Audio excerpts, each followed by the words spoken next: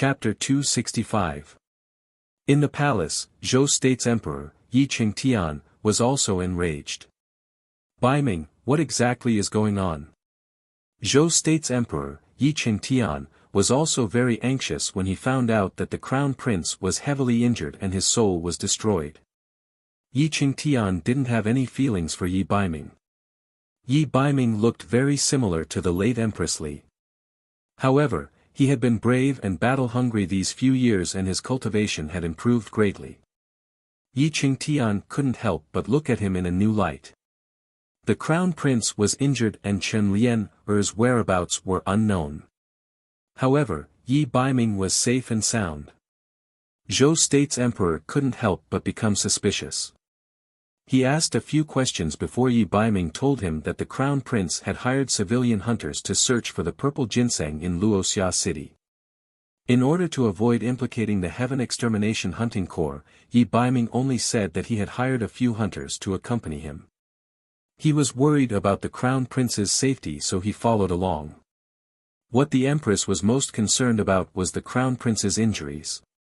All of the imperial physicians in the palace had been summoned. Even the imperial physician from the Medicine Emperor Pavilion had been invited. Zhou State's best physicians had already gathered in the palace, but they still couldn't think of a cure. Baiming King, you said that it was the crown prince's wish to go to Luoxia city. It's because of his body. However, he is the crown prince and has a noble status. How can you only let a third-rate hunting corps escort him there? Madame Qi sat beside the Zhou State's emperor. Her beautiful eyes were filled with hatred. Yi Baiming looked at Madame Qi with extreme mockery. Just as the empress said, he is the crown prince.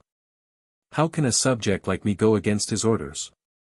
Offending a superior is a crime of disobedience. Empress, don't be agitated. I have already sent people to invite the national healer. As long as he comes, the crown prince's illness will definitely be cured. Zhou State's emperor changed his dignified appearance in the imperial court and softly consoled Madame Qi. The two of them were indeed childhood sweethearts. They had been husband and wife for decades, yet they were still as loving as ever. However, when Yi Baiming saw this scene, it was incomparably ironic.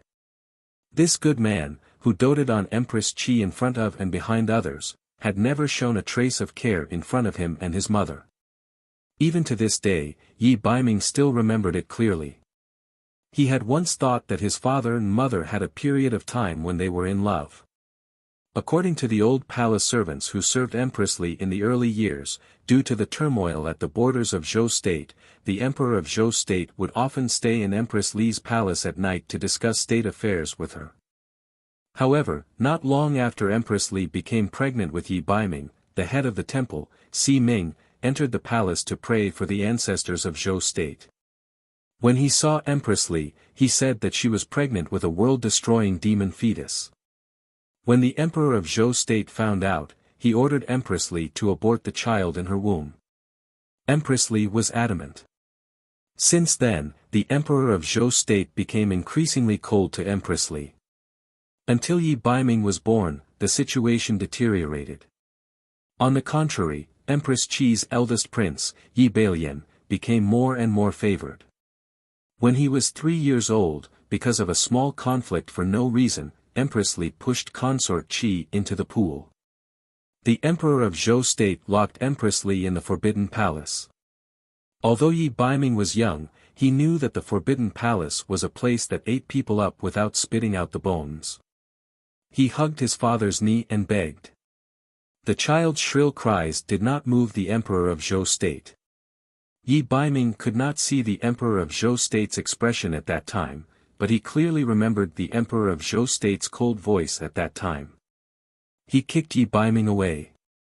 The child was only 3 or 4 years old. His muscles and bones were still very weak. At that moment, Yi Baiming only felt that all the bones in his body were broken. If you want to blame someone, you can only blame yourself for being the root of the disaster. You should not exist in this world. If your mother wants to protect you, she can only end up like you. So what if he was the root of the disaster? Now that he was an adult, he had killed many blood cloud beasts in a few years. No one would say that he was the root of the disaster anymore. The people accompanying the crown prince had already told the emperor of Zhou state about what happened. After learning that this matter was related to the summoners of Penglai, Empress Qi could not do anything to Yi Baiming. Just as Empress Qi was about to cry, someone came to report, Xia Wenxiu and Xia Siming of the Dharma Temple have come to visit. Hearing that it was someone from the Dharma Temple, Empress Qi's worry turned to joy. The Dharma Temple. The heavens are really protecting my son. It's someone from the Dharma Temple. Quickly invite him in. As if she had seen a life-saving straw, Empress Qi's expression suddenly turned bright. They did not find the elixir purple ginseng on this trip, which meant that the crown prince was probably doomed. However, if the Dharma Temple was willing to help, then it would be a different story. Legend had it that the magic of the Dharma Temple could bring the dead back to life. However, even the royal family would find it difficult to ask the Dharma Temple for help. Xia Wenxiu was the famous young Siming of the Dharma Temple on the mainland. Not only was he talented in magic healing, but he was also quite famous in medicine. After Yi Baiming heard the name of the Dharma Temple, his expression became more serious. The Dharma Temple rarely interfered with the affairs of the mainland. This time, Xia Wenxiu would definitely not be so simple. Xia Wenxiu of the Dharma Temple is here to visit under the orders of my master. A voice that was as gentle as the spring breeze sounded, instantly dispersing the anxious atmosphere in the imperial palace of Zhou state. It was as if a ray of sunlight had suddenly entered a corner shrouded in yin energy. Wearing a white magic robe, Xia Wenxiu slowly walked into the palace accompanied by two children from the Dharma Temple. This was the first time Yi Baiming saw Xia Wenxiu. Actually, this was not the first time Yi Baiming had seen Xia Wenxiu. However, he was still blind at the time and did not notice Xia Wenxiu. Just as the rumors said, the young Siming of the Dharma Temple was a person of destiny. He was young and wise, and his aura was like that of a banished immortal. Now that he saw him today, he indeed lived up to his reputation. It was rumored that he was already a sky sorcerer in the sky realm. However, there was not the slightest trace of magic around him. He had truly reached the realm of being able to control and release magic at will. The people of the Dharma Temple did not need to bow to the Empress. Xia Wenxiu did not kneel. He only nodded indifferently at the Empress. You must be Ji Siming's disciple. Quickly, invite him in. My son can be saved. Empress Qi swept away her sadness and straightened her appearance. She immediately led Xia Wenxiu into the inner palace. Xia Wenxiu also noticed Yi Baiming. The North Underworld Prince. There was a trace of astonishment in his eyes. Zhou state's Lord Baiming. In the past year, he was a fierce general who had risen to fame in the mainland by hunting down and killing blood cloud beasts. He originally thought that this youth who grew up bathed in hatred and blood would definitely have a murderous aura. However, he could not help but raise his eyebrows when he saw him today. Lord Baiming was young and had a handsome appearance. Just by looking at his appearance, it was hard to imagine that this person could kill dozens of blood cloud beasts. Xia Wenxiu's gaze shifted downwards. He was most concerned about Yi Baiming's eyes. Even his master could not heal this pair of eyes back then, even with light magic. Xia Siming, please save my brother. Yi Baiming looked up. His gray eyes met his golden eyes. When he saw those eyes, Xia Wenxiu only felt his eyebrows twitch. He suddenly had an impulse to see the fate of the man in front of him. Thank you for the tip ending with 756, Fish, you spoiled me. Book Friends Group, 304625216, turn on the hookup mode, enter the group slogan, any character name, welcome everyone to join the group to support their favorite characters. Chapter 266. Ever since Xia Wenxiu was born, he had a special ability. He could predict the future. At first, this ability only worked on people he was familiar with and close to. However, after Xia Wenxiu turned 6, this ability became stronger and stronger. As long as he was willing, even simple eye contact could allow him to see through someone's fate. This ability might seem like an opportunity to others, but to Xia Wenxiu, it was a kind of trouble. At his young age, he had to bear the burden of other people's misfortune and death. This caused him to be trapped in nightmares day and night.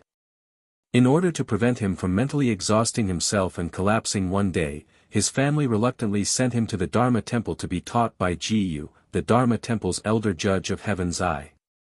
Under Jiyu's guidance, Xia Wenxiu learned to control this ability. Under certain circumstances, he could only predict someone's fate and future if he was willing. The first person he found that he couldn't see through was Yi Baiming. At that time, Elder Judge of Heaven brought him to the Zhou State Palace to seek luck and avoid disaster for the Zhou State's royal family. In addition to teaching others magic, the Dharma Temple also had a mission unknown to the world, which was to maintain the balance of the boundless continent. The coexistence of the boundless continent's 5 major countries and the eastern capital had existed for many years.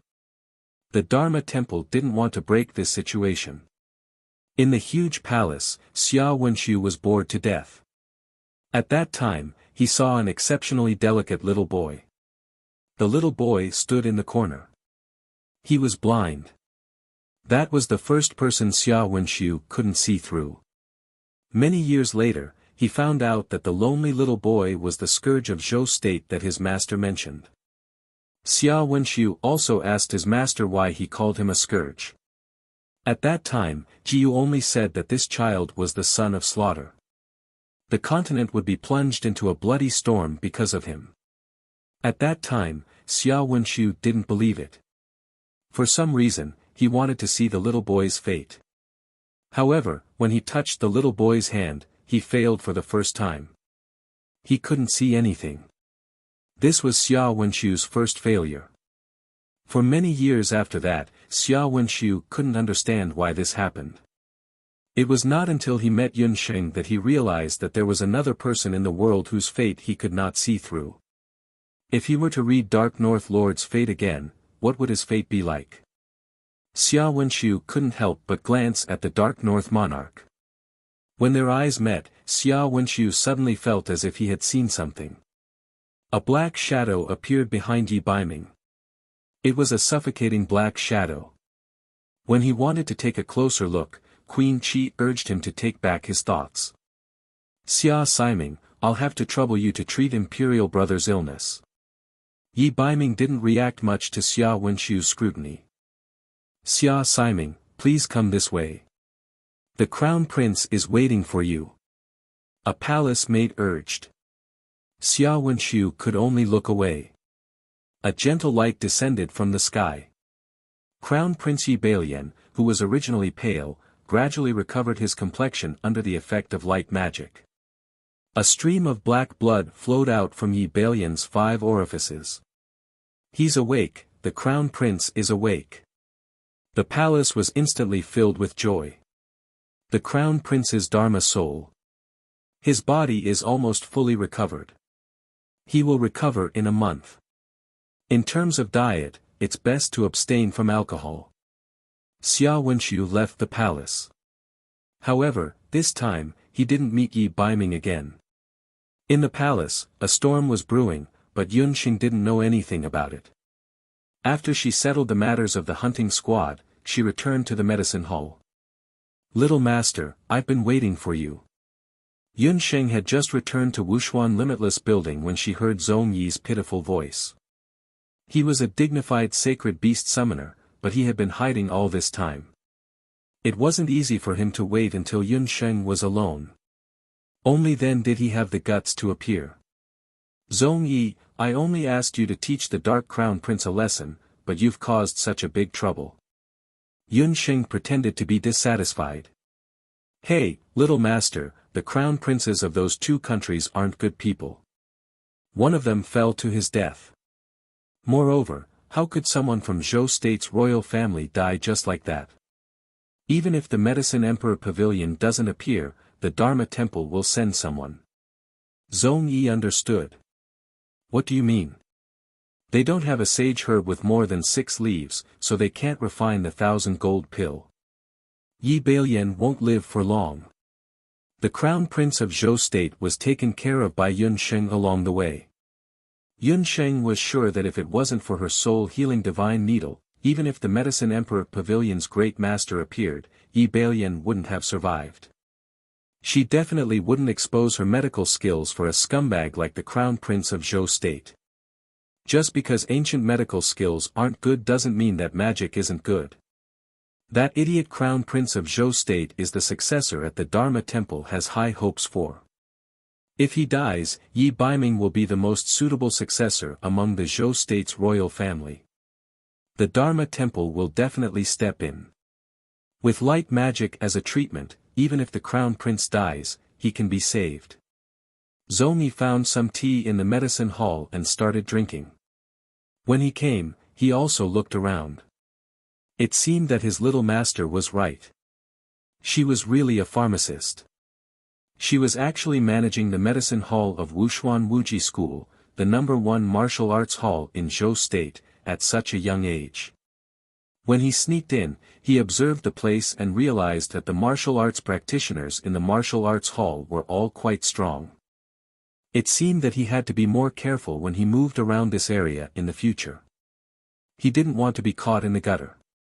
The Dharma Temple will also appoint the successors of the 5 great countries. Yun Sheng had always thought that the Dharma Temple taught all kinds of basic magic and developed potions. She didn't expect that the royal families of the 5 great countries were also related to the Dharma Temple. Huh, little master, you are young, so you don't know some of the secrets of the continent. Zhong Yi explained. Only then did Yun Sheng know some of the secrets of the continent. Thousands of years ago in the boundless continent, the masters of the 8 barren divine weapons either died or passed away. The remaining masters established the Donghuang dynasty, the Hunter Union, the Zhao State, and the Dharma Temple. The 4 masters had been friends for a long time. Although they established their own powers, they also had an 8 barren treaty. This treaty was also to prevent the demonic beasts that were once chased out of the boundless continent from reappearing. The Donghuang dynasty and the 3 great organizations had to establish a friendly and balanced relationship. However, the division of the Donghuang dynasty was unexpected. In the first few months after the division of the Donghuang dynasty, the people of the continent suffered and the people had no way of making a living. The Dutian beast blood cloud world also became active because of this. Finally, the 3 great organizations couldn't hold back anymore. They jointly issued a call for martial artists, sorcerers, and summoners. They forcibly stabilized the political situation of the continent that was on the verge of collapse. The 3 great organizations and the remaining powers of the Donghuang dynasty supported different rulers according to their own interests. Zhou State and later Qin were occupied by the Hunter Union. They ruled the country with martial arts. Penglai State directly became the rear power of the Zhao State. There were many summoners there, and the Dharma Temple chose the resource-rich Tengyuan State. The remaining Donghuang dynasty and the Immortal Residence became the last strongholds of the Gu Donghuang dynasty and the elves. Since that's the case, Zhou State and later Qin should be under the jurisdiction of the Hunter Union. Even if the royal family changed, it should be related to the Hunter Union. Why did the Dharma Temple interfere? Yun Sheng didn't understand. She didn't expect the 3 great organizations to be behind the seemingly peaceful 5 great countries. This matter started with the Emperor of Zhou State. Zhong Yi kept her in suspense. Chapter 267. Zhou State's situation is very complicated. It said that the current Emperor of Zhou State was just an unfavored prince back then. He relied on the power behind him to sign an agreement with the Dharma Temple. Outsiders don't know the details of this agreement, but the general idea is that the Dharma Temple will choose the future Emperor of Zhou State. Zhong Yi was a freelance summoner. He often traveled around the continent and was quite old, so he knew a lot of things that Yun Xing didn't. Zhou State's complexity wasn't limited to this. Zhou State also had a special existence like the Medicine Emperor's Pavilion. It would be difficult for the Dharma Temple to directly control it. Yun Xing thought about it again. It was no wonder that Zhou State, which relied on martial arts, would choose the Crown Prince, Yi Bailian, as its successor. Although Yi Baiming was a dual cultivator of magic and martial arts, his special Dharma soul attribute was one of the reasons why the Dharma Temple was wary of him. Instead of finding a strong successor with great potential, they were more willing to control a crown prince with poor talent and intelligence. The Dharma Temple wanted to rely on the new emperor of Zhou State to secretly control the Hunter Union's subordinate state, Zhou State. So that means Yi Bailian won't die. This isn't all bad news. Otherwise, if he dies and the Heavenly Hunting Corps is held accountable, we won't be able to escape responsibility. Yun Xing thought to herself. Even if he doesn't die, that trash won't be able to gain anything. Even if this old man's fall can be repaired with light magic, his magic cultivation in this lifetime can only stop at the level of an archmagus. The elder laughed sinisterly. He took out the 6-leaf purple ginseng that he had threatened her. Little master, this subordinate knows that you must have collected a 9-leaf purple ginseng. That thing is very precious. Save it for when you need to save your life. Take a look and see if you can use this 6-leaf purple ginseng to refine a few pills for me to try. The reason why Zhong Yi signed a master-servant contract with Yun Xing was that his lifespan was nearing its end and he urgently needed the sage herb myriad golden pill to prolong his life. No problem. I'll start refining pills today. However, I have a request. While I'm refining pills, you have to guard me. In the future, you'll be a member of the Heaven Extermination Hunting Corps. After this hunting mission, Yun Xing finally understood the dangers of both the hunting world and the continent. The overall strength of the Sky Extermination Hunting Corps wasn't bad, but the hunters in the Sky Extermination Hunting Corps were all martial artists. Furthermore, most of them were soldiers and didn't know how to adapt. As for Yun Xing herself, she was bound by the little Xiantong and Wu Profound Limitless School, so it was impossible for her to train those hunters systematically. Second uncle's hand still needed to be treated, and the Heaven Hunting Army urgently needed an expert to assist them.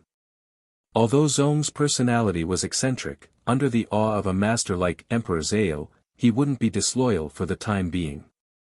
The existence of him and his Class 9 Eagle Claw Bat King would instantly raise the Heaven Hunting Corps' level.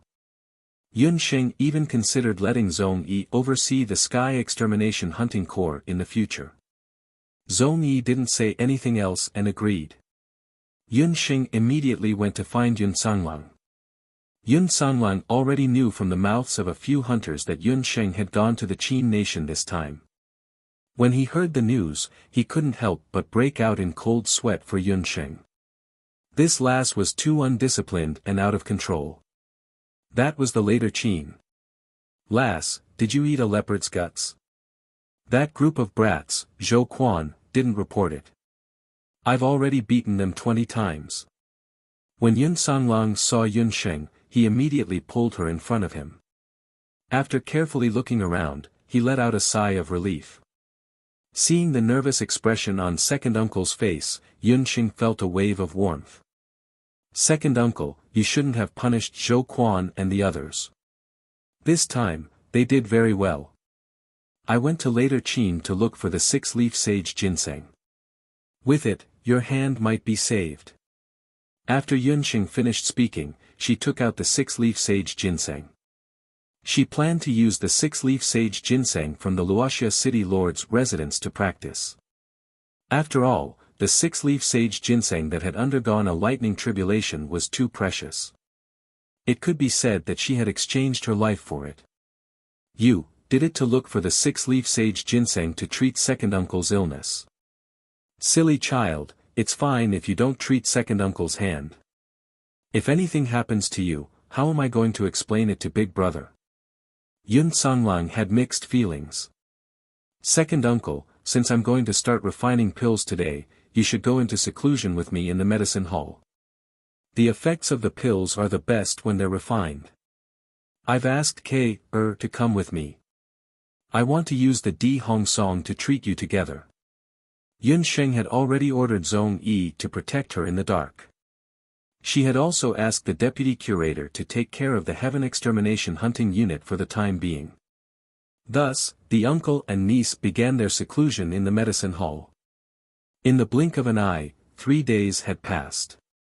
On the roof of the medicine hall, Zhong Yi was bored stiff as he looked around with his Bat King. He was in charge of keeping watch for Yun Sheng, who was refining pills. At this moment, Zhong Yi felt a faint light flickering on the roof. The light on the roof was getting stronger and stronger. Zhong Yi was initially nonchalant, but the light was so blinding that he almost couldn't open his eyes. He took a closer look and realized that it was a ray of sunlight. It was only 2 or 3 in the afternoon, and there was still quite a while before sunset. Where did this ray of sunlight come from? What's going on? Zhong Yi was curious. Old friend, let's go down and take a look. Zhong Yi patted his summoned beast, and the Bat King flapped its wings and flew towards the medicine hall. Who knew that the Bat King would suddenly feel dizzy after taking flight? It retracted its wings and almost fell off the roof.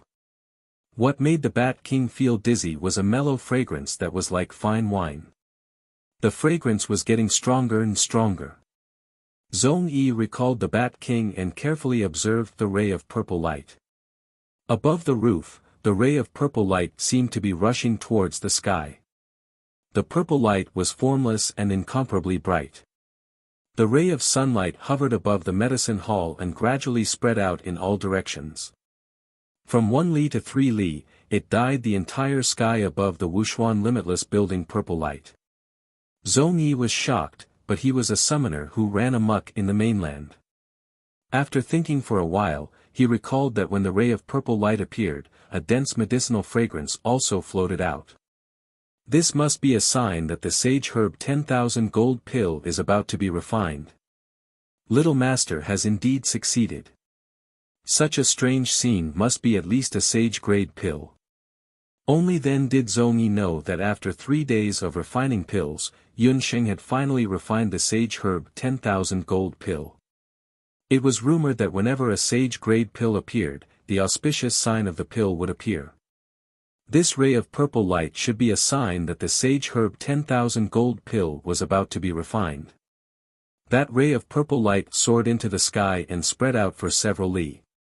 Such a phenomenon immediately alarmed some people in the Jade capital. It was especially so when several physicians in the Medicine Emperor Pavilion saw the ray of purple pill clouds. They all abandoned the patients and pills on hand and gathered together to discuss the ray of purple light. There are still 2 more chapters to be published at 2 or 3 in the afternoon. I'm feeling a little uncomfortable, sorry. Chapter 268. Inside the little Antong, Dr. Fan looked at the purple light with excitement in his heart. Yun Sheng had asked Lin Yao, to bring a message over, saying that she would be refining pills in seclusion for the next few days, although the child did not say what kind of pills she was going to refine. But seeing such a large amount of purple light appear, Dr. Fan was shocked. He understood that the appearance of a saint-grade pill meant that there was at least a saint-grade pill, or even an even higher divine-grade pill.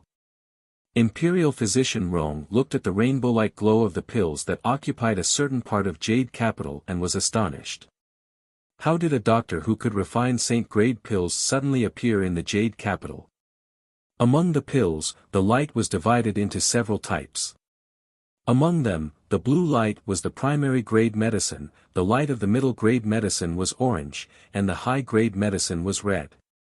Only saint-grade pills would be purple in color. Yao Rong was shocked. It was not that she could not refine saint-grade pills, but to be able to cause such a large scale of purple light, the quality of the saint-grade pills must be high. Perhaps, only her master, Lord Wen de Guoshou, who had already retired, could refine such a saint-grade pill. But looking at the direction of the purple light, it was clearly in the direction of Wuxia Limitless School. Earlier, when the Zhang father and son escaped to the Medicine Emperor Pavilion, the Medicine Emperor Pavilion had severely reprimanded the people of the martial arts school who came to ask for them. Because of this, Wuxia Limitless School and the Medicine Emperor Pavilion became hostile. It was said that they had already hired a new doctor. It was very likely that the purple mist was refined by that doctor. In this way, the reputation and position of the Medicine Emperor Pavilion in the continent would be shaken. Yao Rong was burning with anxiety.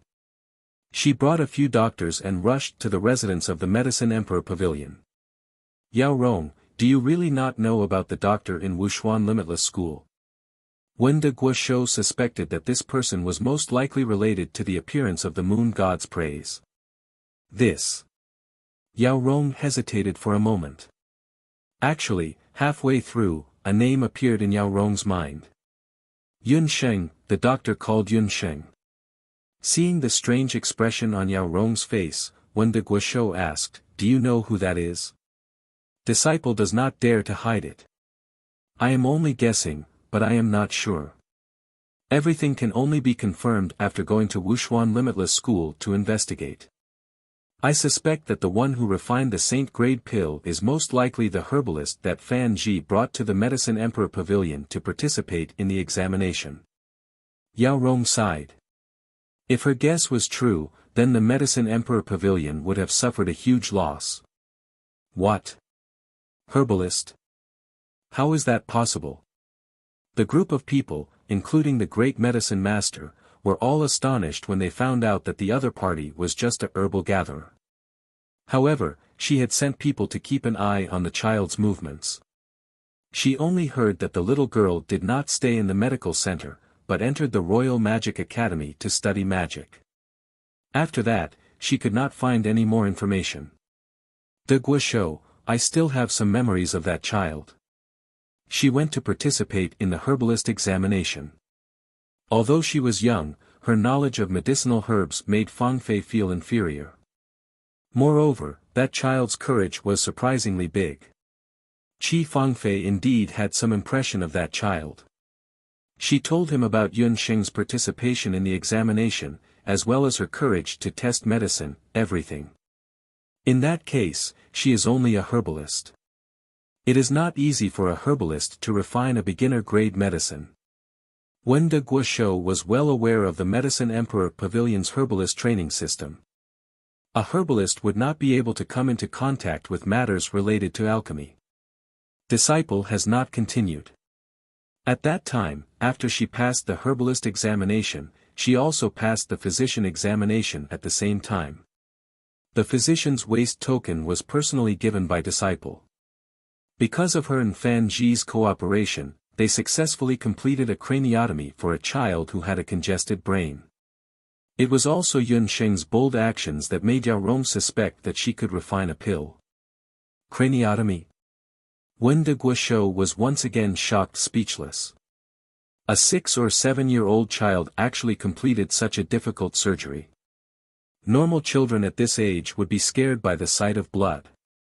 Such a genius, why didn't you recruit her into the Medicine Emperor Pavilion? De Guoshou could no longer sit still. During the period when he was in seclusion, so many things happened. Master, it's not that Disciple didn't want to recruit her, but... Yao Rong smiled bitterly. That child is not an ordinary person. Disciple invited her with the identity of a physician in the Medicine Emperor Pavilion, but she rejected. She insisted on learning from Fan Ji, walking the path of dual cultivation of magic and ancient medicine. Magic and ancient medicine were two incompatible things. Fan Ji was expelled from the Medicine Emperor Pavilion because of this. When Yun Sheng said those words, Yao Rong only thought that she was young and ignorant. But today, it seemed that the child really relied on her own strength to walk a different path of medicine. Dual cultivation of magic and ancient medicine. If there's really such a child, even this old man would be interested to take a look. Ji Yu and Xia Wenqiu walked out from de Guoshou's residence. The master and disciple had been in the Jade capital for quite some time. After the crown prince's magic soul was restored, his body still needed to be nursed back to health. Ji had also heard that there was a small sea antong in the Jade capital. He was planning to bring Xia Wenshu to take a look at that medical hall, but who knew that they would encounter the matter of the purple glow. Even though pills and demonic medicine belonged to different systems, the purple glow had something in common. There's no time to lose. Let's head to Wuxia Limitless School immediately. Regardless of whether that pill was refined by that child or not, just the saint-grade pill alone is worth this old man personally visiting. It had been 10 years since De Guoshou left his residence. Even when his best friend, Yun Ba's second son, Yun Sanlang, was injured, he didn't leave his residence. It was only when Yun residence sent Yun Sanlang over that he was willing to help. Look at that direction, it's the direction of Wuxia Limitless School. As for the other party's identity, we will know once we head to Wuxia Limitless School. Yao Rong, bring someone to the martial hall. If that pill was really refined by that child, immediately bring her over to meet him. De Guoshou's identity was honorable, so he naturally wasn't willing to personally visit a junior. Ji Yu didn't think much of it. Since he was a member of the Law Temple, he didn't have any level consciousness of ancient medicine. Thus, he headed to Wuxia Limitless School with Xia Wenshu and the group from Medicine Emperor Pavilion. When that purple light appeared, it also caused the entire martial warriors of Wu Profound Limitless School to be pleasantly surprised. The fragrance of the pill was mellow, and some practitioners with shallow cultivation lost their focus and fell asleep. After Vice Hall Master Zhanli received this news, he observed outside the medical hall for a while. Second brother, looks like second brother's hand can be saved this time. Zhanli suppressed his excitement and ordered everyone in the martial hall. The new consecrator of the medicine hall, Elder Yan Yun, was in seclusion to refine pills. No one was allowed to enter the 3-li radius of the medicine hall. Those practitioners who had fainted because of the pill fragrance were also sent back to their respective residences. Everyone in the martial hall, listen to my orders. The martial hall has entered a state of emergency. All practitioners, immediately gather outside the martial hall. If you find anyone who intrudes, kill them all. Zhanli understood that this glow would also attract people with ulterior motives. Before Yun Xing completely refined the pill, he definitely wouldn't let anyone disturb her. Chapter 269. Both inside and outside the dojo were under martial law. Zhong Yi smelled the pill fragrance and did not know if the pill had been refined or not. He did not dare to barge into the medicine hall, so he could only secretly dig a small hole on top of the medicine hall and look inside. When he looked inside, he suddenly heard the melodious sound of a pipa. There were 3 people sitting in the room. A middle-aged man sat in the middle with 2 young girls sitting on both sides. One of them was the little master, and the other was the Oriole who was holding a pipa and playing the Dihong song. The sound of the pipa was like large and small pearls falling to the ground. It was very pleasant to hear. Zhong Yi listened and could not help but be fascinated. Even the Bat King, who was originally restless because of the red glow, could not help but retract its wings and listen on the roof with its master. The man and the beast unknowingly lay on the roof until sunset. At this time, in the medicine hall, the magical elements in Yun Xing's hands were colorful and were in the process of forming the final pill. As the magical elements in Yun Xing's hands condensed, a few pills containing the fragrance of the sage herb appeared in Yun Xing's hands. Second uncle, take advantage of the pill's effect and eat it immediately. I will perform acupuncture for you and see if I can take the opportunity to open up the do qi in your body. Yun Xing had been refining pills continuously for 3 days and her mental energy was on the verge of exhaustion. Fortunately, she was considerate and let the Oriole play the Dihong song at the end of the refining process. As expected, when the pipa sound came out, Yun Xing felt the magical elements in her body recover. Elder Zone, don't poke your head out from above. Take your sage herb 10,000 gold pill immediately. You'll have to put it to good use later. Yun Sheng gave a pill to Yun Sanlang and flicked it. A purple color accurately landed in Zhong Yi's hands. Yun Sheng had also heard that a saint-grade pill could trigger a pill cloud phenomenon. It was just that she didn't expect that the pill refining this time would trigger such a shocking phenomenon. Even if she did not leave the medicine hall, she knew that the appearance of a saint-rank pill in Wushuan Limitless Hall could no longer be hidden. At this moment, outside Wu Profound Limitless Hall, there was definitely a huge crowd. When the Zong personality smelled the fragrance, he felt that his spiritual sense was refreshed. He was wild with joy as he also knew that this was the legendary sage herb myriad golden pill. Zhong Yi didn't dare to be careless and quickly sat down cross-legged. The moment the pill entered his mouth, the Zong personality felt his mouth fill with saliva. The Dharma soul in his body immediately gave off a dazzling light. Zhong Yi was already over 60 years old. Because he was not a martial artist, his body was already on the verge of drying up. However, as soon as the sage ginseng entered his mouth, he felt that his originally fragile meridians were being continuously washed and repaired by a powerful essence qi. His originally mottled white hair had turned from black to white. The wrinkles on his bark-like face had also miraculously disappeared. His muscles were once again infused with vitality and became elastic. The age spots quickly faded away, and even his loosened muscles and bones glowed with new strength. At the same time that the Zong personality's body was transforming, the eagle claw bat king that was entrenched above the medicine hall also changed.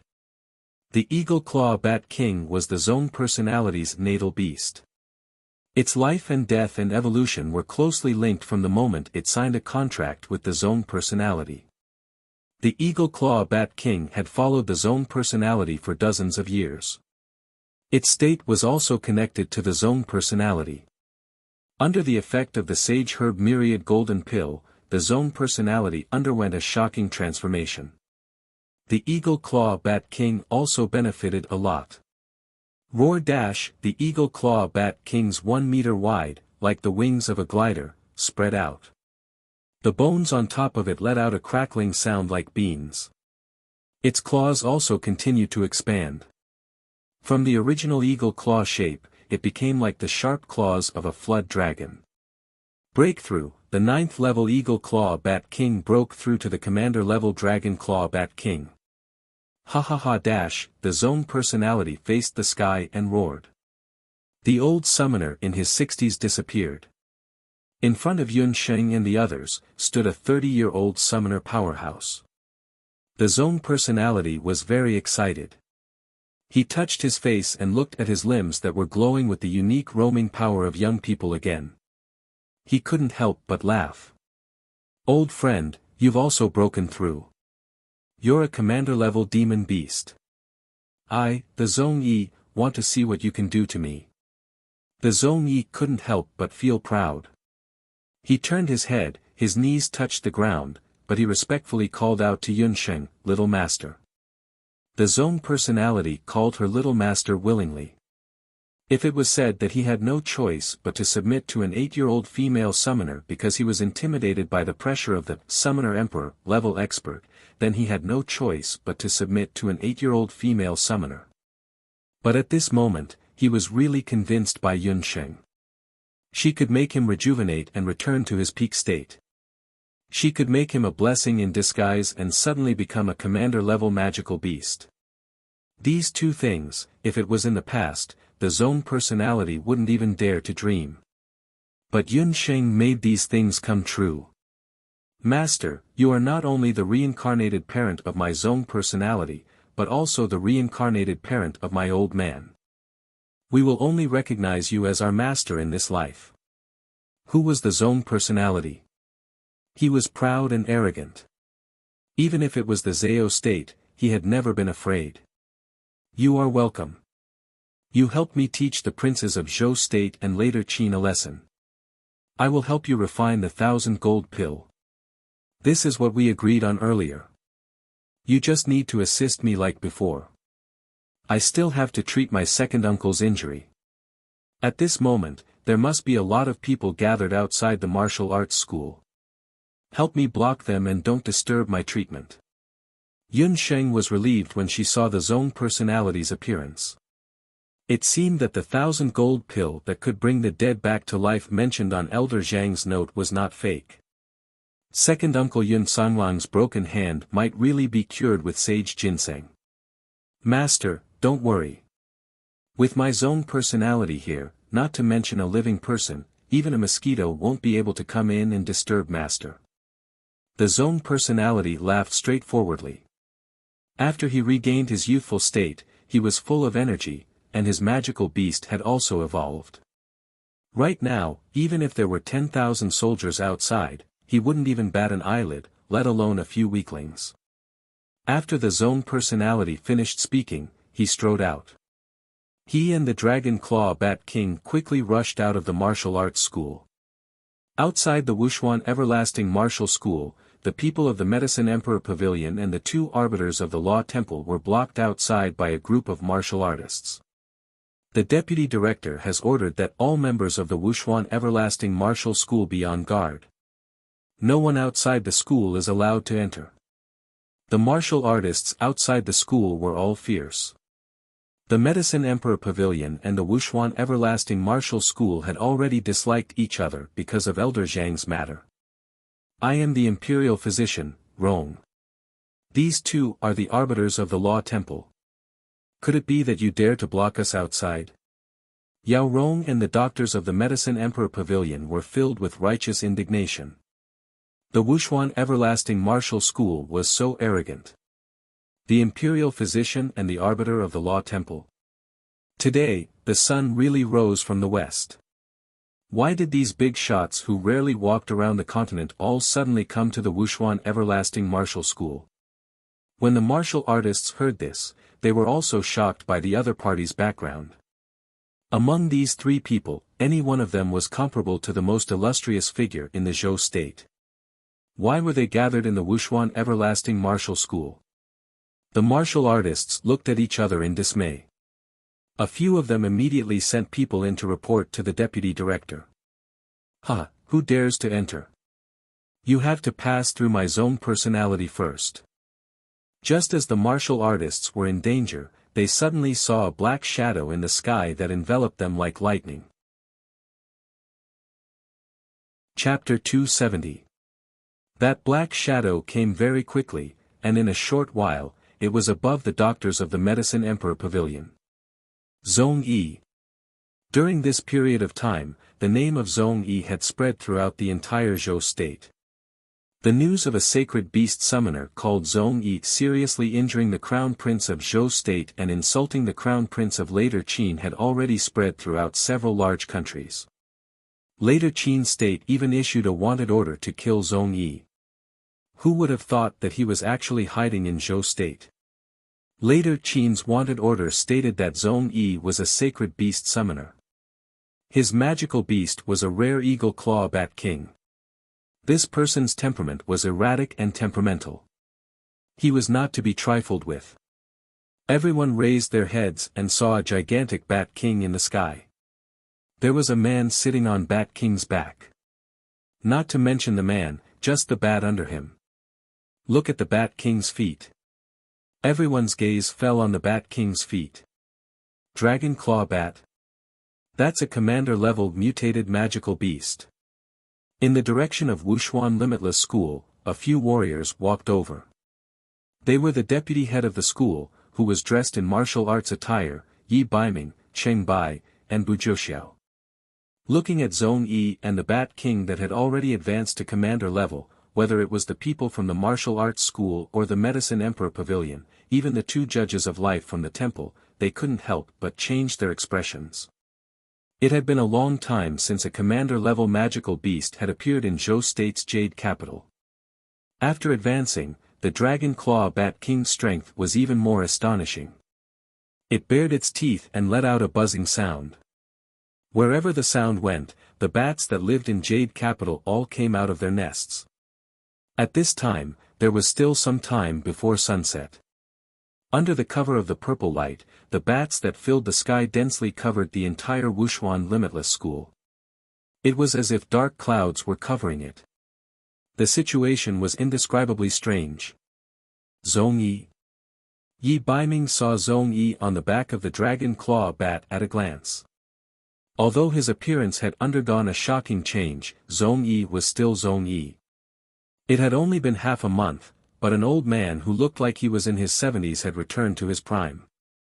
Yi Baiming was certain that it was not magic. Could it be? He thought of the purple glow in the dojo and the direction the zone persona had come from. Yi Baiming suddenly understood. Little wild cat. It seemed that the zone persona's rejuvenation must have something to do with Yunsheng. Zhong Yi, how dare you barge into Wuprofound Limitless School alone? Since he didn't know his fighting strength, he thought that Zhong Yi was here to cause trouble. I say, big guy, don't try to offend the Dragon King Temple. This old man is not here to offend your martial arts school. We are on the same side. This bunch of people from the Medicine Emperor Pavilion and Dharma Temple are making a racket outside, disturbing our little master from concocting pills. The Zong elder rolled his eyes at the group of physicians from the Medicine Emperor Pavilion as well as Gu and the rest. Little master. Battle Force was shocked. The person who could control a sacred beast summoner was actually someone from Wuprofound Limitless School. She is the guest elder of your Wuprofound Limitless School, Miracle Dr. Yun. She is my little master. Let me tell you, while this old man is in a good mood today, you should leave as far as possible. Don't hinder my master from treating her second uncle's hand. If there is a delay, none of you will be able to compensate. The Zong elder patted the head of the Dragon Claw Bat King with a sinister expression. It immediately released a sharp sound wave from its mouth. With a bang, the sound wave hit the group of people from the Medicine Emperor Pavilion. Everyone, step back. Xia Wenshu waved the magic scepter in his hand, and the second magic soul stone on the scepter suddenly lit up. A magic shield blocked the sound wave attack. The light magic and the sound wave collided. Both of them dissipated at the same time. The people from the Medicine Emperor Pavilion were shocked. The Zong elder who was sitting on the back of the Dragon Claw Bat King raised his eyebrows and laughed. I didn't expect that there would be such an expert in the Dharma Temple. Let's have a competition. Hold on, Yao Rong walked out, her expression somewhat agitated. Just now, you said that your master was going to treat whose hand? The son of the martial saint of Zhou State, Martial Marquis Yun Sanlang. The Zong elder reported Yun Sanlang's name. In the entire Zhou State, there were not many people who could catch the Zong elder's eye. The father and son of the Yun family were an exception. Back then, when Yun Sanlang was guarding the southern border of Zhou State, the Zong elder happened to be traveling by the border of Zhou State. He saw the Yun family army resisting the allied forces of later Qin and Tang Yuan with 1,000 men. Yun Ba's name as the martial saint was famous throughout the continent. However, although he admired Yun Sanlang, he never thought that there would be a day when he would have to serve a descendant of the Yun family. Fate really made fools of people. The Zong elder couldn't help but sigh in his heart. This is impossible. Yun Sanlang's hand is already broken. How can he treat it? The doctors from the Medicine Emperor Pavilion were in disbelief.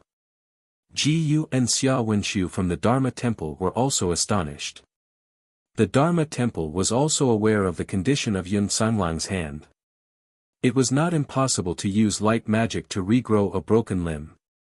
However, the relationship between the Dharma Temple and the Yun family was very ordinary. In fact, because the Dharma Temple wanted to secretly control Zhou State, they had some conflicts with the Yun family. As for the Yun family's first young master, one of the Yun family's young General Yun's hands was crippled. Countless people had seen him personally being sent to the great imperial physician. Why is it impossible? Just because you people from the Medicine Emperor Pavilion can't do it doesn't mean that my little master can't. If you don't believe me, you can wait here. The Zong elder's face was full of arrogance. These reckless people actually dared to look down on his little master's medical skills. In the Zong elder's eyes, the current Yun Sheng was much more powerful than those high and mighty imperial physicians and great imperial physicians. Everyone, since Miracle Dr. Yun is treating Yun Sanglang, please wait for a moment. Men, close all the entrances of the martial arts center. As long as Miracle Dr. Yun doesn't come out, no one is allowed to enter or leave the martial arts center. At this moment, Zhanli only wanted to ensure that no one disturbed Yun Sanglang's treatment. In other words, he was not allowing the people from the Medicine Emperor Pavilion and the Dharma Temple to enter or leave. Seeing that Zhanli was so impolite, the people from the Medicine Emperor Pavilion were furious. However, since Yao Rong did not say anything, they could not say anything. Moreover, in front of a group of strong and powerful martial artists, these doctors who did not even have the strength to truss a chicken dared not act rashly. When Zhanli saw that the group of doctors were angry but did not dare to say anything, he was secretly pleased. Elder Zhang's debt could finally be paid back. In the medicine hall, Yun Sheng was treating Yun Sanglang's hand. Second uncle, take the purple ginseng 10,000 gold pill first, then I'll use the 9-leaf purple ginseng to heal you. Yun Sheng had already thought about it. Regrowing a severed hand was something that defied the heavens. It was many times more difficult than regaining one's youth. Therefore, just relying on one sage herb 1,000 gold pill was far from enough. It also needed to be combined with the 9-leaf sage herb. Yun Sanglang was also skeptical about the effects of the sage herb 1,000 gold pill. However, after witnessing Zhanli's demonic beast leveling up and its new appearance, Yun Sanglang could not help but feel more confident. After the sage herb 1,000 gold pill entered his stomach, Yun Sanglang felt a warmth in his abdomen. In his body that had not moved for many years, the sealed Do Qi could be faintly felt. Strands of Do Qi slowly seeped out from his meridians. Soon, his entire body emitted a red glow that was similar to a soldering iron. Sweat rolled down his body like a waterfall. Blood flowed in reverse from his left hand and legs. Yun Sheng took out the water needle from the Four Seasons colored glass needles and continuously used it to cool Yun Sanglang's body. At the same time, she released the Do Qi that had been accumulated in his body for a long time. Chapter 271. As early as when Yun Sheng was treating Yun Sanglang for the first time, she had already discovered that the fighting energy in Yun Sanglang's body was confined by a special method. This method was very tricky, and the power of Yun Sheng's soul-healing divine needle at that time was not enough to remove it. However, now that she had the assistance of the sage herb myriad gold pill and the Di Hong Song, the effect was different. The medicinal effect of the sage herb myriad gold pill was continuously released. The medicinal effect attacked the veins and strange muscles in Yun Sanglang's body. It was as if a peerless expert was continuously attacking the restrained fighting energy in Yun Sanglang's body. As he had been confined for too long, the fighting energy emitted from his body had already turned into a muddy color like black mud. Under the effect of Yun Sheng's soul-healing divine needle, the fighting energy was guided and flowed throughout his body. Yun Sanglang's sweat gradually turned red like blood. Yun Sheng's face and forehead were also covered in sweat. Just now, she had also consumed a sage herb myriad gold pill. Under the effect of the sage herb myriad gold pill and the Di Hong Song, she had already raised the power of the jade marrow technique to the 5th level. The dark needles continuously moved around in Yun Sanglang's body. Oriole, who was watching from the side, was extremely nervous, but she did not dare to stop. Yun Sheng had already instructed her that she must play the Di Hong Song during the entire treatment process. The sound of the pipa gradually became faster, and the needles in Yun Sheng's hand also became faster and faster. Trillium hand doubled, tripled, and finally reached 10 times the usual rate. Oriole could not see the shadow of Yun Sheng's hand clearly at all. She could only see the shadows of the needles. It's time. Yun Sheng frowned and immediately took out the 9-leaf sage herb that she had obtained from the Luoxia wetland earlier. The nine-leaf sage herb had already shed its original appearance after going through the lightning tribulation. The sage herb, which was known as the divine herb, now looked like a newly grown white radish, white and tender. The richest spiritual energy of heaven and earth flowed in its body. Yunxing placed the sage herb in her hand, and the fire element enveloped the sage herb. Squeak, squeak, squeak. Upon contact with the fire element, the spiritual nine-leaf sage herb let out a pitiful squeak. However, Yunxing turned a deaf ear to it. Within the flames, the sage herb turned into an invisible spiritual ore. Yun immediately covered Yun Sanglang's severed right hand with the spiritual liquid. The moment the spiritual liquid touched Yun Sanglang's severed hand, Yun Sanglang's expression changed. A strange feeling emerged from the bottom of his heart. He felt his right hand, which had been lost for a very long time. At the fracture, he felt an itch. Following that, something similar to granulation appeared. As time passed, the granulation grew longer and larger, transforming from its initial appearance into the shape of a hand. Fleshes Sanglang's muscles. It felt like a century had passed, but it also felt like an instant. Yun Sanglang's right hand was finally back. Even after his right hand had completely grown back, Yun Sanglang still stared at his right hand in disbelief. Hand. Yun Sanglang was so emotional that he couldn't say anything. His eyes were glistening with tears. He never thought that there would be a day when his hand would return. Second uncle, your hand is back. Not only your hand, the do qi in your body has almost recovered. Yunxing smiled in relief. She had already examined Yun Sanglang. His condition was much better than he had imagined.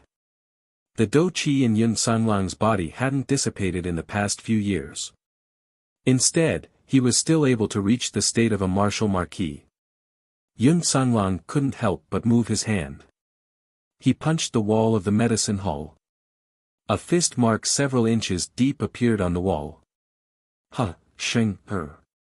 Yun Sanglang couldn't help but be excited. He hugged Yun Sheng and laughed loudly. As he laughed, tears rolled down his cheeks. 8 years. A whole 8 years. He, Yun Sanglang, still had a day when he could recover. This was all thanks to his niece, Yun Sheng. For this treatment, Yun Sheng was already exhausted. Seeing that Yun Sanglang, who hadn't laughed for a long time, had recovered, she couldn't help but feel gratified. Second uncle, the do qi in your body will recover to its original state after you adjust your breathing for a while. Looking at the condition of your body right now, it's not the slightest bit inferior to a fierce general on the battlefield. At the same time that Yun Sheng was happy, she secretly thought in her heart, I wonder if the sage herb 10,000 gold pill will have any effect if it's given to her father, Yun Sanghai. Sheng, second uncle, is no longer the fierce general of Zhou State. At least, I don't want to be a general anymore. I have also thought about it. In a while, I will go to Zhou State's emperor and officially resign from the position of general. In the future, I will be a hunter with the brothers of the Yun family army. Yun Sanglang said seriously. You plan to resign from the position of general? This. I'm afraid old General Yun won't agree. The Yun family was full of martyrs and had always been the pillars of the country. She didn't expect that the first thing Yun Sanglang did after recovering was to resign from his position. Sheng, you don't need to persuade me. I have already made up my mind. Haven't you always wondered how my hand was injured?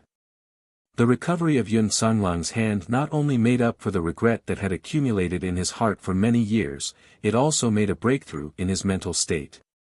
In the past, he was young and frivolous. He wholeheartedly wanted to make a breakthrough in the martial realm and become a fierce general more powerful than his father. Who would have thought that a battle would shatter all of his hopes? Yun Sanglang told Yun Sheng about the things that had happened to him in the past. 7 or 8 years ago, Yun Sanglang was appointed as Zhou State's youngest general. He and Zhanli were ordered to go to the southern border of Zhou State to guard the chaotic border. One day, when he was patrolling alone, he encountered a young girl outside the border city. That young girl was only 17 or 18 years old.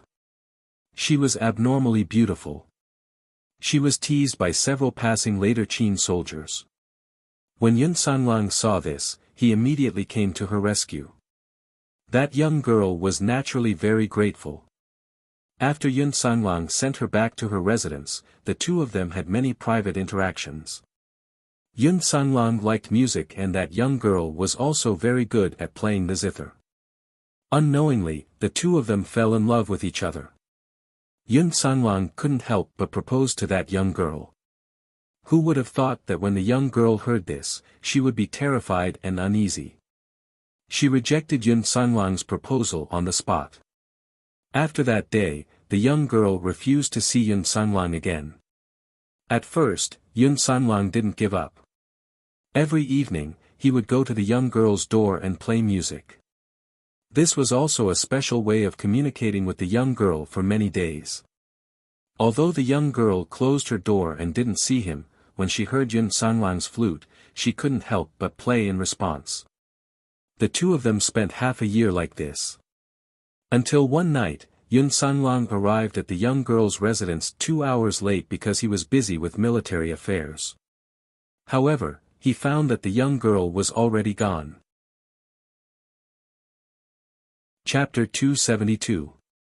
At that time, Yun Sanlang searched the entire city like a madman, but he never found a trace of the girl. In his grief, Yun Sanlang bought the house where the girl lived.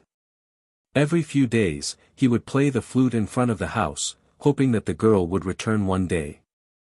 One day, when he returned to the house, he found a young man with a gloomy expression waiting for him. That man claimed to be the girl's fiancé and that he had been engaged to the girl since they were young. He told Yun Sanlang not to get involved with the girl. It turned out that the girl was the daughter of a clan from the mainland's hidden city, Grand Emperor City, Yuan Shahua. Only then did Yun Sanlang realize that the identity and name the girl had told him were fake. Yuan Shahua was the eldest daughter of the Yuan clan, a large clan in Grand Emperor City. Ever since she was born, she had never left Grand Emperor City. Until she was 16 years old. According to the rules of Grand Emperor City, citizens of Grand Emperor City were required to travel after reaching the age of 16 to broaden their horizons. At the same time, they were required to understand the strength of their peers on the mainland. The travel period was 1 year. During this period, the elders and guards of the clan were not allowed to accompany them. Yuan Shahua was a straightforward person. She traveled alone until she reached Zhou State's Nanming city. That day, as fate would have it, she encountered later Qin soldiers outside the city. Just as she was about to teach them a lesson, Yun Sanlang, who was passing by, saved her. Yun Sanlang was young and handsome. He was also very skilled. After that time, the two of them connected and got along very well. Yuan Shahua grew up in Grand Emperor City. Unknowingly, she fell in love with Yun Sanlang. Until the 1-year travel period was almost up, Yuan Shahua received orders from Grand Emperor City to return to Grand Emperor City. It was only then that Yuan Shahua realized that she could no longer leave Yun Sanlang's side. It was also at that time that Yun Sanlang realized what was on his mind. He took the initiative to propose to Yuan Shahua. When she learned of Yun Sanlang's feelings, Yuan Shahua was overjoyed. However, at the same time, she was heartbroken. Because she knew that as the daughter of a clan in Grand Emperor City, she had already been engaged to someone in the city. Yuan Shahua naturally knew of Grand Emperor City's methods. In order not to implicate Yun Sanlang, she could only suppress the love in her heart and angrily rebuke Yun Sanlang. However, Yun Sanlang did not give up. He would come to look for Yuan Shahua every evening. It was only when Yuan Shahua was forced to leave Border City under the urging of her family that they finally gave up. After Yuan Shahua returned to Grand Emperor City, her longing for Yun Sanlang grew stronger by the day. She would hug her zither and cry every day, and her health was getting worse and worse. This made Yuan Shahua's mother feel very strange. Unable to withstand the repeated persuasion of her family members, she finally told them what had happened. She even begged her family to cancel her engagement with the city lord's son. After hearing this news, her fiancé, the eldest son of the city lord of Grand Emperor City, Xian Wuji, was furious. He used the power of Grand Emperor City to quickly find out that the man who seduced his fiancée was the son of the martial saint of Zhou State, Yun Sanglang. After Yun Sanglang found out about the girl's identity, he finally understood why the girl was unwilling to accept his proposal. In the face of the overbearing son of the Grand Emperor City's city lord, Yun Sanglang did not back down at all after learning the truth. He even declared that he would not give up on Yuan Shahua. However, Xian Wuji only snorted and warned Yun Sanglang that he would regret it one day. At the time, Yun Sanglang did not take the other party's threat to heart. At the time, Yun Sanglang was still too young. He did not know that although Grand Emperor City was a hidden place, it had the unimaginable strength of Qinghai University. After that day, the originally peaceful southern part of the great Zhou dynasty suddenly became turbulent because of the discovery of a mine. Later Qin and Tang Yuan formed an alliance. The two countries clashed with Zhou State's army in order to compete for the precious mine resources at the border. As the general of the border guards, Yun Sanglang naturally had to lead his troops into battle. In the first few battles, Zhou State's army won a complete victory. However, in the last few battles, the situation took a turn for the worse. Zhou State's army's troops transporting supplies were ambushed many times. Unable to deliver the supplies, the army's morale was in disarray. Not only that, but later Qin and Tang Yuan's allied army also went all the way and defeated Zhou State's army. The situation was completely different from the two countries' armies that had been defeated earlier. Zhou State spies asked around and found out that a new strategist had joined later Qin and Tang Yuan's army. That strategist was said to be from Grand Emperor City. Only then did Yun Sanglang know that Xian Wuji had already made his move. He wanted to use this battle to defeat Yun Sanglang and ruin his reputation in Zhou State's imperial court. After hearing this news, Yun Sanglang did not want to fight for a long time. He studied the situation at the border with his combat forces and prepared to retreat to a city with sufficient supplies to wait for reinforcements. However, right at that moment, Yun Sanglang unexpectedly received a letter. The letter was from Yuan Shahua. In the letter, she stated that she had escaped from Grand Emperor City. She was now in a border city and hoped that Yun Sanglang could go and meet her. She was determined to abandon her family and everything to marry Yun Sanglang. Knowing that the person he loved was close at hand, Yun Sanglang could not help but be moved. He ignored combat forces' obstruction and personally rushed to the border city. Combat forces was worried about his safety and chose 1,000 Yun family elites to secretly protect him. The border city was also the place where Yun Sanglang and the girl first met. There were more than 10,000 innocent civilians in the city. However, when Yun Sanglang arrived, he found that Yuan Shahua was not in the city at all. Instead, the border city had been surrounded by later Qin and Tang Yuan. The way forward was unclear and the way back was cut off. The city was in imminent danger. Only then did Yun Sanglang come to his senses. He had been tricked by Xian Wuji and Yuan Shahua. He could not bear to see the innocent civilians implicated by him. He quietly evacuated the civilians in the city, causing him and the Yun family army to miss the best time to break out. When he recalled the past, Yun Sanglang felt a moment of sadness. The matter of Yuan Shahua had always been a knot in his heart. Back then, combat forces had concealed the fact that Yun Sanglang had secretly left the army in order to protect his reputation. However, Yun Sanglang knew very well that so many of his brothers in the Yun family army had died for him. There was a rumor that someone had been playing the zither outside Southern Sea City for 3 days and 3 nights during the battle. Was it talking about Yuan Shahua? Since she wanted to use the Di Hong song to help you, why would she harm you? Second uncle, there must be something fishy about this. When Yun Xing heard this, she could not help but interrupt Yun Sanglong. Xing, you have to defend her. That letter was indeed written by her. Her handwriting is very special. At the end of the letter, there is her special personal seal. She pretended to write a letter to me and led me to the border city. What is her intention? Yun Sanglang's face was already filled with sadness when he said this. Chapter 273. Yuan Shahua's betrayal had caused the deaths of almost all the brothers of the Yun family army. Even after so many years, Yun Sanglang had never been able to forgive himself. If he had not trusted her too much, he would not have ended up in such a state. Therefore, Yun Sanglang had been living in self-blame all these years and had always been in pain. He hated that Yuan Shahua, but at the same time, he could not forget the friendship between the two of them. It was also because of this that Yun Sanglang had been unwilling to talk about marriage for many years after returning to the Jade capital. Yun Sanglang had never mentioned these things to outsiders. Even Battle Prowess only vaguely knew that he had once had a lover in the border city. However, Battle Prowess and Yun Ba both vaguely knew that his lover was from the Grand Emperor city. Under the influence of the Di Hong Song, Yun Sanglang led less than 1,000 Yun family army soldiers and fought to the last moment without any food reserves in the city.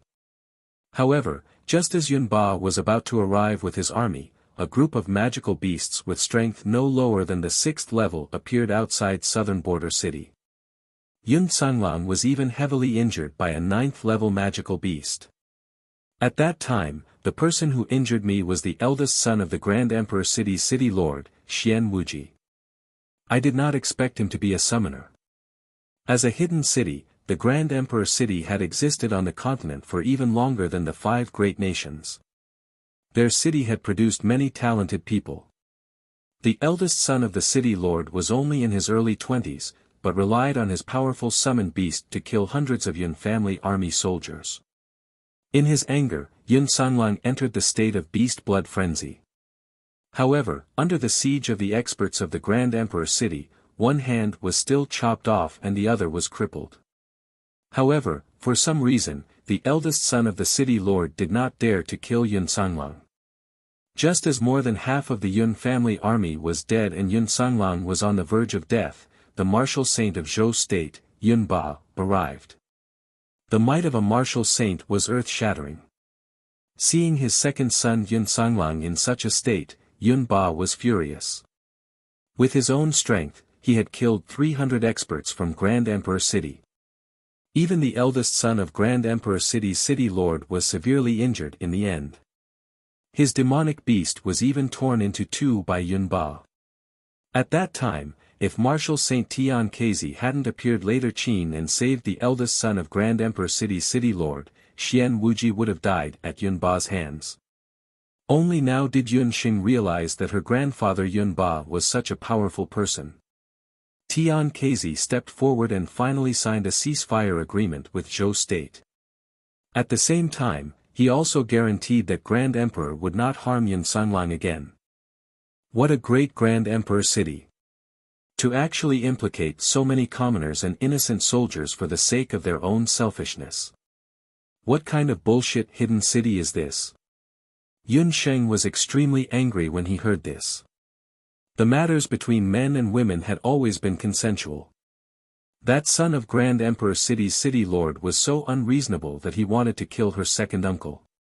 But second uncle, I keep feeling that there's something more to this. Haven't you gone to look for her? Yun Sheng heard Yun Sanglang's description and knew that Yuan Shahua was definitely a sentimental person. Otherwise, why would she play the zither for 3 days and 3 nights outside the city? That's not important anymore. That Yun Sanglang who loved her is already dead. What Yun Sanglang couldn't let go was that when Tian Kezi left with the seriously injured son of Grand Emperor City's city lord, Yuan Shahua had arrived. She had only ordered people to send the son of Grand Emperor City's city lord into a carriage. From the beginning to the end, she hadn't even glanced at him. Since then, Yun Sanglang had been disheartened and remained silent in the general's residence. In a flash, 8 years had passed. If not for Yun Sheng's appearance and curing Yun Songlang's hand, this old matter would have been buried deep in Yun Songlang's heart forever. As the uncle and nephew were talking. Second brother. Zhonli had been waiting outside the medicine hall for a long time. When he heard Yun Songlang's laughter, he couldn't help but feel excited. The moment he entered the medicine hall, he saw Yun Songlang. Zhonli took a step forward and stared at Yun Songlang's hand. Right hand, his second brother's hand that had been broken for many years now appeared in front of him. His bones, tendons and the dou qi in his body had all been restored. Seeing Zhonli so excited that he couldn't even speak, Yun Songlang went forward and gave Zhonli a bear hug. Big brother Zhan, my hand is back. This was the first real greeting between the two brothers in many years. Zhonli's eyes couldn't help but moisten. This iron-blooded man had been waiting for this moment for 8 years. Let's not talk about this first. What's going on outside? Yun Songlang's dou qi had been restored and he had reached the cultivation level of a young martial marquis. He had long noticed that there were many people outside. It's the people from the Medicine Emperor Pavilion. Divine Dr. Yun's refining of the Saint Grade pill caused the purple glow of the pill to attract people from the Medicine Emperor Pavilion. Humph, those people, they couldn't heal your hand themselves, so they said that no one in the world could. What a joke. After Zhonli confirmed that Yun Songlang had recovered, he was in a good mood.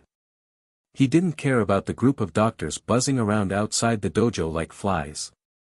He looked at Yun Songlang again. After taking the Sage Herb 1000 Gold pill, not only had his hand regrown, he also seemed to have become 10 years younger. Right now, Yun Songlang looked like a young man in his early 20s. This made Zhonli extremely jealous.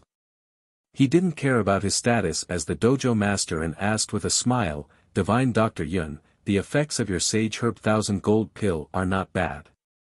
Do you have any more? Can you give me one? I'm sorry, Deputy Curator. I only have a total of 6 purple ginseng golden pills, and I still have to save them for future use. If there's a chance in the future, I'll naturally give you one. Yun Xing found it funny. It seemed that not only women, but men were also very interested in things like not aging. It was a pity that her 6-leaf Sage Herb 1000 Gold pill was limited. The 9-leaf Sage Herb 1000 Gold pill was all used on Yun Songlang's arm. Deputy Curator, the people from the Medicine Emperor Pavilion are making a ruckus outside. They must see Divine Dr. Yun. Yi Baiming walked in. When he saw Yun Sheng, his fox-like eyes narrowed and he glanced at Yun Sheng with a smile that wasn't a smile. Let me go. Yun Songlang glanced at his own niece. Seeing her pale face, he knew that Yun Sheng had overexerted herself and needed to rest. Then I'll have to trouble second uncle. Yun Sheng was indeed a little tired. She still needed to meditate and digest the medicinal effects of the Sage Herb 1000 Gold pill in her body. The treatment this time, to her, had benefited a lot. The three of them walked out of Wushuan Limitless Building.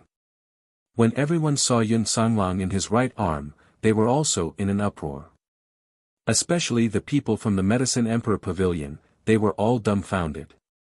Even a blind person could see that Yun Songlang's arm had really been cured. Imperial Physician Yao, 2 life judges. After Yun Songlang recovered from his injuries, the aura of a fierce general on the battlefield in his early years was also completely gone. General Yun, your arm. The one who found it the most unbelievable was Yao Rong. Not only Yun Songlang's arm, even his condition had recovered very well. As the beloved disciple of the great national hand, Yao Rong knew that his master and Yun Ba had a good relationship. After Yun Songlang was crippled, he had also treated him several times. However, a heart disease still needed heart medicine. In the early years, Yun Songlang's attitude was negative, so his condition didn't improve. But this Yun Songlang in front of him, who was full of energy, what was going on? My hand is already healed. Thank you for your concern, Imperial Physician Yao. Yun Sanglong was very respectful to the great national hand. It is indeed healed. Your hand, was it? Was it cured by the martial arts school's doctor? Yao Rong couldn't wait to see this doctor with such superb medical skills. Because of my hand, Sheng hasn't slept for an entire day. If Imperial Physician Yao and Grandmaster de Guisho really want to see her, please come back another day. Yun Sanglong was very fond of his niece. For his hand, Yun Sheng had not only risked her life, but also spent a lot of energy, making him, as her uncle, feel very guilty. Just as they were talking, they heard the sound of iron hooves. Outside Wuxia Limitless Building, a group of Zhou State's imperial guards arrived. When Yi Baiming saw them, his fox eyes narrowed slightly. Thank you, Jinjin, Bad Squirrel, One-Eyed Owl, Fish, and Fei Fan for your tips. I'm already alive, thank you everyone. Chapter 274. Wuxia Limitless Martial Hall's Deputy Director, listen up. In the name of Zhou State's Emperor, we invite the doctors of your hall to enter the palace. A few military officials came. They looked arrogant and ignored the angry gazes of the martial artists as they prepared to barge in. Who allowed you to barge into the martial hall? Suddenly, a thunderous roar was heard. They saw a young general walking out of the martial arts center. When he saw who it was, the Imperial Guard commander was stunned for a moment before taking a closer look. With one look, the Imperial Guard commander shuddered violently. General Yun. He immediately got off his horse and saluted with the rest of the Imperial Guards. Yun Ba was the martial saint of Zhou State. In his early years, he had no less than 100 generals under him. Although the Yun residence had declined over the years, the name of young General Yun was still there. In his early years, Yun Sanglong was also a famous general in the army. No need to be so courteous. I will explain to the emperor. Yun Sanglong didn't say anything else as he led the Imperial Guards to the palace. General Yun, please wait. Yi Baiming walked forward and whispered in Yun Sanglong's ear. After Yun Sanglong heard this, he pondered for a moment before nodding his head gratefully. Seeing that things had come to this, the Medicine Emperor Pavilion could only give up and return first. On the other hand, the master and disciple in the temple had different expressions. Master, you suspect that person is the one who refined the moon goddess's praise? Xia Wenxiu was also very curious as to who could refine a saint-rank pill. We will know in a few days whether or not he is. But that Yun Sanglong's life. Ji Yu couldn't help but frown. His life is full of ups and downs. He was supposed to die young. Even if he didn't die, he would have lived a mediocre life. But Xia Wenxiu and his disciple looked at each other. This was the first time they had misjudged a person's fate. The crowd outside the Wuxia Limitless Martial Hall also returned to the medicine hall. Master, the people outside have all left. My identity has been exposed. I'm afraid that it will bring you unnecessary trouble. Zhong Yi only realized after the fact that he was in Zhou State. He had injured the Crown Prince of Zhou State and was afraid that it would bring unnecessary trouble to Yun Sheng. You don't have to worry about this matter. I have my own ways. However, I have something to ask you. Do you know about Grand Emperor City? Yun Sanglong had only hurriedly talked about some matters of the Grand Emperor City just now. Yun Sheng still did not understand the matters of the continent. After listening to Yun Sanglong's explanation, Yun Sheng thought that there was something suspicious about the whole thing. Although Second Uncle's hand had recovered, she didn't intend to let off those people who had harmed Second Uncle and so many innocent Yun family soldiers. Yun Sheng thought that Yun Sanglong was not someone who would give up so easily. Yun Sheng thought that a large part of the reason why Yun Sanglong left the Yun residence and became a hunter was because he wanted to leave the Zhou State's army. He didn't want his own matters to implicate the Zhou State or even the Yun residence. One day, as long as his strength allowed it, Yun Sanglang would definitely find the people of Grand Emperor City to compete with and take revenge for the brothers of the Yun family army who had been ambushed and killed. Grand Emperor City? Hee, master, you better not provoke a damned place like Grand Emperor City. However, why did you ask me about Grand Emperor City? Logically speaking, if you want to ask about it, you should ask your master. He is the same as the city lord of Grand Emperor City. They are both experts at the level of Emperor Zhao. I believe that they should have some interactions with each other. When Zhong Yi heard this, his eyebrows twitched, and at the same time, his face was filled with confusion. An expert at the level of Emperor Zhao? Could it be that there was an expert at the level of Emperor Zhao overseeing the Grand Emperor City? My master is an otherworldly expert. Regarding these matters, he has always been unconcerned about them. Or could it be that you, a dignified sacred beast summoner, who has been roaming the continent for dozens of years, don't even know about the matters of Grand Emperor City? Yun Xing still understood the temper of this bold subordinate of hers very well. Zhong Yi cared a lot about his face. Once he was provoked, he would definitely spill everything he knew like beans from a bamboo tube. Of course I know. Master, don't forget that I have a Bat King magical beast. With it, as long as there are bats roaming around, I will be able to obtain information. Zhong Yi was indeed tricked. As if he was showing off, he told her everything he knew. Among the summoners on the continent, the Zhao state had the most. However, there were not many experts who could reach the level of Emperor Zhao. For example, among the few experts who were at the level of Emperor Zhao, the Zhao state had the most people. Including the current Emperor Zhao, there were a total of 3 of them. Of course, this did not include those experts who had hidden themselves from the world. For example, Yun Sheng's master belonged to the category of unknown peerless experts on the continent. Among the 3 known experts at the level of Emperor Zhao, one of them was the mayor of Grand Emperor City. However, unlike other summoners, the mayor of Grand Emperor City was not a magician like the other summoners. Emperor Zhao of Grand Emperor City used sound as a summoner. He used the Grand Emperor Zhao zither to summon magical beasts. It was said that he was the only person on the continent who could directly use the sound of the zither to summon god-level magical beasts. Zhong Yi thought for a moment. Oh right, master. Speaking of which, when you were treating the patient just now, the little girl at the side seemed to be playing the Dihong song.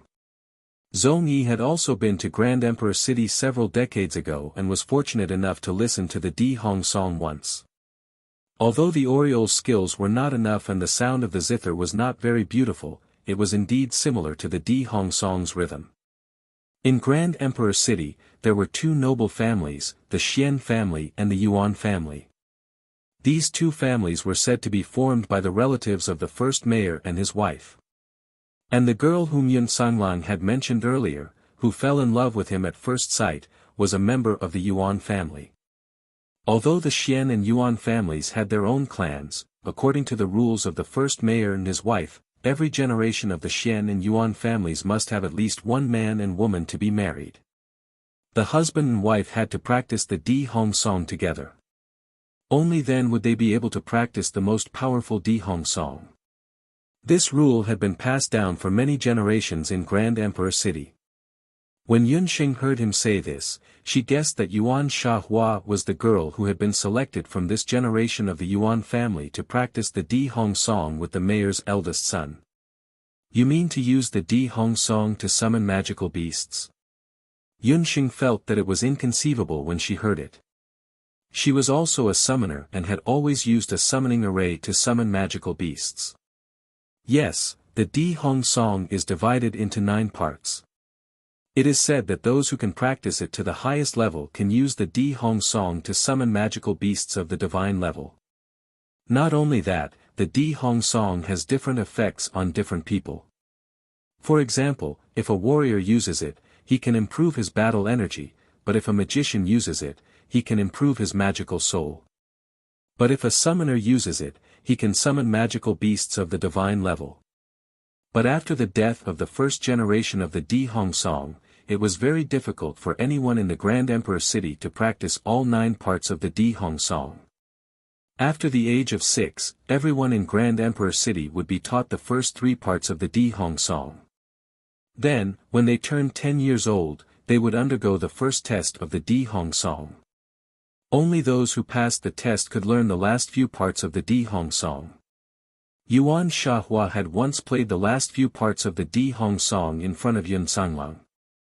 Presumably, she was also a genius of the Xian Yuan family in this area.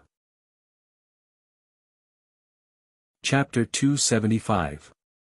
No wonder Xian Wuji, the son of the Grand Emperor City's city lord, was furious when he found out that his fiancée liked someone else. He even colluded with later Qin and Tang Yuan to kill Yun Sanglang.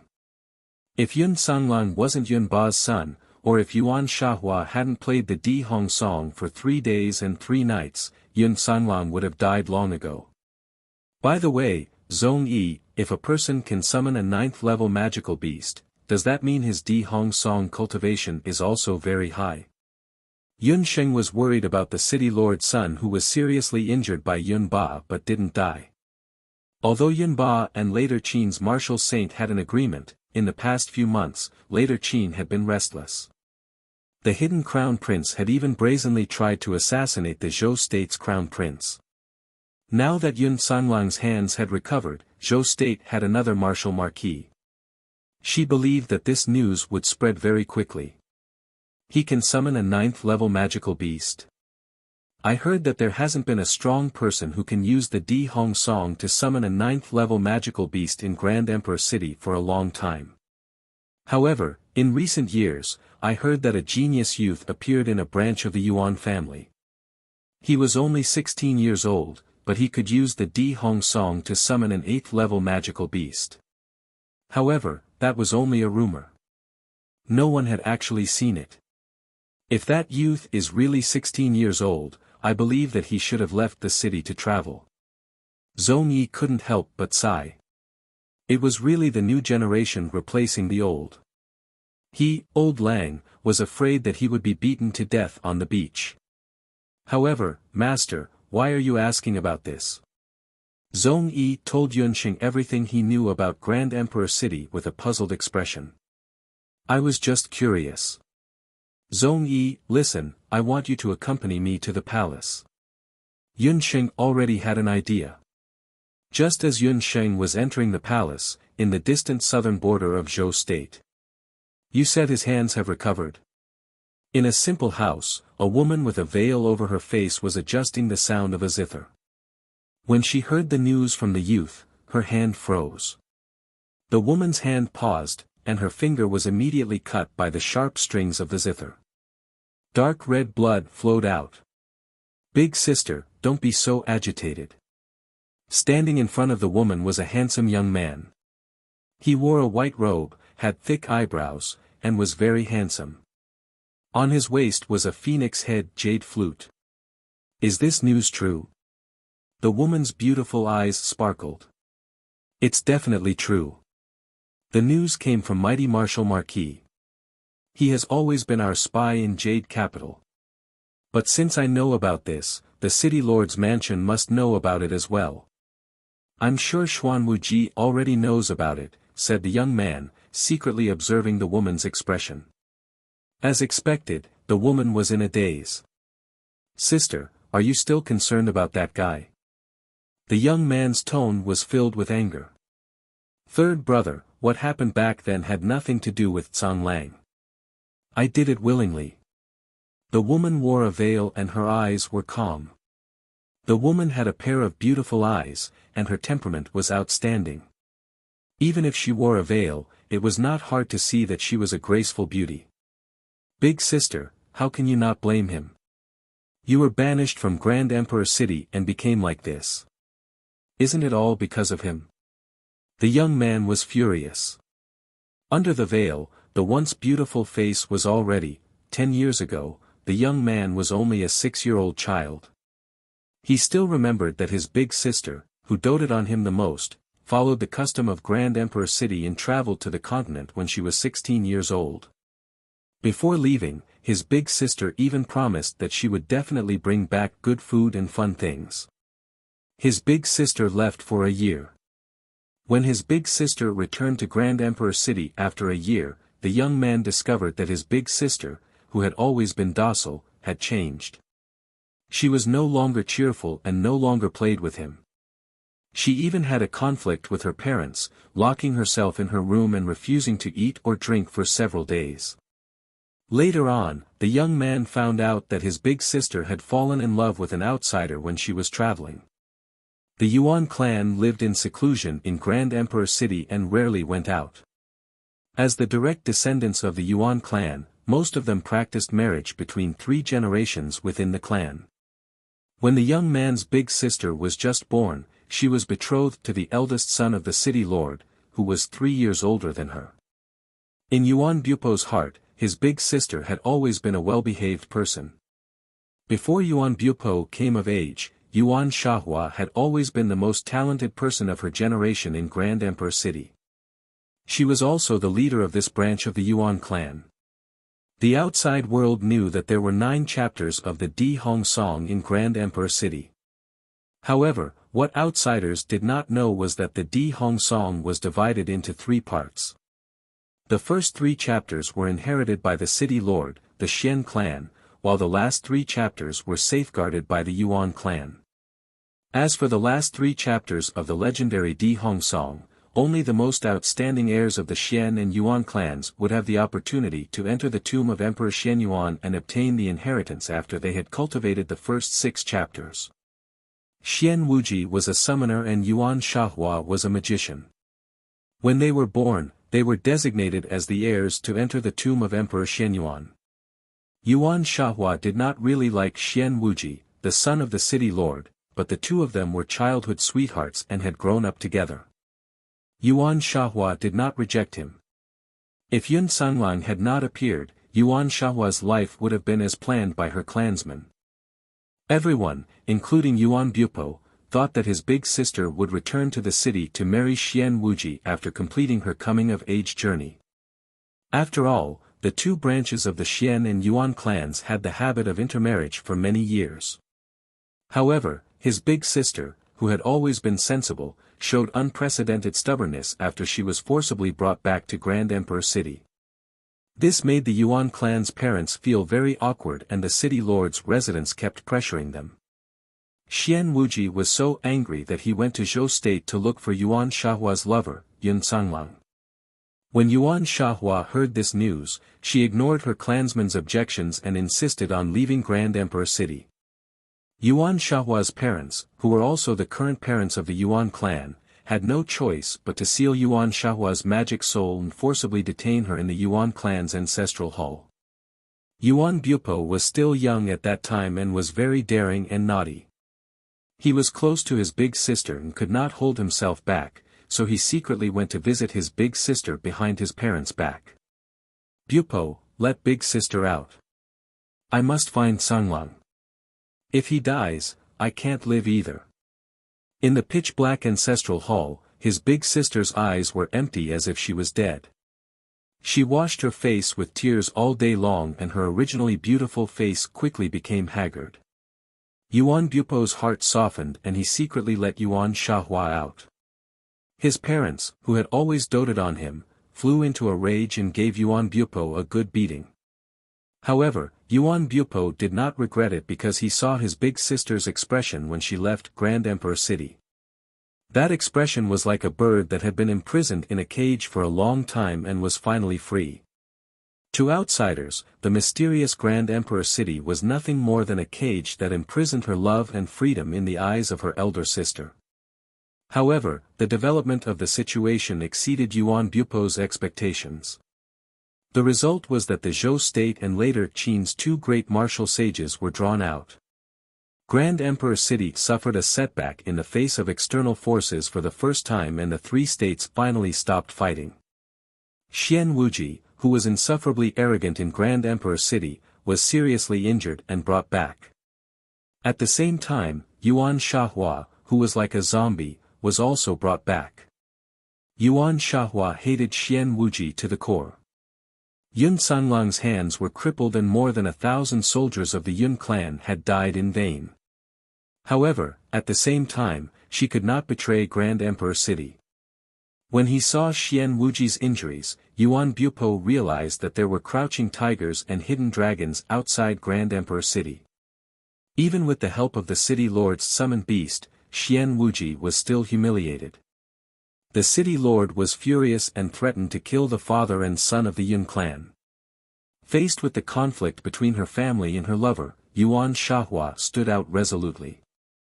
Not only did she personally refuse to marry Xian Wuji in front of the entire city, she even used a sharp sword to destroy her unparalleled beauty. Chapter 276. Yuan Bupe could still remember the situation back then clearly until now. The gentle elder sister pulled out the purple jade hairpin on her head. She seemed to have lost her senses as she drew hideous wounds on her face one by one. She did not allow anyone to come near her. If anyone did, she would immediately destroy their magic soul. She said each word with hatred, "Xian Wuji, you made Sanglang suffer. I wish I could skin you alive. I will never play the Di Hong song with you in this lifetime. As long as I, Yuan Shahua, am alive, I will never step into the tomb of Emperor Xianyuan." Her mother, who loved her eldest daughter, fainted on the spot.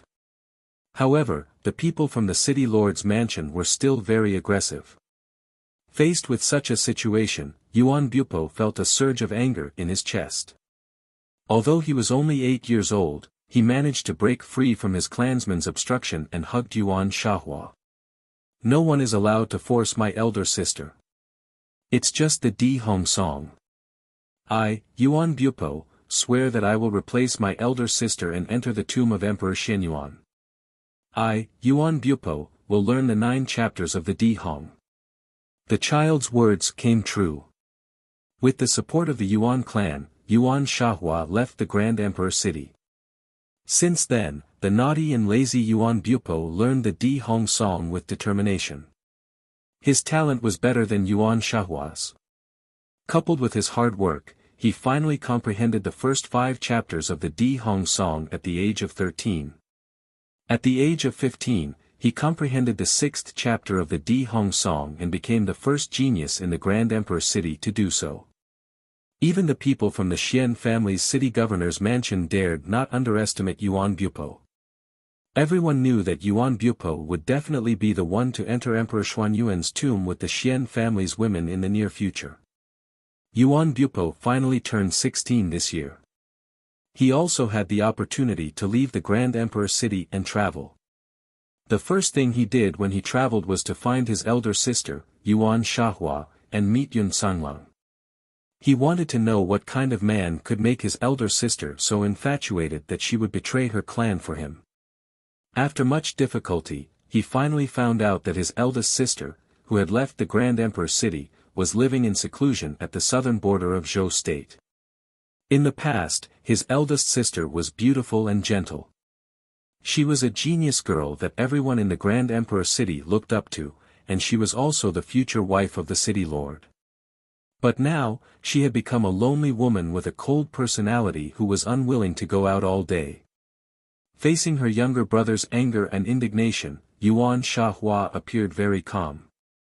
She adjusted the strings in her hands and played a note. "Bupo, you still don't have a sweetheart, right?" Yuan Shahua knew her younger brother very well. He had been the only son of the Yuan family since he was young. When he was only 3 years old, he had already displayed talent that surpassed anyone in the city. He was also handsome and had long been admired by the young ladies of the clan in the city. It was also because of this that he developed an arrogant and condescending personality, treating women like dirt. Other than a few sisters in his family, he didn't care about anyone else. What's so good about a woman? She's like a sparrow, chirping and chirping. Yuan Bupo snorted. "Wait until you meet your sweetheart, then you'll know how I feel. Bupo, promise me that you won't make things difficult for Yun Sanglang and don't tell him. I'm here. Between us, there's the Grand Emperor City and thousands of lives of the Yun family army. It's impossible for us to be together in this lifetime. Yuan Shahua looked at the arrogant Yuan Bupo and shook her head helplessly and dotingly. Sister, I'll agree to your request. However, I heard that Xian Wuji brought Xian Mimi out on a trip this time as well. Just because I won't harass Yun Sanglang doesn't mean that he won't do it. Yuan Bupo didn't mean what he said. He had long planned to go to the Jade capital to take a look when he had the chance. The Xian siblings were very rude and unreasonable. He was afraid that they would take revenge on the Yun family this time. If Yun Sanglang couldn't even defeat Xian Wuji, then he really didn't deserve to be with his sister. Yuan Shahua looked at her brother who was in a daze and thought back to when she first met Yun Sanglang. She was also 16 years old. 8 years had passed. She couldn't help but touch her face. When she touched the centipede-like scars, a trace of pain flashed across her brows. Sanglang. Are you alright? I'm afraid you and I won't be able to hear the zither and flute of the southern land in this lifetime. In the Zhou State Palace, Yun Sanglang knelt on the ground. He raised the Zhou State General seal high above his head and said loudly, Your subject, Yun Sanglang, requests to resign from the post of General of the Zhou State Cavalry. Your Majesty, please grant me permission. Zhou State's Emperor, Yi Qingtian, couldn't help but frown. In the past few days, the Zhou State's Emperor had been extremely busy because of the Crown Prince's matter.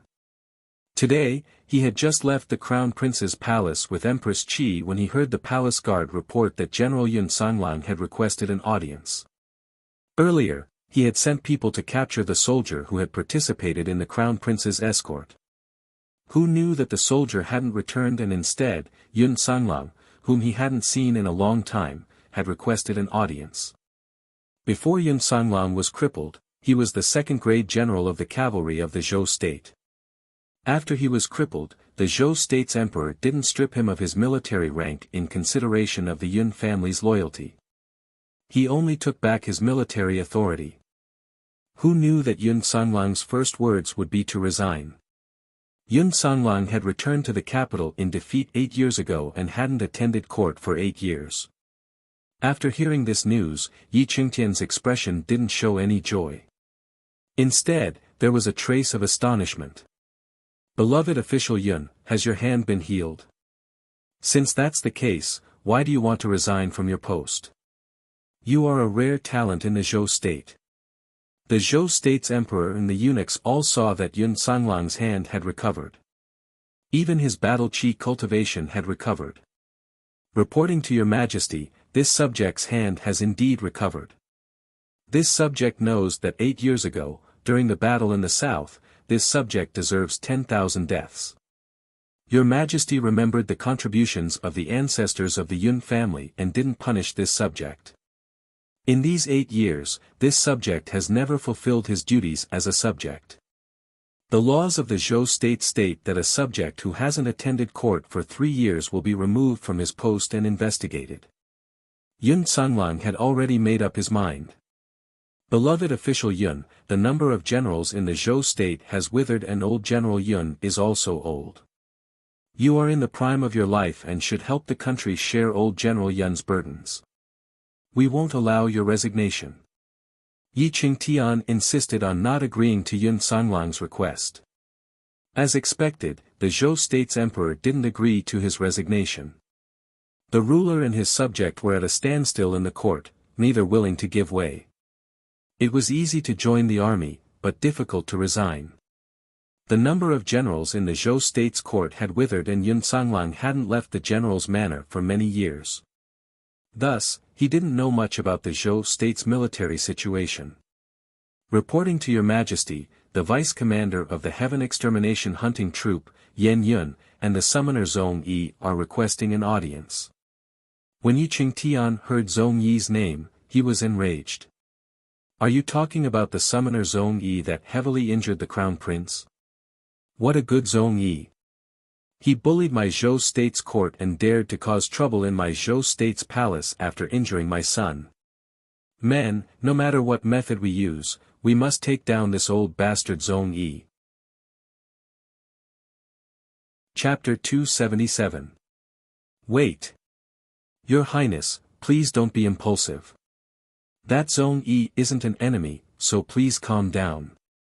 It won't be too late for your Highness to take action after this subject goes out to investigate and find out what's going on. Yun Sanglong was also astonished when he heard that Yun Sheng and the Zone E had voluntarily delivered themselves to his doorstep. He had just told Yun Sheng to immediately dispatch the Zone E and leave.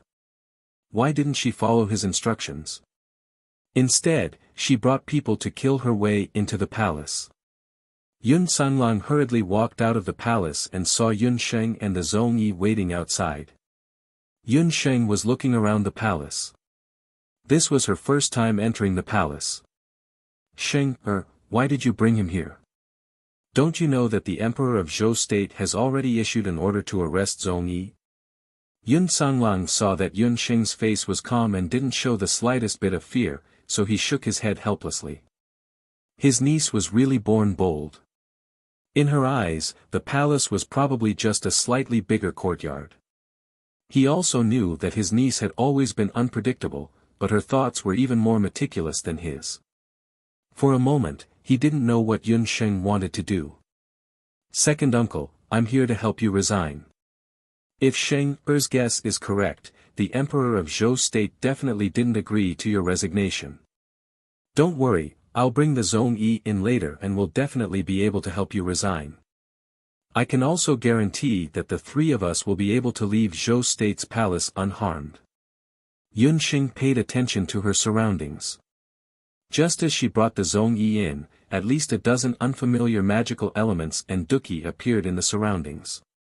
There were also the auras of magical beasts. It seemed that there were quite a few experts hidden in Zhou State's palace. The Zone Yi's face was indifferent.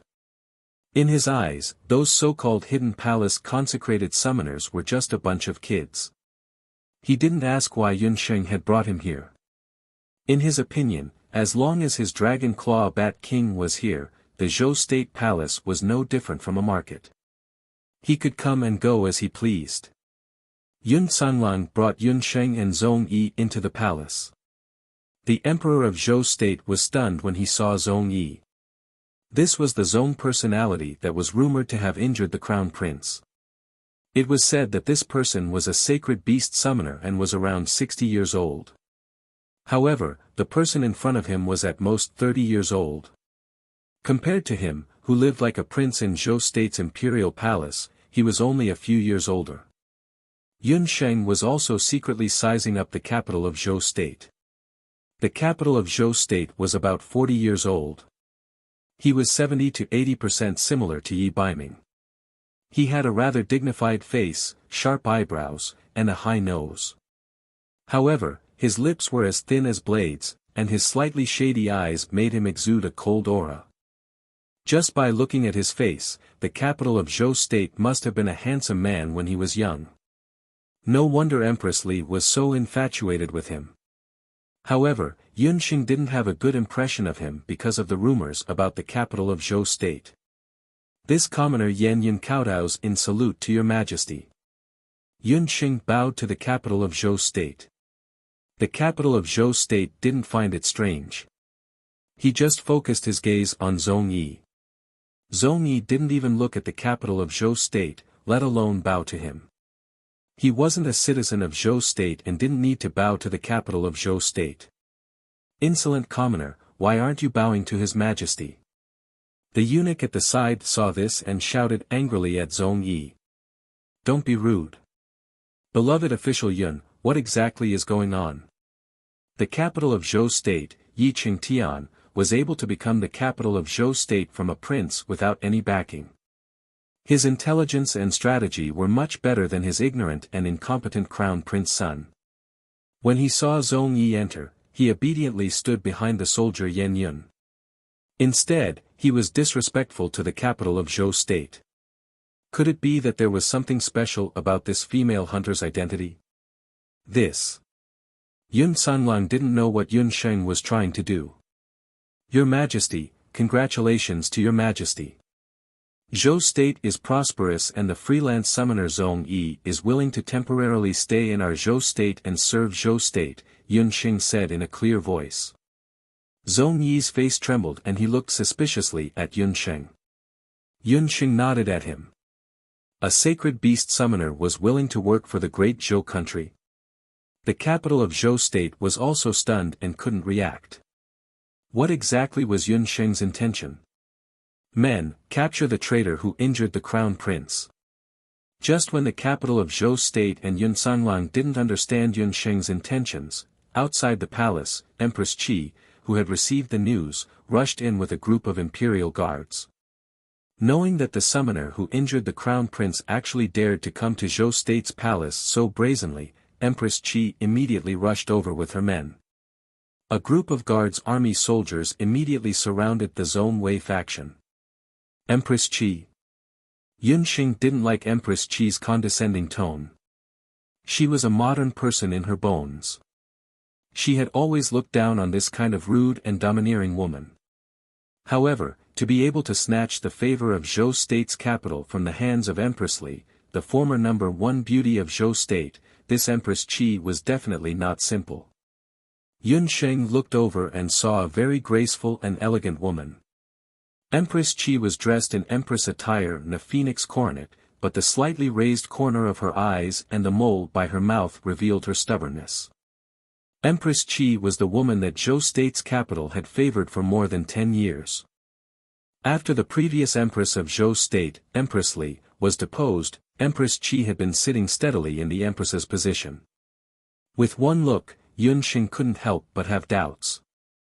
This Empress Qi was beautiful, but she wasn't a great beauty that could topple the nation. Furthermore, her aura was only accumulated by the accumulation of beautiful clothes. Could it be that Zhou State's capital's eyes were clouded by cow dung? Yun Xing felt that Empress Qi was very similar to Yi Balian. As expected, like mother, like son. She belonged to the category of defective goods. Zhong Yi lifted his eyelids and sneered, with just the two of you. A summoning array immediately floated below him. The Lord-level magical beast, Dragon-clawed Bat King, flew out from the array. The Dragon-clawed Bat King had a shocking demonic beast aura and a bat body that was several meters long. The moment it appeared, it flapped its wings. In the palace it was as if a strong wind had passed through the palace. In an instant, the curtains flew and all kinds of decorations rolled on the ground. The imperial guards at the side were so frightened that they retreated. No one dared to go up and attack Zhong Yi. Zhong Yi, stop. Don't offend Tian Yen. Didn't you already promise me that even if you don't serve Zhou State, you're still willing to temporarily stay in the Heavenly Hunting Corps and serve me and Commander Yun? Yun Xing reminded from the side. A thought flashed through Yun Sanlang's mind. He remembered what Yi Baiming had said to him before he left the dojo. He hurriedly said in a loud voice, Your Majesty, this subject resigned from the position of general because I wish to join forces with Master Zhong Yi as a civilian hunter and head to Zhou State's border to search for the purple gold mine. The purple gold mine at the southern border of Zhou State.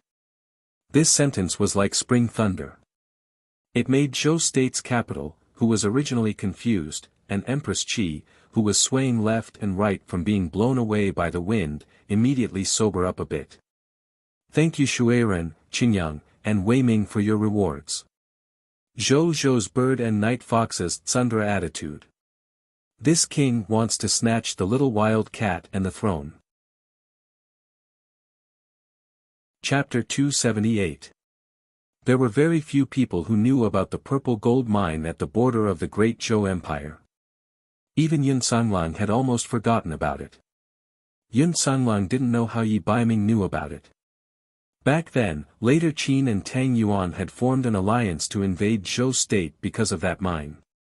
Due to their defeat, the mine hadn't been excavated and the exact location of the mine was still unknown. Empress, don't meddle. We know what to do about the crown prince. Have everyone leave. Who did you say you were and what is your relationship with Master Zhong? The emperor of Zhou State was a sly old fox. The crown prince's injuries had already been healed by the people of the temple. Compared to a priceless mine, the imperial family's personal grudges could be put aside for the time being. When Empress Qi saw this, she didn't dare to say anything. However, she also didn't dare to disobey the emperor of Zhou state. She could only glare fiercely at Master Zong and Yun Sheng, who had popped out of nowhere, before angrily leaving with a group of armored soldiers. Reporting to your majesty, this commoner is the vice commander of the Heavenly Hunting Corps, Yan Yun. The Heavenly Hunting Corps is a hunting corps formed from the remnants of the Yun clan army. The reason General Yun wants to resign is also because of the hunting corps. Yun Xing unhurriedly showed her hunter badge and great magus badge. Yan Yun's words are exactly what this subject is thinking. Your Majesty should remember that 8 years ago, due to the collusion of later Qin and Tang Yuan, our Zhou state army was defeated at the border of Nanming City and lost an important purple gold mine. When the armistice was signed, the 3 countries were not allowed to excavate the purple gold mine according to the agreement. Yun Sanlang saw this and continued. Purple gold ore was a very precious ore. It was the main material used to refine the everlasting purple gold coin. In addition, it could be used to refine all kinds of high-level weapons and magic tools. The amount of purple gold ore on the continent was very limited. Back then, in the area of Zhou State's Nanming City, they had accidentally discovered a purple gold mine. That was why the Zhou State's emperor had ordered Yun Sanlang to lead a group of Zhou State troops to set up camp nearby. Who would have thought that later Qin and Tang Yuan spies would find out about it? We have also heard about the purple gold mine. However, the purple gold mine is located at the border of the 3 countries and is not easy to mine. In order to avoid unnecessary disputes, the original armistice agreement stipulated that none of the 3 countries could exploit it. The emperor of Zhou State's expression softened slightly. To the Zhou State, the benefits that a good purple gold mine could bring were not to be underestimated. As long as a bit of purple gold was fused into the weapons, the combat ability of the army would greatly increase. That being said, according to the residents at the border, later Qin and Tang Yuan kept to the agreement on the surface, but in reality, they were doing one thing in the open and another in the dark. In the past few years, Tang Yuan and later Qin spies have frequently entered and exited the border area. I am afraid that they are also investigating the whereabouts of the purple gold mine. Yun Sanlang's face was full of worry. The 3 countries' agreement stipulated that the mine could not be exploited, but if Yun Sanlang investigated as a hunter, it would be much easier to do things. Your Majesty kept your promise, but later Qin and Tang Yuan might have broken the agreement. They allowed a non-official hunting squad to exploit the mine. This way, our Zhou state would not be able to directly send troops to suppress them. I also considered this point, which is why I changed the Yun family army to a hunting squad. I also requested to resign from my position as general and secretly head to the southern border. Yun Sanlang was also a smart person. When Yi Baiming reminded him, he immediately had a countermeasure in his heart. Yun Sanlang immediately knelt down and said that he was willing to head to the southern border as a hunting squad to wash away his previous humiliation and take back the ownership of the purple gold mine. The Yun family army has only been reorganized recently and there aren't many people. Can they really compare to a hunting squad that has undergone training? The emperor of Zhou state still had some doubts about Yun Sanlang's words. The inability to exploit the purple gold mine had always been a sore point in his heart. However, he didn't expect that later Qin and Tang Yuan would use the hunting squad to secretly investigate the purple gold mine. Using the identity of a civilian to seize the purple gold mine was indeed a good plan. Your Majesty can rest assured on this point. With Zhong Yi and his magical beast, as long as the other side doesn't have a sacred beast summoner or a magus of sky rank or above, we will definitely be able to take back the purple gold mine. Yun Xing winked at Zhong Yi again. The latter very sensibly echoed Yun Xing's words. Cough cough, I originally didn't want to get involved in these trivial matters, but I promised Vice Commander Yan's master, Emperor Zhao, that I would definitely assist her. She also has a good relationship with Yun Sanglang, so I will do Yun Sanglang a favor this time and help you take back the purple gold mine. However, I have a condition. After we take back the purple gold mine, I want 50% of the ore income. When Zhong Yi said this, the emperor of Zhou state was even more shocked. The way he looked at Yun Xing immediately changed. That pretty female magus who looked no more than 10 years old actually had a master of Emperor Zeus level. If these words came out of anyone else's mouth, the emperor of Zhou state wouldn't believe it. However, these words came out of Zhong Yi's mouth, so the power was different. Who was Zhong Yi? He himself was a sacred beast summoner, and he even had a commander-level summoned beast. If he wanted to, he could be a person who could be bestowed with the title of king and minister in any country. However, he was willing to follow a silly little girl. And this little girl was merely the vice-commander of a newly formed hunting squad. Yet, he was so respectful to Yun Xing. He was more than 100 times more respectful to her than he was to the emperor of Zhou state. In that case, it could only be because that female magus had a master of Emperor Zeus level. Although the emperor of Zhou state was a warrior and had the support of the Dharma temple, he knew how terrifying Emperor Zeus was. Regardless of whether that female magus's master belonged to the Zhou state, just the fact that he was Emperor Zeus recognized by Zhong Yi was already very impressive. An Emperor Zeus meant that he had a powerful magical beast army behind him. In addition to Yun Ba, who was in the martial saint general's mansion, the Yun family had the support of a martial saint and Emperor Zeus. What a terrifying Yun family! The emperor of Zhou state's heart was already beating like a drum. If he didn't allow Yun Sanglang to resign today, the Yun family and that powerful Emperor Zeus would definitely be dissatisfied. If he allowed Yun Sanglang to resign, he still had a chance to take back the rights to the purple gold mine. However, in the future, he would lose control of the Yun family. If the hunting squad that the Yun family reorganized grew stronger, it would no longer be under the jurisdiction of the Zhou state military. The emperor of Zhou state weighed the pros and cons. However, he was still the emperor of Zhou state. Although he had doubts in his heart, he quickly came to a conclusion. How dare you? All the mines in Zhou state belong to me. You're just a poor commoner who injured the crown prince. I didn't kill you because you're a talent. I didn't think that you would dare to ask for so much. The emperor of Zhou state's expression changed, but he rejected Zhong Yi's request. Chapter 279. Yun Sanglang couldn't help but break out in cold sweat on Zhong Yi's behalf. He knew very well that the person behind Zhong Yi's back was his niece, Yun Xing. Sheng actually dared to bargain with the Zhou state's emperor and fight over the purple gold mine's dividends. This girl is really bold. If Yun Ba knew about this, he would definitely spit out a few mouthfuls of blood. Back then, Yun Sanglang had also participated in the exploration of the purple gold mine. He remembered that the purple gold mine had already been discovered. It was said that it produced purple gold of high grade and above. The mine was very long and rich. 50% of the purple gold mine was enough to buy a few Yujing capitals. Zhong Yi seemed to have already expected the Zhou state's emperor to be angry. He calmly let the dragon-clawed Bat King fly around the palace. Do you think that you can find that purple gold mine without my help? Even if you find it, it will inevitably be leaked. When the time comes, do you have the confidence to fight against later Qin and Tang Yuan? Zhong Yi didn't care about the Zhou state's emperor at all. In his opinion, someone who could raise a useless son like Yi Baiyan was just a good-for-nothing. Moreover, the Zhou state's emperor only rebuked him angrily and didn't call for guards.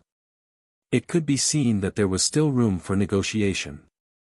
The Zhou state's emperor's face turned green and red at this question. If he sent an army, he would definitely tear up the ceasefire agreement between the three states and give later Qin and Tang Yuan an excuse. However, if he found an additional hunting squad, it might not be comparable to the Yun family's heavenly hunting squad. At least with Yun Sanglang, the hunting squad was equivalent to the Zhou state's army. If he didn't have Zhong Yi, he wouldn't be able to invite those old monsters guarding the imperial palace. Even if that purple gold mine was dug up, he wouldn't be able to do anything. The Zhou state's emperor felt helpless, but he wasn't willing to let Zhong Yi take away 50% of the purple gold mine for free. 40-60. 50-50, if you continue to bargain, this great master will leave immediately. Zhong Yi's face was calm. He was sure that the Zhou state's emperor couldn't do anything to him. Just like that, after half an hour of stalemate, Yun Sanglang successfully resigned. Yun Xing also successfully obtained 50% of the purple gold mine in Zhou state. Xing, do you really plan to let the brothers of the heavenly hunting squad go to the southern border? Yun Sanglang was still a bit worried. The situation was complicated. If they went there rashly, there would be a large number of casualties. Yun Sanglang's father's father's father's father's father's father's T.S. father's TTS father's father's father S.S. What she needed was an elite hunting team. After Yun Sanglang and Yun Xing left, the Zhou state's emperor muttered to himself for a moment. He immediately summoned the Zhou state's Weiwu Marquis into the palace. This humble subject greets your majesty. I heard that Yun Sanglang's hands have recovered. The Weiwu Marquis hadn't seen Yun Sanglang yet, but the news of Yun Sanglang's recovery had already spread throughout the Zhou state's palace. Wu Wei, didn't you promise me earlier that as long as I didn't make a move, the people of Grand Emperor City would definitely think of a way to cripple Yun Sanglang's hands? It would be difficult for him to recover his fighting aura. The Zhou state's emperor's face was gloomy.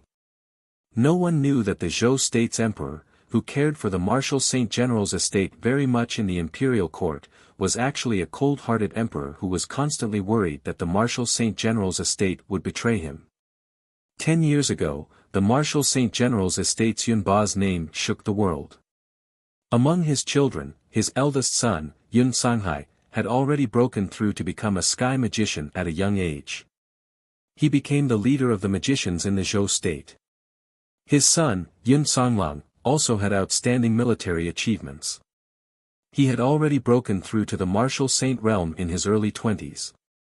At that time, whether it was inside or outside the Zhou state, it was highly praised that the Marshal Saint General's estate would definitely produce another Marshal Saint expert in the next 10 years. On the other hand, the Zhou state's Yun residence, which had 2 Marshal Saints, was even more famous than the Zhou state's emperor. At that time, the Zhou state's emperor had just ascended the throne. In the imperial court, facing the increasingly powerful Yun residence, he was apprehensive. At the same time, he also had thoughts of suppressing the general's estate. However, everyone in the Yun residence had been loyal since the founding of the state. Many people had even lost their lives on the battlefield for the Zhou state's imperial court. The Zhou state's emperor could not find any excuse to make things difficult for the Marshal Saint General's estate. It was also the will of the heavens. At that time, the eldest son of the Yun residence, Yun Sanghai, betrayed his family because of a female summoner wanted by the Zhou state. He was pursued by the Zhou state. The eldest son, Yun Sanghai, took his wife and escaped from Yujing. Yun Ba was also furious and did not have the heart to go on an expedition. At that time, a rare purple gold mine was discovered in the southern border of the Zhou state. The Zhou state's emperor ordered the second son of the Yun family, Yun Sanglang, to secretly investigate the purple gold mine under the pretext of patrolling the border. Although he was sent out, the Zhou state's emperor's spies followed Yun Sanglang closely. Yun Sanglang's every move was reported to the Zhou state's emperor's imperial study the next day. Yun Sanglang met Yuan Shahua, the daughter of the Grand Emperor city's aristocratic family, who had coincidentally left the city to travel. After the Zhou state's emperor learned of Yuan Shahua's identity, he did not warn Yun Sanglang in time. A year later, Yuan Shahua and Yun Sanglang's love was deeply rooted. The two were in a stalemate. The Zhou state's emperor was secretly delighted. He knew that according to the rules of the Grand Emperor city, Yun Sanglang would not have a good ending. As long as Yun Sanglang died, one of the two sons of the Marshal Saint General's estate disappeared and the other died. The old Yun Ba was left behind would not be able to threaten the Zhou state. On the other hand, he also followed the arrangements of the Dharma temple and established a magic academy in the Zhou state to cultivate talents. The coexistence of warriors and magicians made him feel that his position as emperor was becoming more and more secure. Just as the Zhou state's emperor expected, Yuan Shahua's return to the Grand Emperor city caused a huge uproar. The Grand Emperor city's envoy directly signed a secret agreement with the Zhou state's emperor through the Marquis of Jiayuan. Since the Grand Emperor city besieged the southern border of the Zhou state, as long as the Zhou state's emperor did not send reinforcements, the Grand Emperor city would send a generous reward. The Zhou state's emperor gladly accepted the reward. However, he did not expect Yun Sanglang to be so tenacious. With only 1,000 soldiers of the Yun family, he was able to resist the Grand Emperor city's sneak attack. Yun Ba relied on his powerful cultivation to force the experts of the Grand Emperor city to retreat from the Zhou state's border. However, what made the Zhou state's emperor angry was that the location of the purple gold mine was unknown. The Grand Emperor city is only a so-so. Back then, I agreed to let the Grand Emperor city deal with Yun Sanglang because of the Emperor Zhao of the Grand Emperor city. I did not expect that the power behind Yun Sanglang is not weak either. The Zhou state's emperor was displeased. What he meant was that he was no longer willing to cooperate with the Grand Emperor city. When the Marquis of Jiayuan saw that the Zhou state's emperor had suddenly changed his mind, he could only secretly spread the news that Yun Sanglang was going to the southern border. Chapter 280. The white marble floor tiles glowed with a gentle luster. Inside the dazzling palace, there were painted beams and cornices. A few beautiful phoenixes and luans perched on precious wood to comb their feathers. Inside the palace of the Grand Emperor city's city lord, a thin man in a dark golden summoner's robe gripped a letter with a gloomy expression. The man's complexion was yellow and his eyes were sunken. At a glance, one could tell that he was someone who indulged in sensual pleasures. Although his appearance could be considered decent, there was always a sinister aura around him. This person was the only son of the Grand Emperor city's city lord, Xian Wuji. Xian Wuji was a summoner and was also the fiancé of Yuan Shahua in name. Ever since he was injured by Yun Ba, although he had been treated by a famous doctor in Grand Emperor city, his physique was much worse than before.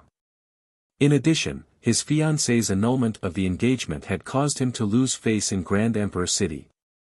He had always hated Yun Sanglang to the core and had always been thinking of ways to leave Grand Emperor city to seek revenge on the Yun father and son.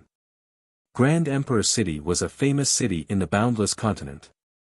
The descendants of the Shenyuan tribe had lived here for generations.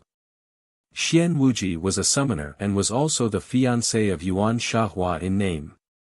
Ever since he was injured by Yun Ba, although he had been treated by a famous doctor in Grand Emperor city, his physique was much worse than before.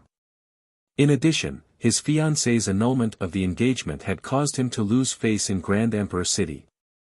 Even though he was now married and had children, he still hadn't forgotten the humiliation he had suffered back then. He had always hated Yun Sanglang to the core and had always been thinking of ways to leave Grand Emperor city to seek revenge on the Yun father and son. Back then, he had tried his best to kill Yun Sanglang, but his Dharma soul had been shattered by Yun Ba's palm. Although he was cured with Di Hong city's medicinal pills, his cultivation remained stagnant because of this. Even his Di Hongda's cultivation did not improve. In Grand Emperor city, the status of a person was determined by the cultivation of Di Hong Song. Yuan Shahua's rejection of the marriage had caused him to lose the opportunity to enter the tomb of the Shenyuan emperor. This also meant that he might lose the position of city lord in the future. He originally thought that Yun Sanglang would have to endure 1,000 times more pain than him. Who knew that the letter from the Jade capital today would tell him that Yun Sanglang's hand and Do Qi had recovered? In a few days, Yun Sanglang would rush to the southern border of Zhou state. The southern border of Zhou state? Humph, isn't that where that little bitch, Yuan Shahua, lives in seclusion. As long as he was around, Yuan Shahua and Yun Sanglong could forget about being together. Xian Wuji felt as if there were needles on his back. He paced back and forth in the residence. Although he wanted nothing more than to tear Yun Sanglong to pieces, he was also worried. Back then, he had been pressured by the Yuan clan and promised them that he wouldn't touch the people of the Yun clan. Moreover, he had city affairs to attend to now, so he had no reason to leave Grand Emperor City without permission. Xian Wuji's face darkened as he crumpled the letter into a ball. As he was thinking, a strong fragrance of pollen wafted over. A young girl ran in from outside the courtyard. The young girl was dainty and beautiful. Her skin was as white as the snow of the northern kingdom. She wore a small yellow jacket and her radiance made the flowers around her lose their color instantly. As soon as the young girl entered the door, the leather whip in her hand swung and lashed out at the phoenix swan standing on the branch. The phoenix swan was startled and immediately flew up, shaking off a few multicolored feathers. When Xian Wuji saw the young girl, the gloominess on his face dissipated. He walked up to her dotingly. "Mimi, who provoked you again?" The young girl was the youngest daughter of Grand Emperor City's mayor, Xian Mimi. She was also Xian Wuji's half-sister. Who else could it be? "It's Yuan Bupo, that damned brat." Xian Mimi's face was filled with anger as she bit her cherry-red lips. Speaking of which, it was a sin. Xian Mimi was Xian Wuji's sister and the person she liked was Yuan Bupo. Back then, due to Yun Sanglang's appearance, Yuan Shahua, who had always been docile, insisted on breaking off the engagement with Xian Wuji. Although Grand Emperor City's mayor did not say anything, he had already decided to let Yuan Bupo marry Xian Mimi after he reached adulthood. Both of them were about the same age. What was even rarer was that Xian Mimi's talent was not inferior to her brother, Xian Wuji. Xian Mimi was dainty and beautiful. She was considered a delicate flower in Grand Emperor City. Since young, she was deeply loved by the mayor and her brother. She was also known to be unruly in the city. However, she was dead set on Yuan Bupo and stuck to him since young. However, because of his eldest sister's marriage, Yuan Bupo avoided relationships between men and women. When he found out that his family wanted to pair him up with Xian Mimi, he ran away without even informing them when he went out on his trip this time. When Xian Mimi found out, Yuan Bupo had already gone to Zhou State. When she found out, she was even more furious. Xian Wuji was quite fond of his younger sister. When he saw Xian Mimi's expression, he suddenly had an idea. "Mimi, how about this? You know that father loves you the most. Why don't you plead with father to let me escort you out of the city? Don't worry, as long as I go out with you, I will definitely help you find Yuan Bupo." Xian Wuji was also very worried. His younger sister was too simple-minded. If they left Grand Emperor City, the guards would not be able to do anything to her. "Big brother, don't try to fool me. You clearly want to use me to sneak out of the city. Why do you still hate that Yun guy?" Xian Mimi was not stupid. She glanced at her brother. "Don't worry, I know what I'm doing. As long as you plead with father, I will promise you that after leaving Grand Emperor City, I will find you a suitable guqin. You have already cultivated the Di Hong song to the fifth movement. It's time for you to have a good guqin." Xian Wuji was very fond of his younger sister. Xian Mimi's eyes lit up when she heard that.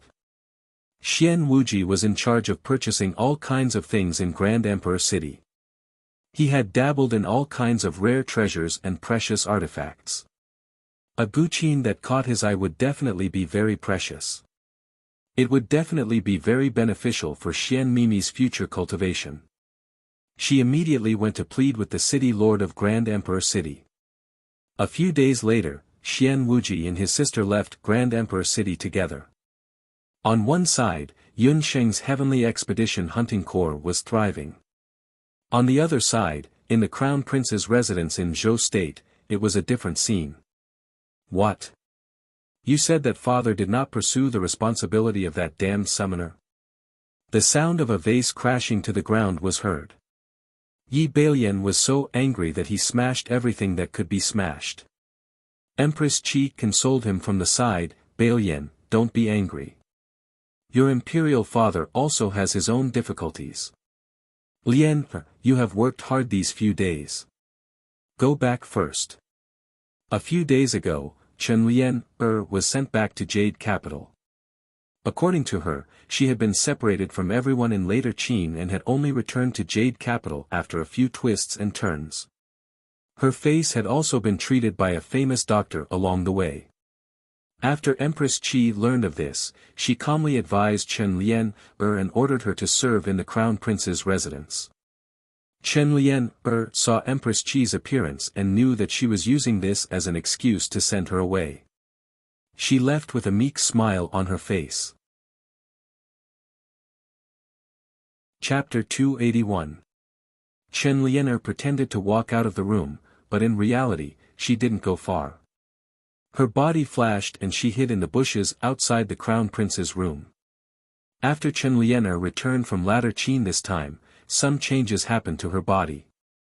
Not only did her appearance become more charming than before, but her cultivation also seemed to have increased a lot. However, these changes were not noticed by Empress Qi, the Crown Prince, and the people in the Grand Secretary's residence. Chen Lian had just left when she heard an uproar in the room. Yi Balian grabbed the jade pillow and threw it out. Mother, didn't you promise me that you would punish that summoner and those soldiers severely? You call this punishment? I heard that they are all fine. Only I am suffering here, eating those disgusting demonic medicines. My Dharma soul won't die, Yi Balian scolded. Balian, don't be agitated. Your father has his own reasons for doing this. Empress Qi kept persuading her son. Empress Qi was still worried about Chen Lian and didn't want to say more. Empress Qi told the Crown Prince about the purple gold mine. The purple gold mine was a state secret. Although Chen Lian was the future Crown Princess, Empress Qi was still wary of her. Has imperial father gone mad? Yi Balian was even angrier when he heard that he had to give 50% of the purple gold mine to the summoner who had caused him to lose all his face. In Yi Balian's opinion, the throne of Zhou state would be his in the future. Those people actually dared to covet the purple gold mine, which was equivalent to taking over his property. How could your father not know that this is only a temporary measure? Your father has already thought of a countermeasure. Empress Qi and her son were still whispering in the room. After Chen Lian heard the general idea, she heard footsteps in the distance. She looked carefully and found that the person was Yi Baiming. After not seeing him for a few days, Yi Baiming was still as handsome as before. Thinking of the Crown Prince's cowardice and uselessness, Chen Lian saw Yi Baiming in a new light. Lord Baiming, take care. Lian has something important to discuss with you. Chen Lian flashed into a nearby bush. After Empress Qi entered, she dismissed everyone. The surroundings were still rather quiet. It's you. Yi Baiming didn't want to have too much contact with Chen Lian. There were eyes everywhere in the Crown Prince Palace. He was here today to check on Crown Prince Yi Balian's condition. Seeing Chen Lian's secretive expression, Yi Baiming thought for a moment and walked over. He casually cast a magic array at the side. Even if others came close, they would not be able to hear their conversation. Baiming, are you still angry at me? Chen Lian had a pitiful look on her face as she slowly approached Yi Baiming. Lady Chen, please be careful. You are the future Crown Princess. If you are asking about our childhood friendship, I can only say that it is all in the past. Yi Baiming frowned and quietly moved away, putting some distance between him and Chen Lian. I don't believe you. We've studied and practiced martial arts together since we were young. You also said that you won't marry anyone else but me. Chen Lian put on a pitiful expression. Her shoulders trembled, making her look very lovable. Marry no one but you. Then I dare to ask, are you marrying no one but me? Yi Baiming looked at Chen Lianer with extreme mockery. Yi Baiming thought to himself that he was really blind back then. How could he be so sad for a girl like this? They were both women. The more time he spent with Chen Lianer, the more he hated her. Little Wild Cat was different. Her every smile and frown made him miss her. Thinking of Little Wild Cat, Yi Baiming's gray eyes were filled with gentleness. Chen Lianer's face turned green. Yi Baiming's words were mocking her for being a loose woman. Back then, after he had been deposed, she had impatiently seduced the crown prince. You also know that I did not do it willingly. My grandfather, he. Chen Lianer did not give up and she stuttered. You are saying that when you broke off the engagement, it was because of Chen Lianer? Yi Baiming smiled mockingly. The surroundings were filled with flowers. The two were a perfect match. When they stood together, they really complemented each other. Chen Lianer looked at Yi Baiming with an infatuated expression. She did not know why she had fallen in love with this man that she had once abandoned as if she had been possessed. That's right. You also know that my grandfather has always wanted me to marry into the imperial palace. Chen Lianer's pretentiousness was extremely fake in Yi Baiming's eyes. Chen Lianer's choice is very correct. The crown prince is a good match for you. Yi Baiming was about to leave. Seeing that he had no intention of staying, Chen Lianer's expression changed. She did not care about etiquette or shame and hugged Yi Baiming. Why? I clearly heard that when you were in the cold palace, you had no appetite for food or drink because of me. Why has everything changed now? Is it because of her? That lowly girl called Yunsheng. Chen Lianer was very unwilling to accept this. And the one she had lost to was that lowly Yunsheng. In terms of appearance and family background, she was not inferior to that lowly girl. I will say it again. You and I, back then, when you abandoned our engagement and went to the crown prince, we no longer had anything to do with each other. Yi Baiming was about to leave. Chen Lianer felt her body being forcefully pushed away. Yi Baiming looked at her with eyes as cold as knives. There was only disgust and disdain in his eyes. It was completely different from the gentleness he had when he looked at Yunsheng. Chen Lianer felt as if she was in an ice cellar. Miss Chen, I advise you to know your place. Don't even think about using any tricks on Yunsheng. If she is harmed, you will not be able to pay the price. Yi Baiming was not willing to talk to Chen Lianer anymore. He waved his sleeves and was about to leave. Wait, Yi Baiming, are you really going to be so ruthless? Chen Lianer was angry. As the #1 beauty of Jade Capital, she did not hesitate to put down her status and beg Yi Baiming. However, he rejected her without any mercy.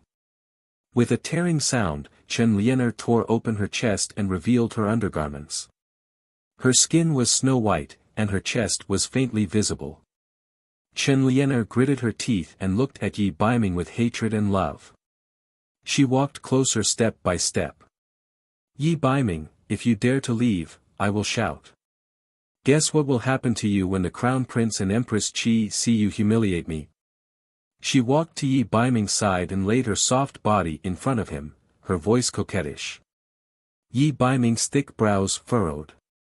With his hearing, he could already hear the sound of footsteps not far away.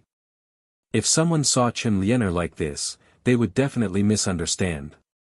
His current identity was very sensitive, and it would probably cause a huge commotion. A smile suddenly appeared on his lips, and his slender fingers raised Chen Lianer's delicate chin. Thank you for Luo's tip and everyone's support. Chapter 282. The seductive voice echoed in Chen Lianer's ears like a string song. Lianer, do you really want to kill me? The man's thick breath brushed past Chen Lianer's face, causing her face to unknowingly turn red. Yi Baiming's eyes were deep, as if he would swallow her if he looked at her any longer. Chen Lianer felt her entire body go soft, unable to say a single extra word. No, Bai Ming, it's just. Chen Lianer's words suddenly stopped, her beautiful eyes instantly widening. That pair of cold hands clenched tighter and tighter. She could hear her bones groaning in pain. Chen Lianer couldn't speak, only fear remained in her beautiful eyes. You can try shouting, and see how many people you can find. Yi Baiming's fingertips were long and cold. He had a pair of beautiful hands, but at this time, when his fingers brushed past her face, Chen Lianer felt a sense of fear that she had never felt before. Her chin felt intense pain. His chin had been crushed. Chen Lianer was in so much pain that she couldn't speak. She didn't think that Yi Baiming would treat her so mercilessly. She suddenly remembered a sentence. One day, when the crown prince was drunk, he once hugged her and said, "Lianer, do you know why Imperial Father wants to dethrone Yi Baiming?" Chen Lianer remembered that she had only asked in a sweet voice, "Isn't it because the Emperor of Zhou State loves Crown Prince?" At that time, the Crown Prince had laughed and kissed her face. "That's only one of the reasons. Yi Baiming is an animal that would even kill his own mother. How could the Zhou State let an animal inherit the throne?" At that time, Chen Lianer thought that the Crown Prince was slandering Yi Baiming. But today, she realized that Yi Baiming was truly cold-blooded and heartless, just like an animal. He did not love her, nor did he hate her. The way he looked at her was as if he was looking at a dead object. If she made the slightest move, she was certain that Yi Baiming would snap her neck in the next moment. "You can't treat me like this. If you're willing to take me as your wife, I can ask Grandpa to support you." Chen Lianer tried to use Zhou State to tempt Yi Baiming. "Do you think I care about the throne of Zhou State?" Yi Baiming chuckled softly like a feather. Yi Baiming loosened his grip and dispelled the magic array. "Remember, she is my bottom line." Yi Baiming's tall figure disappeared into the flowers. Chen Lianer collapsed to the ground. At that moment, she felt like she was going to die. Yi Baiming's words were still ringing in her ears. She was his bottom line. Yun Sheng. It was that Yun Sheng. Who was the one who said that beasts were inhumane? Even beasts would have people they wanted to protect. Yun Sheng was the person he wanted to protect. "Yun Sheng, you took him away. I won't let you go. The Dark Prince wants to catch Yun Sheng. As long as I send her to the Dark Prince, she will definitely not have a good ending." Chen Lianer struggled to get up, enduring the pain, and muttered unconsciously. "Achoo!" Yun Sheng felt a chill run down her spine. Yun Sheng rubbed her nose. "Did you encounter any problems with the operation of the medical center?" Yun Sheng was the pharmacist and doctor of both Wuxia Limitless School and Little Xiantang. During this period of time, just washing the marrow and bones of the martial artists of the inner and outer martial halls was enough for her to be busy. "Did you encounter any problems with the operation of the medical center?" Yun Sheng was the pharmacist and doctor of both Wuxia Limitless School and Little Xiantang. During this period of time, just washing the marrow and bones of the martial artists of the inner and outer martial halls was enough for her to be busy. After taking a deep breath, she came to the Little Xiantang to check the operation situation. "The situation is not optimistic. We don't have enough people to refine pills." Lin Yao was embarrassed. The medicinal effects of the various medicinal pills refined by Yunsheng were undoubtedly very good. Dr. Fan was also an expert in alchemy. However, the alchemy ability of the two people was really limited. In addition, the pills of the Little Xiantang in Daoi Mountain were also provided by this side. As a result, it was really difficult to rely on Yunsheng and Dr. Fan to supply pills. Lin Yao had just joined the Magic Academy not long ago. Although she was very hardworking, her ability to control magic was not enough for her to use her magic power to refine pills. "Since you don't have enough people, just recruit people. I have already given you a sum of money in advance to repair the medical center and hire a new batch of herb gatherers and herb men." Yun Sheng was puzzled. In the Jade Capital, the number of herb gatherers should not be small. We have already issued an announcement in the major villages and residential areas. We have also gone to the office to see. Even if our salary is 50% higher than others, no one is willing to come to the little Xiantong. Lin Yao was distressed. The office was an organization similar to an employment agency on the endless continent. The people in the office told Lin Yao that because the initial popularity of a medical center was not enough, it was normal for them not to be able to recruit herb gatherers and herb men. Take the little Xiantong for example. Although the effect of the pills was good and the price was fair, it had not been established in the Jade Capital for long. At present, the people who came to the little Xiantong were either the old customers of the little Huichun Medical Center or some hunters. But even so, the medical center still needed to recruit some herb men to help them on a daily basis. In the early years, Dr. Fan was a lone traveler. He didn't like to hire any herb men or doctors. In fact, Yun Sheng was the first herb man he hired. But without a big reputation, the little Xiantong had a headache in recruiting people. Not to mention, according to Yun Sheng's expectation, it would become a well-known medical center that could compete with the Medicine Emperor Pavilion. The more famous the medical center, such as the Medicine Emperor Pavilion, as long as the news of employment was announced, a large number of people would go to it. However, the Medicine Emperor Pavilion itself did not recruit herb men. They all started from herb gatherers and were trained layer by layer until they became herb men, doctors, and even higher-level doctors.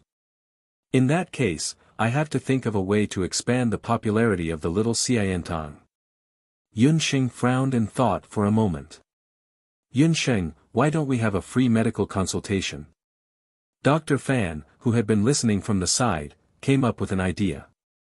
It turned out that when Dr. Fan was still in the Medicine Emperor Pavilion in the early years, he was also sent to various parts of the country to manage some of the newly opened medical centers of the Medicine Emperor Pavilion.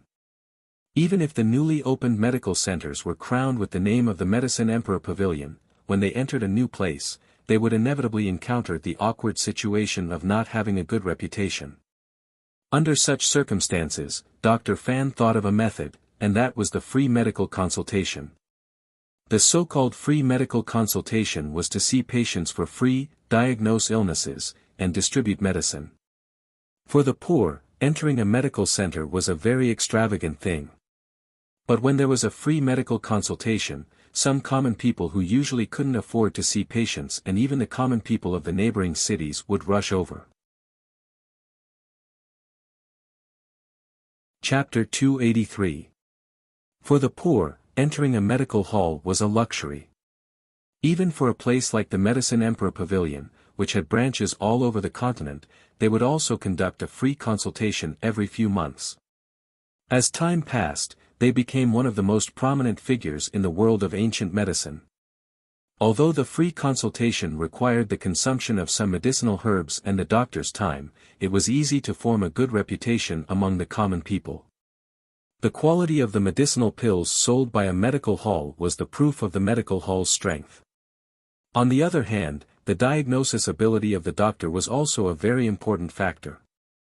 The reason why the Medicine Emperor Pavilion in Zhou State had a transcendent position in the world of ancient medicine in Zhou State was mainly because of the existence of Wendaiguoshu. In these few years, although Wendaiguoshu rarely made a house call, whenever they encountered a difficult disease, the Medicine Emperor Pavilion would go to Wendaiguoshu first. For a doctor, there was nothing more praiseworthy than medical reputation and medical ethics. And what the little Xiantong lacked the most right now was reputation. If they had a good reputation, there would naturally be patients and corresponding physicians coming to them. Yun Sheng had plenty of money in her hands. Allocating a portion of it for the free consultation was more than enough. Then let's do the free consultation. Dr. Fan, tell me, how should we conduct the free consultation? Yun Sheng also felt that the free consultation was a good idea. Speaking of the free consultation, Dr. Fan began to talk non-stop. In the past, he would also conduct some small-scale free consultation.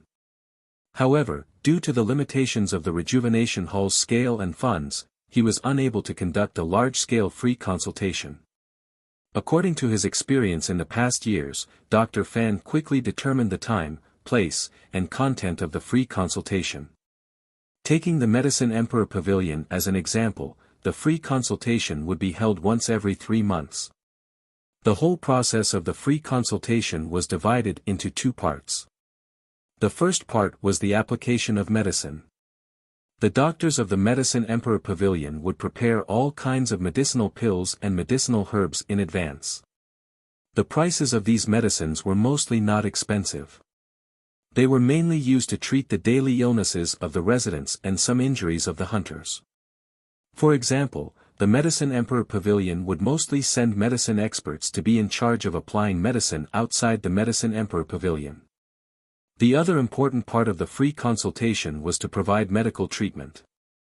The Medicine Emperor Pavilion would send doctors and even scattered doctors to provide medical treatment on the day of the free consultation. They would treat the patients who usually couldn't be treated or who suffered from sudden injuries. Dr. Fan's original intention was for him to treat the patient. After all, he was an imperial doctor. He had more experience in treating patients in his early years. Yun Sheng and Lin Yao applied the medicine. However, Yun Sheng put forward a different opinion. She thought that the clinic was understaffed, so she simply worked together to see patients and distribute medicine. Moreover, this was the first time the little Xiantong held a free clinic. It was not famous enough, so there would not be many people coming to see the doctor. She thought that there was no harm in prolonging the time of the volunteer medical consultation.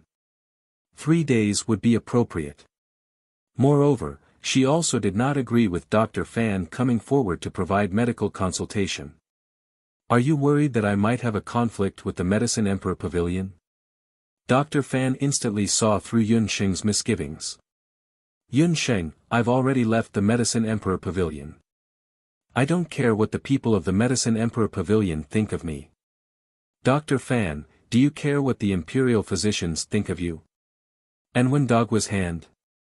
Yun Sheng could see that Dr. Fan still had deep feelings for imperial physician Yao. If it was not a last resort, she did not wish for Dr. Fan to have a conflict with imperial physician Yao. Don't worry, this is not my battle alone. When the time comes, I will pull in Gufeng and Oriol, as well as Yao.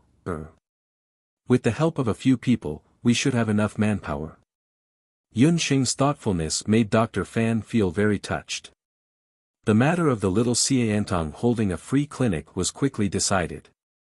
The few of them discussed for another day.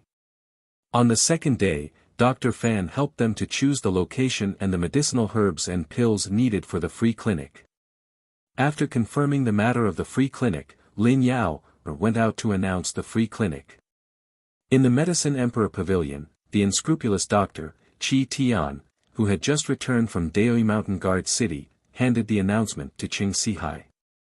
Previously in Daoi Mountain Guard City, because of Yun Sheng's appearance, not only did Qi Tian not possess Lin Yao, he even offended a big guest like Jia Baiwan.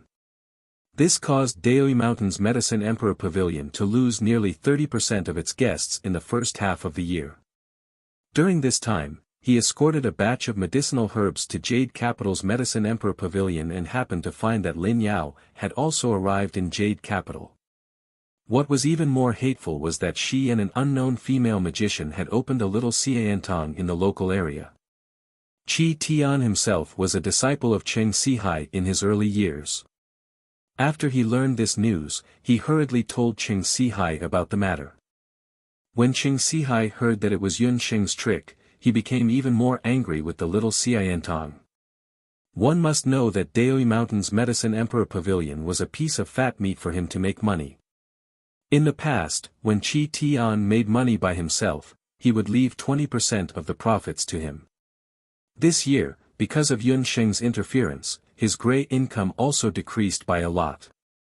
Master, what do you think we should do? Qi Tian wished that he could ruin Yun Sheng and Lin Yao's reputation. What do you mean what to do? Even if their medicinal pills are not bad, do you think it's so easy to give medical treatment? I reckon that Fan Ji will not come forward to give medical treatment this time. Otherwise, it would be equivalent to provoking Fan Ji. As long as Fan Ji doesn't come forward, what can a female magician do? Cheng Sihai thought that even if Yun Sheng was good at refining pills, it was impossible for her medical skills to be that good. After all, how could a 10-year-old girl be good at refining pills and an expert in giving medical treatment at the same time? Wouldn't that be defying the heavens? Master, don't underestimate that female magician. Disciple had also underestimated her previously, which was why I fell into her trap. I have inquired about it. Lin Yao, her sickly father's illness was cured by that female magician. That illness, Disciple can't do anything about it. After being bitten by a snake, Qi Tian was very vigilant against Yun Sheng. Really? When Cheng Sihai heard this, he was also a little worried. If little Si Antong really succeeded in holding this free medical treatment, it would slowly become famous in the Jade capital. At that time, wouldn't Fan Ji also be able to make a comeback? Thinking about how Yao Rong refused to accept his goodwill all these years, Cheng Sihai couldn't help but be cautious about this free medical treatment. Humph, we must not let little Si Antong make a comeback. It's also time to let them see the prowess of Medicine Emperor Pavilion. Qi Tian, go and make the arrangements. On the same day, Medicine Emperor Pavilion will also hold a free medical treatment. As for the location, pick a place near the Ci and Tang's free medical treatment. This time, I will personally give medical treatment. Remember, the news of the free medical treatment must not be known to the people of Little Xiantong. I want them to know what is called showing one's slight skill in front of an expert and asking for humiliation. When Cheng Sihai thought about how Little Ci and Tang's free medical treatment was completely deserted, his face couldn't help but raise a sinister smile. Chapter 284. A few days later, the free clinic of Little Xiantong was held as scheduled. As soon as the sun rose, Yun Sheng and several other people arrived at the place where the free clinic was held. From the transportation of medicinal herbs to the arrangement of tables and chairs, they were busy all the way until late in the morning when the free clinic really began. The people of Little Xiantong who were expecting a large wave of local residents to come to see a doctor waited until noon, but they didn't see a single patient. This made the group of people very puzzled. Even Gufeng, who has always been very patient, couldn't help but be puzzled. What's going on here? How come we don't even see a single person? Lin Yao was also a little anxious. She clearly posted the notice of the free clinic to the busiest restaurants, markets, and residential areas in the city. I'll go look around, Gufeng volunteered and ran out to look around. After a while, the little fatty ran back with sweat all over his forehead. He ran while gasping for breath. I know. I finally know why no one came to see a doctor. Imperial Medicine Pavilion. Imperial Medicine Pavilion people are doing a free clinic in front of us. Imperial Medicine Pavilion is also doing a free clinic. As soon as Yun Sheng heard this, she immediately stood up. Imperial Medicine Pavilion only does a free clinic once every 3 months. She also inquired about it. The last free clinic was only a month ago, so why would they do a free clinic again? Needless to say, Imperial Medicine Pavilion must have learned about the news of Little Ci and Tang's free clinic. In order to suppress Little Xiantong, they made such a move. Imperial Medicine Pavilion, whose reputation were much higher, was undoubtedly a magnet. As long as Imperial Medicine Pavilion was doing a free clinic, Little Xiantong wouldn't be able to recruit any patients. Even if they had to pay for other people's medicine, they would still choose Imperial Medicine Pavilion. What should we do? Should we do a free clinic another day? Lin Yao looked at the medicinal herbs on the stall with heartache and the people who were sweating profusely under the sun. It's useless to do it another day. The other party is clearly going against us. Needless to say, if we do a free clinic, they will also do the same. Imperial Medicine Pavilion is a big business. At most, they will just waste some manpower and material resources. We're just an unknown medical hall, yet the Medicine Emperor Pavilion is willing to go against us. How ironic. Yun Xing pondered for a moment before coming to a decision. You guys take care of the shop first. Gufeng, take me to the front to have a look.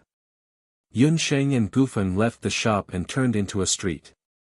Very soon, Yun Sheng saw the clinic set up by the Medicine Emperor Pavilion. He was really cunning. Yun Sheng looked around. It was obvious that Medicine Emperor Pavilion had bribed the authorities in Jade Capital. Their free clinic was located at the intersection of 3 of the busiest streets in Jade Capital. Carriages and horses came and went, and there was a surging tide of people. The flow of people was completely blocked by them. It was different from the temporary white canvas shop set up in Little Xiantong. On the shop set up by Medicine Emperor Pavilion, there was a huge signboard of Medicine Emperor Pavilion. Over 10 herb gatherers, herbmen, and 5 to 6 physicians were busy. One of the seats had the most people. With a glance, Yun Sheng saw Cheng Sihai who was sitting at the back. There was also Qi Tian who looked familiar. It was actually this pair of physicians who had the least medical ethics. Yun Sheng could roughly guess that the free clinic set up by Medicine Emperor Pavilion this time was related to Cheng Sihai. Looking at the queue of Medicine Emperor Pavilion, it was over 100 meters long. Just Cheng Sihai's seat alone had a queue that was over 60 to 70 meters long. Furthermore, the queue was still growing. Cheng Sihai was a scattered physician. Even though his medical ethics weren't good, he was indeed taught by Wendagua. Imperial Physician Yao and Physician Fan who were from the same sect as him were both famous imperial physicians in Zhou State. Needless to say, his medical skills weren't bad. Furthermore, he was a scattered physician and his position in the medical world was second only to the imperial physicians. Such a physician, even if he participated in the free clinic on weekdays, at most, he would only receive about 10 people. Today, in order to attack Little Xiantong, Cheng Sihai worked hard and personally received them. Those who heard that there was a scattered physician in the free clinic also gathered around one by one. No one would go to the deserted corner of Little Xiantong. One by one, don't crowd, great physician Cheng is very busy. Several medicine men shouted from the side to maintain order. Cheng Sihai also saw Yun Sheng and Gufeng standing at the other end of the street. He showed a proud smile. If they fought with him, not only would Little Xiantong not be able to attract customers, but they would also have to pay for the medicine. Let's go. Yun Sheng looked at them for a while. She couldn't think of any way for a while, so she simply returned to the free clinic first. When Yun Sheng turned around and left, in an inconspicuous restaurant above the street, an old man and a housekeeper were looking down through the guardrail.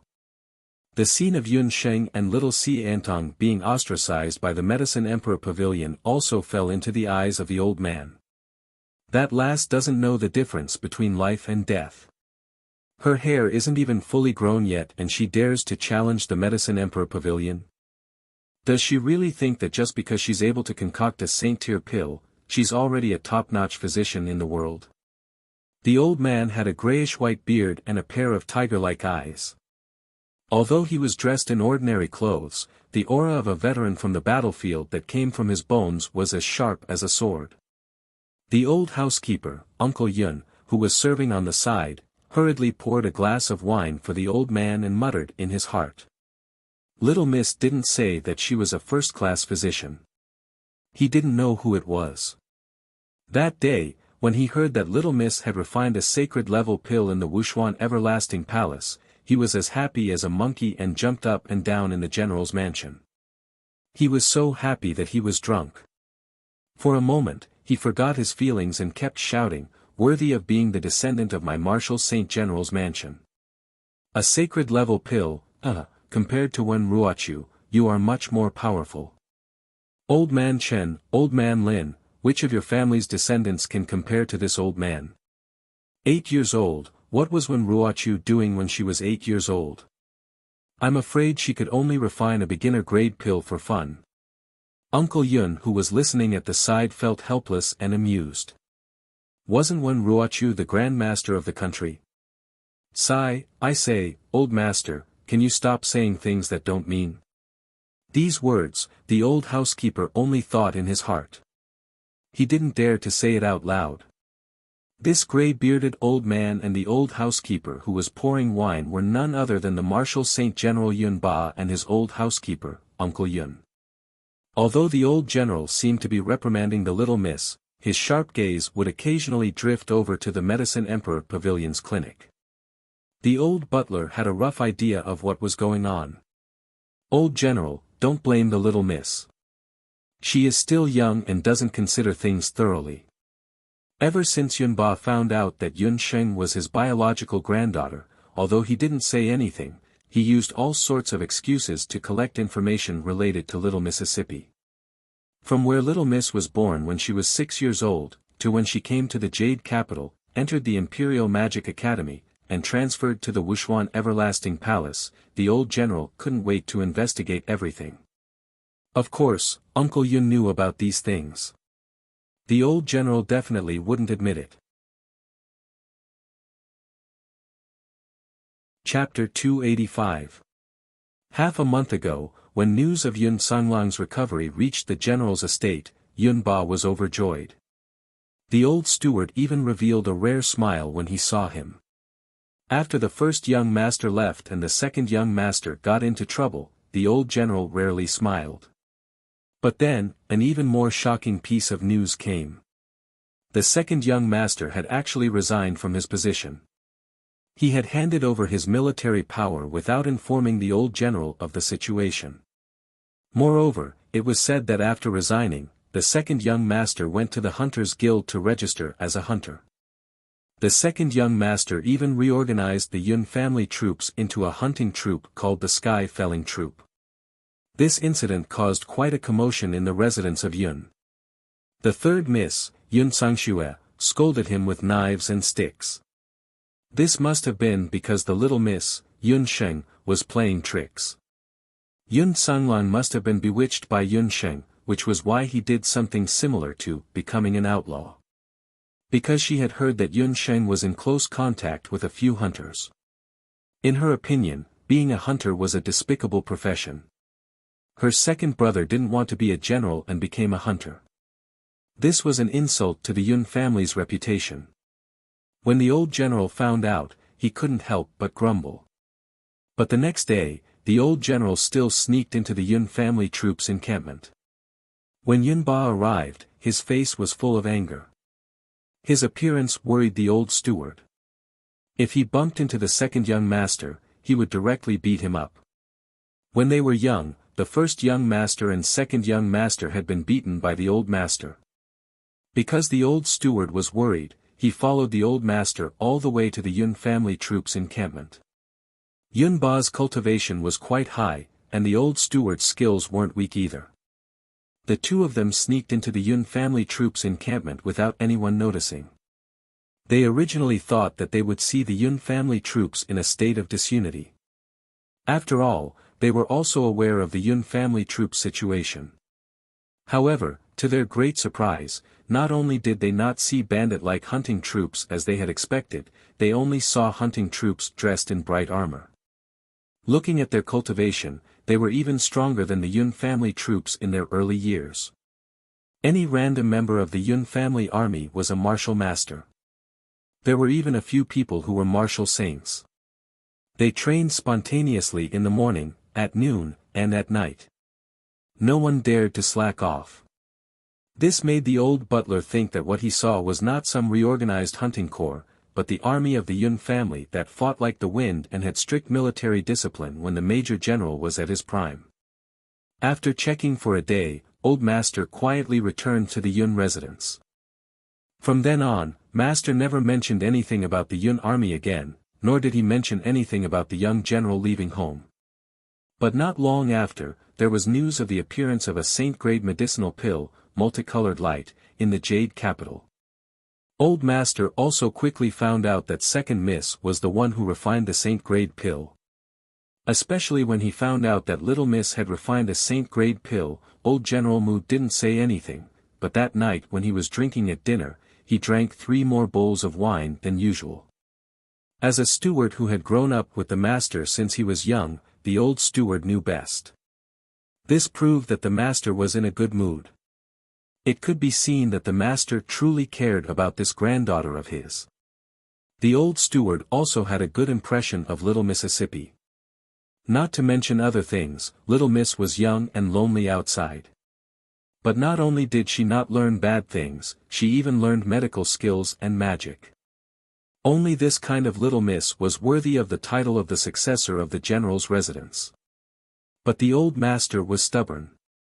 He hoped that the young miss could return to the family, but he refused to open his mouth.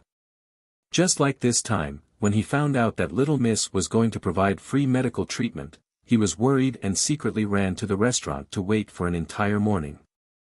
The old steward carefully glanced at his master. At this moment, the wine cup in his hand had stopped moving. "Master, we can't go on like this. Why don't we find a few soldiers?" The old steward said as he carefully observed Yun Ba's expression. What he meant was that he wanted to find some guards and soldiers from the residence of Yun to be Yun Sheng's support. "Humph, you mean to find patients for her? It's fine if you don't have the ability, but you still want the Yun residents to help." "No way." Yun Ba drank the wine in his cup in one gulp and stood up.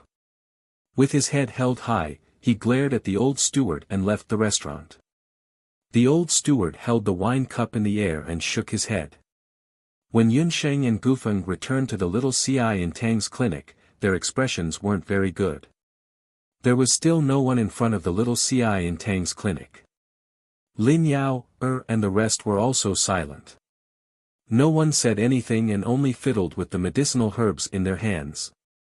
"Wait a little longer. Our clinic has a total of 3 days. I don't believe that the Medicine Emperor Pavilion will also provide free medical treatment for 3 days." Dr. Fan also said. The Medicine Emperor Pavilion's free medical treatment usually only lasted for 1 day. Even if all the residents of the Jade Capital went to the Medicine Emperor Pavilion today, some of the patients who didn't receive the news of the free medical consultation or who came late due to the distance might not be able to make it in time for the free medical consultation. Yun Sheng wasn't in a hurry. She ordered the few people to continue with their work. Another hour passed. An old man wearing a bamboo hat could be seen walking in front of the little CI in Tang's clinic. Gufeng's eyes were sharp. He immediately went forward and asked politely, "Elder, do you want to see a doctor?" "We are the doctors of the little CI in Tang. Today, you are coincidentally meeting the most famous doctor in our clinic. We will give you a free medical treatment and also give you a free prescription. This opportunity can't be missed." The old man wearing the bamboo hat stopped. The bamboo hat's eaves were very low, so the old man's appearance couldn't be seen clearly. Cough, cough. The old man deliberately coughed a few times and walked over. He sat down casually. Through the low bamboo eaves, he looked Yun Sheng up and down. Yun Sheng felt a probing gaze. At the same time, she also felt a bit of disbelief from the bamboo hat. Not knowing why, Yun Sheng felt an indescribable sense of familiarity from the old man's aura. "Little girl, you can also be called a doctor. Look at the doctor of the Imperial Medicine Pavilion in front of you. That is a real doctor." The old man opened his mouth and was full of sarcasm. This made the few people at the side frown and look at Gufeng with resentment. What kind of person did this brat bring over? Gufeng also had an awkward expression. How could he know that this old man was so picky? "Elder, medical skills and age have nothing to do with each other. You should know that Xia Wenxiu and Xia Ximing from the temple are also not that old. However, when he was at my age, he was already famous for his magical treatment." Yun Sheng didn't get angry. She just smiled and didn't care about the old man's provocation. "Humph, what a big tone. You actually dare to compare yourself with the genius of the temple. However, the tone of his words was much more polite. So this little girl also knows what it means to respect the old and love the young. Why did she always bicker with this old man in the general's mansion? Under the bamboo hat, Yunba's expression kept changing. Thank you Big Blue, Beyond Redemption, and you Luadi for their tips.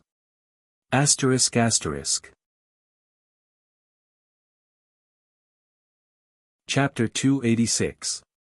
The sneaky old man wearing a bamboo hat was Yunba. Just now in the restaurant, he stubbornly refused the old steward Uncle Yun's proposal and slipped out of the restaurant. After buying a bamboo hat and concealing his tyrannical battle chi, he unhurriedly went to the front of the little Ci in Tang's clinic. When one's cultivation reached the martial saint realm like Yunba, they had already reached the realm of returning to their original state. He could easily restrain his aura and make himself look no different from an ordinary person. In order to not let Yunxing recognize him, Yunba specially covered his bamboo hat and even used the bone shrinking technique to make some changes to his figure. Now that he was walking on the street, even if the old steward saw him at first glance, he might not be able to recognize him.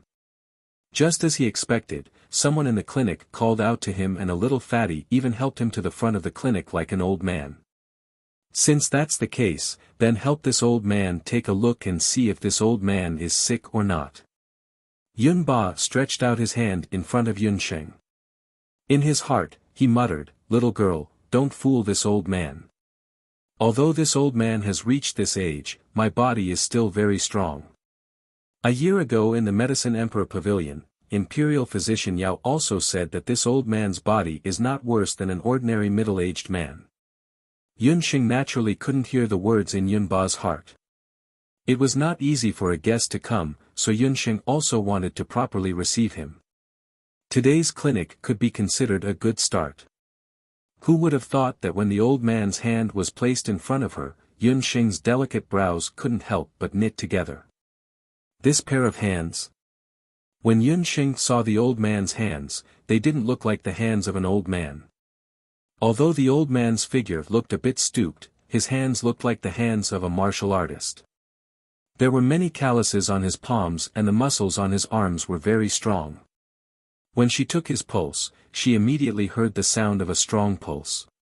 Moreover, Yunxing could faintly feel that there was an endless amount of internal energy in the old man's body. This inner strength was even deeper than the inner strength he felt when he was treating his second uncle, Yun Sanglang. An old man with a higher cultivation than second uncle Yun Sanglang. Yunxing seemed to have suddenly understood something. After a long time, Yunxing released her hand. The old man seemed to have become impatient. "Did you see anything wrong with it? Your health is good, but you have some problems. I'll prescribe some medicine for you. Go back and ask someone to decoct it. Take it every morning and night." Yunxing smiled and was about to write a prescription. Wait. Yunba originally wanted to give Yunxing a good start to her free medical consultation, so he pretended to be a patient. Who would have thought that he would actually prescribe medicine for her? How could he, Yunba, have any problems with his health? Even now, he could still eat 3 big bowls of rice, drink a jar of wine, and drink 5 to 6 caddies of beef. Compared to the young men in Zhou State's army, his body was as strong as a calf. This reckless little girl, a Mongolian doctor, she must have done it on purpose. She actually said that there was something wrong with his health. Yunba was so agitated that he snatched the brush from Yunxing's hand. The moment he snatched it, the bamboo brush was immediately crushed by him. When Gufeng, Huang Ke, and the others saw this, they all became alert and surrounded Yunba. "Little girl, don't try to fool people. To tell you the truth, this old man's health is very good. Even the imperial physicians of the Medicine Emperor Pavilion said that I'm very healthy. Yet you said that you want to prescribe medicine. It's wrong of you to try to fool people like this." Yunba was an upright person. He originally had some prejudice against Yunxing. Although the other party was his granddaughter, He couldn't let her use the name of a doctor to fool people outside. Old man, the imperial physicians said that you're not sick because your body is stronger than ordinary people. If they didn't pay attention, they naturally wouldn't be able to see the hidden dangers in your body. Don't be in such a rush. I'll ask you a few questions first. If my questions aren't correct, you can say that I'm a quack and that I'm trying to fool you. But if my questions are correct, you should obediently return and take your medicine according to my prescription. Yun Sheng had already confirmed that this bamboo hat old man was undoubtedly Yun Ba. Yun Ba was the only one in the entire Yujing city who had a firecracker personality that could be ignited at the slightest provocation.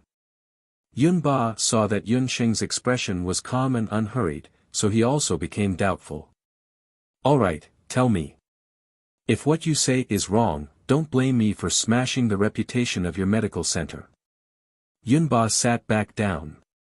At this moment, Gufeng and the rest who were watching from the side could also see that this old man who wore a bamboo hat and looked no different from an ordinary old man wasn't an ordinary person. In that instant just now, the tone he used to question Yun Sheng was clearly the tone of someone in a superior position. This person's identity was probably not simple. Perhaps he was even invited by the Medicine Emperor Pavilion to cause trouble. At this moment, Gufeng was filled with regret. He wanted nothing more than to chop off his own hand. Why was he so stupid to have pulled this malefic star over? Let me ask you. Do you often feel a faint pain at the 2 fingers on your right abdomen? Do you also have edema around your leg every time summer and autumn intersects?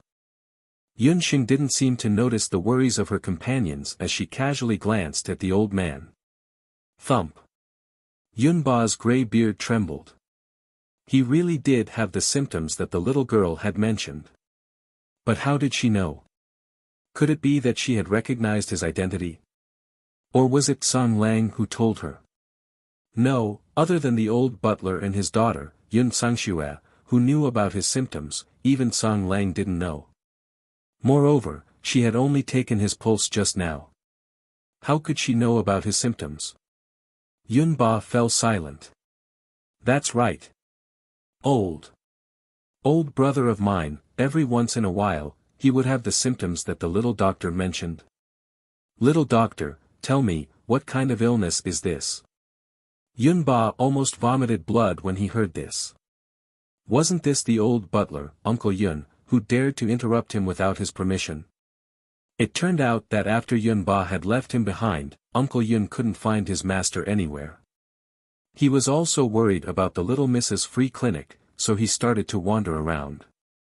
He happened to see a suspicious-looking old man in front of the little Mrs. Clinic. Just as Uncle Yun was suspecting the old man's identity, Yun Ba crushed the writing brush in Yun Sheng's hand. Only then did Uncle Yun recognize his master's identity. Uncle Yun didn't know whether to laugh or cry. Master, oh master, can you stop saying things you don't mean? You. Why are you here? I don't have any illness. I just feel uncomfortable occasionally. Yun Ba's old face under his bamboo hat was extremely red, as if he had drunk 10 caddies of white wine. Both of you, stop arguing. This old man's illness is called alcoholic liver. Yun Sheng glanced at Uncle Yun and saw him blinking at her. She sighed helplessly in her heart. Chapter 287. Due to the need for disinfection during medical treatment, Yunsheng's beast language ring was always stocked with wine. In this era, there was no pure alcohol, so Yunsheng had always used strong liquor to replace alcohol. After coming to the Jade capital, she searched for a long time before finally finding the Four Seas Winery's burning knife. It was the strongest liquor she could find at the moment, and the alcohol content in the modern era was at least over 60%. Alcoholic liver? What's that? I've only heard of pork liver and beef liver, how can there be an alcoholic liver? Little girl, don't try to fool me. When Yunba Zhan he heard this, the beard under his bamboo hat trembled. It's caused by excessive drinking. How's your usual alcohol tolerance? Yunxing pretended not to see Yunba Zhanhe's angry expression. She and this old general must have been incompatible in their previous lives, quarreling every time they met. That's right. Little divine physician, you're right. He drinks an entire jar of liquor for a meal, and it's the burning knife wine from the Four Seas winery in the Jade capital. Steward Yun became even more anxious and exposed Yunba Zhanhe's past without a second word. A jar of Four Seas winery's burning knife wine. A jar of liquor was at least 10 caddies, and Yunba Zhanhe actually drank 10 caddies of strong liquor with over 60% alcohol content for a meal. If it was in the past, Yunxing would definitely point at Yunba Zhanhe's nose and scold him. But this old man in front of her was definitely not someone she could point at and scold. Even though she knew that he was Yunba Zhanhe in disguise, Yun Sanglang had already warned her about his temper. He was a person who would not give up his face. The older he got, the more his temper grew, and even though his cultivation didn't increase much, he became more and more unreasonable. However, Yunba Zhanhe still refused to accept his age. Relying on his cultivation, he patted his chest every day and said that his meals were more delicious and his body was more healthy. If any doctor in the Medicine Emperor Pavilion were to say that there was something wrong with his body, they would definitely be scolded badly. Only the Medicine Emperor could barely take a look at his body because of Wendagua's hand. This old man isn't sick. You're a Mongolian doctor, trying to sell dog meat with a sheep's head. What alcoholic liver and pig liver? Yunba was unconvinced. Yunxing finally understood. No matter how high one's cultivation level was, even if one was a martial sage, if one wanted to be unreasonable, they would still be unreasonable. I'm not sick. It's not up to you to decide. I'm the doctor. If you say that you're not sick, then why don't you take a shot from me? If you can still stand after this shot, then I'll immediately close the volunteer clinic and quit Yujing's medical industry. Yunsheng was also getting excited. At this moment, the two of them were like two red-eyed calves. Their necks were red, and neither of them wanted to admit defeat. At this moment, Yunba's arrogance had been suppressed. Uncle Yun, who was watching from the side, was panicking. What exactly was Master doing? He was clearly here to support Little Miss, but how did it turn into a mess? In Yunba's heart, he was also grumbling bitterly. If his granddaughter really closed the free clinic because of this, wouldn't he be harming her? If worse comes to worst, I'll just have to suffer a little and admit defeat. Yunba coughed. One shot. You think you can make me unable to stand with one shot? Humph, even when Daoguo wouldn't dare to have such confidence. I'll give you a handicap of 3 shots. If you make me unable to stand after 3 shots, then I'll admit defeat. Yunba thought to himself. But when he looked around, his old eyes suddenly swayed, and he almost fainted. If he didn't look, he wouldn't have known that in just a moment, the originally deserted clinic was actually surrounded by quite a number of people. Yunba was used to shouting in the Yun residence. His voice was like a broken gong, and every shout was accurate. Just now, he was arguing with all his might. His loud voice attracted quite a number of people from all directions. Now, it was really hard to stop halfway. Yun Sheng, on the other hand, was very calm. She had seen such a scene before. In the modern era, she had participated in a free clinic organized by the Red Cross Society. At that time, there were many more onlookers. Yun Sheng took out her 4 seasons colored glass needles. Her needles were only as thick as a cow's hair, and they were red, yellow, blue, and green. They were very beautiful. When Yunba saw this, he became even more dissatisfied. You're using such small needles to diagnose my illness? Humph, I think these needles won't even be able to break my skin. Yunba's cultivation wasn't something that ordinary people could compare to. Although he had restrained his battle aura, once he reached the martial sage realm, he could control his battle aura as he wished.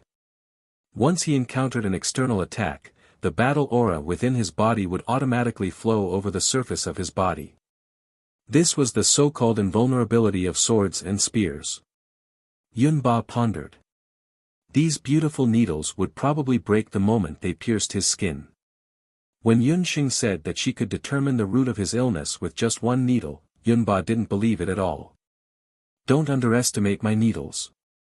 The last person who underestimated my needles learned a great lesson. Yunxing recalled Yi Baiming and the Dark Crown Prince. Whoever dared to mock Yunxing's needles would all obediently lie down. Yunba snorted. Yunxing began to apply her needles. Once an expert started, the truth would be revealed. It was only then that Yunba realized that Yunxing's needles and the way she used them were different from others. Her needles were very fast. Even with Yunba's eyesight, he could only see Yunxing's hand shake before a needle pierced 2 fingers above his right abdomen. When the needle pierced through, Yunba's skin was immediately covered in a dense layer of goosebumps. Any cultivator would know that those weren't goosebumps, but a layer of battle aura formed by battle aura. Ordinary weapons wouldn't be able to pierce through this layer of battle aura. Yunba snorted with satisfaction, but the meaning behind his words was that she didn't know what was good for her. Humph, she was just a sorcerer. Did she really think that those fancy spells could compare to real battle techniques? Yunba thought to himself that it was time for this little girl to suffer some setbacks. In Yunba's opinion, although this granddaughter of his was quite talented, she was still a little arrogant. She dared to challenge the Medicine Emperor Pavilion after only learning medicine for a short period of time. She didn't have much respect for her grandfather either. It would be beneficial to temper her. Thinking of this, Yunba exerted a little force.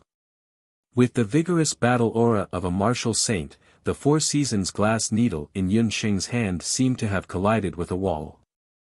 It actually bent into a 90-degree arc. It looked as if the needle would break in the next moment. Just as Yunba was feeling pleased with himself, he inwardly exclaimed in surprise. Suddenly, he felt a strange, soft, invisible force coming from the 4 seasons colored glass needle. The 3rd level of the soul-healing divine needle. A dark light flashed in Yunxing's eyes. In an instant, several hidden needles rushed into Yunba's right abdomen. One of them accurately hit Yunba's liver. Chapter 288. Uncle Yun watched from the side. Separated by Yunba's tall back, he only knew that the old master was currently competing with the little miss. He suddenly felt the old master's shoulders tremble slightly. Immediately after, Yunba actually took a small step back. Old master. Uncle Yun was shocked. If Uncle Yun hadn't been standing so close to the old master, this step would have been almost negligible. Even the onlookers at the side did not notice that step. But this step caused Uncle Yun's expression to change. He was forced to take a step back by Yunxing's needle. That was Yunba, the Grand Martial Saint of Zhou State. Even when he faced off against the Martial Saint of later Qin, Tian Kezi, who was also a martial saint, and the two fought fiercely for 3 days and 3 nights, the old master had never been forced to take even half a step back. But now, the little miss had actually used a needle as light as an embroidery needle to force the old master to take a step back. Uncle Yun stood at the side, looking at his old master with an almost uneasy expression. Damn it, it hurts too much. If he wasn't wearing a bamboo hat, Yunba would have really embarrassed himself. He grimaced in pain as the sweat on his forehead dripped down. His lips trembled and his tongue seemed to be tied into a knot, unable to move nimbly. Yunba was in so much pain that his liver felt like it was burning. Yunxing's needle was very strange. Its strength had penetrated directly into his body. Old. Are you alright? Uncle Yun's voice brought Yunba back to his senses. Alright my ass. Yunba cursed in his heart. At the same time, he was also suspicious. Could it be that there was really something wrong with his body? This needle actually caused his hidden illness to flare up. Yunba, who had been shouting loudly a while ago, didn't have any of his temper now. After holding it in for a long time, he finally squeezed out 2 words. Prescribe medicine. Medicine? Uncle Yun was also shocked.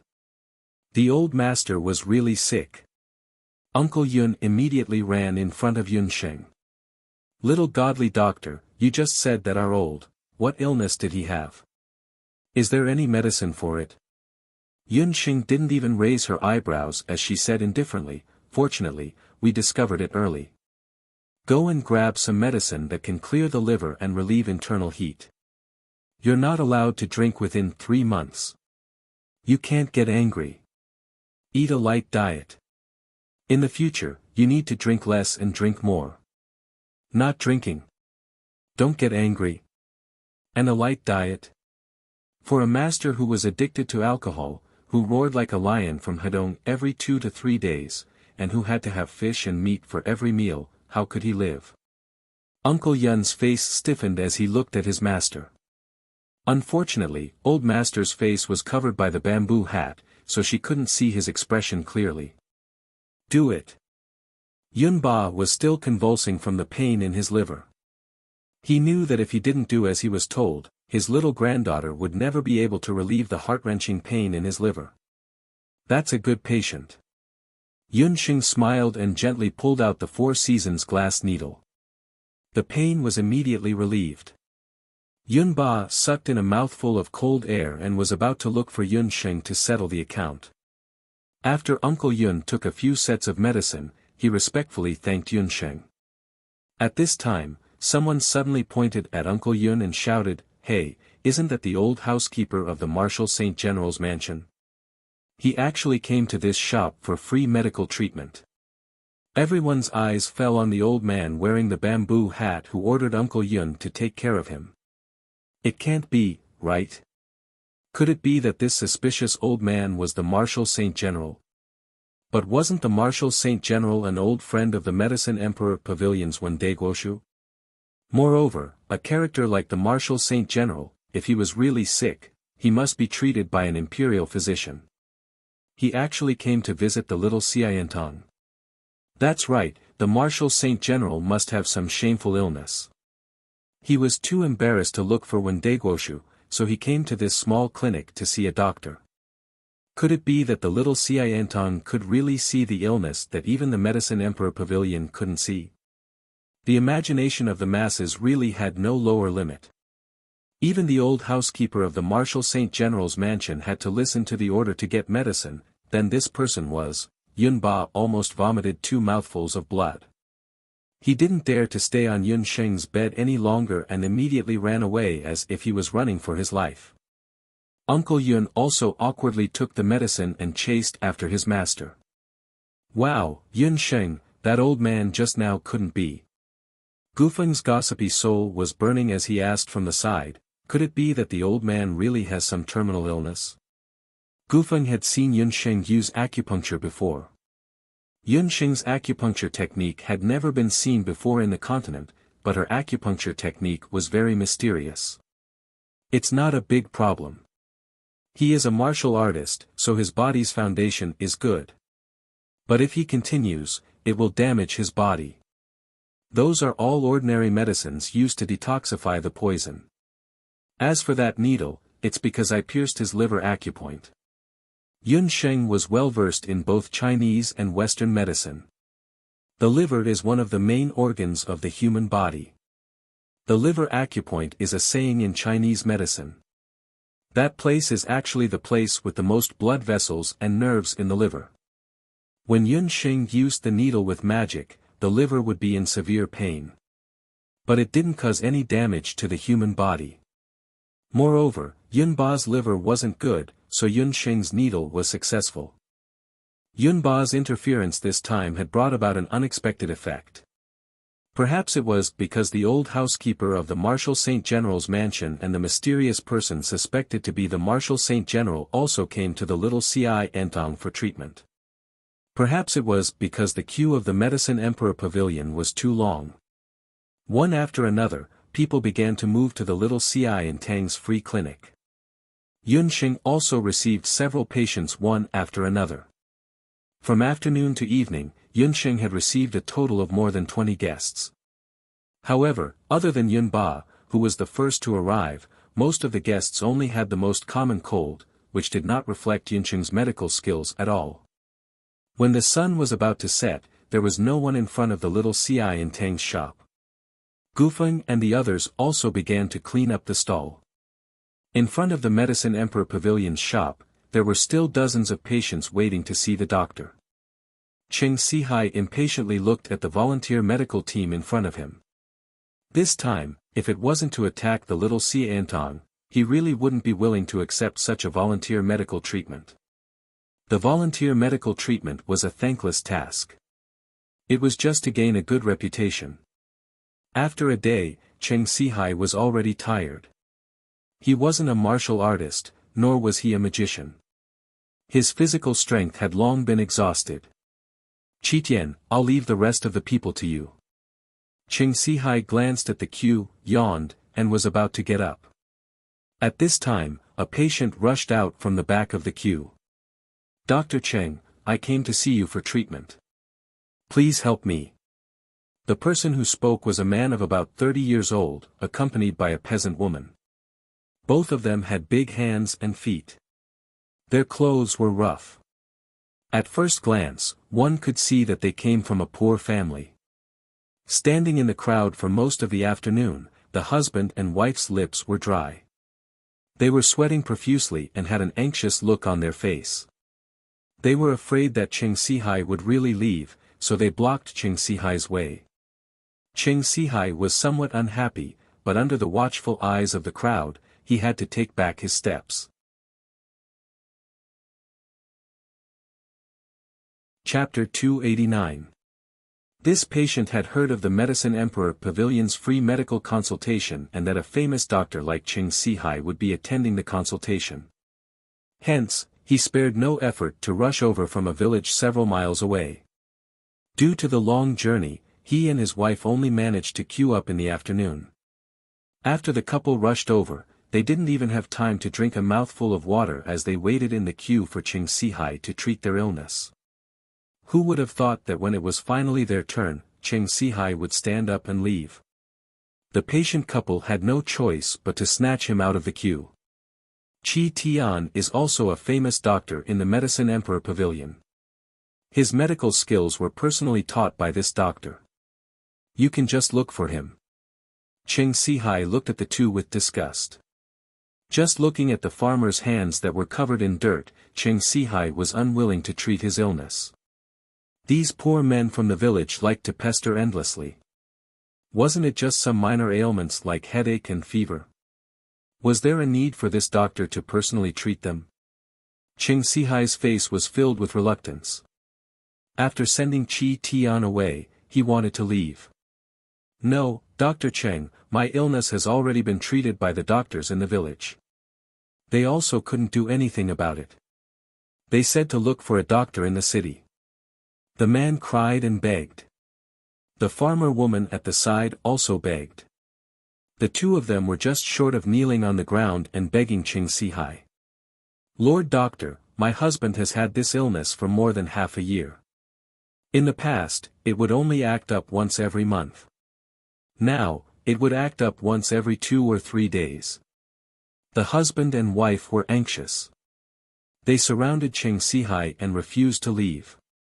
Get out of the way. You poor, Sai, I'm afraid of you.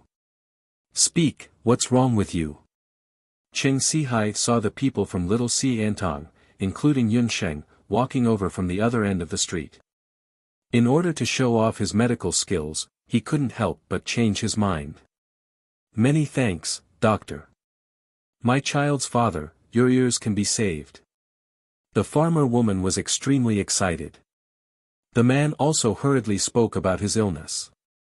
Let's take a look at the side first. Yunxing glanced at the man and saw that his complexion was normal. His limbs were also very healthy and his complexion was good. He didn't seem to be sick. She also wanted to see how Cheng Sihai treated his illness. Doctor, I don't know what illness I'm suffering from. Half a year ago, I would often feel pain in my ears. At first, he didn't pay much attention to it, but later on, every time the pain flared up, he couldn't hear anything. Recently, my ears have been hurting from time to time. It feels like someone is poking needles into my brain. There's such a strange disease. Hearing the farmer's words, Cheng Sihai checked the farmer's ears. He pressed the farmer's ear with his hand and looked around to check the farmer's pulse. After a careful examination, he didn't find anything strange. There's nothing wrong with your body. Your liver, spleen, and lungs are also very healthy.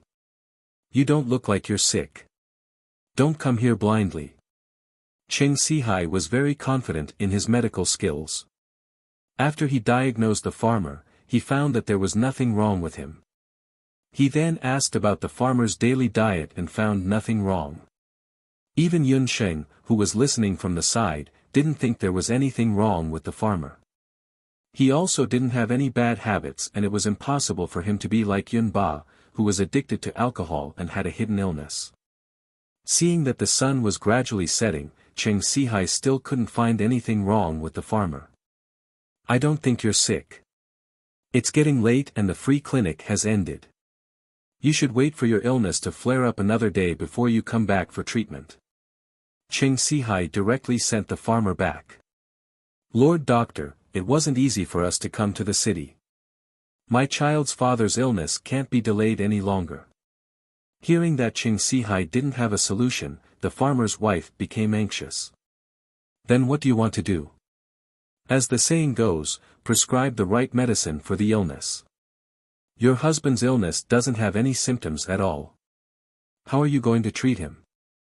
Cheng Sihai was getting impatient from being pestered, so he simply ordered his subordinates to chase this troublesome couple away. The couple was alone and weak. How could they compare to the many people in the Medicine Emperor Pavilion? The Medicine Emperor Pavilion's free clinic ended just like that. Let's go back first. Huang Ke asked Yun Sheng. Although Cheng Sihai's method was rude and unreasonable, it wasn't completely unreasonable. Some illnesses could only be diagnosed when they flare up. Seeing that the free clinic had ended, the couple could only leave in disappointment. Halfway through, they suddenly heard the farmer's mournful cry. Everyone turned around and saw that the farmer who was still fine a moment ago had already collapsed onto the ground. He hugged his head and rolled around on the ground in pain. It's flaring up again, Lord Doctor, it's flaring up again. Please take a look at him. We'll repay your kindness even if we have to do anything for you. The farmer's wife beside him was so frightened that her face turned pale. She knelt on the ground and kowtowed repeatedly to Cheng Sihai. Hold him down. Let me take a look. Cheng Sihai walked forward. The farmer's illness came suddenly.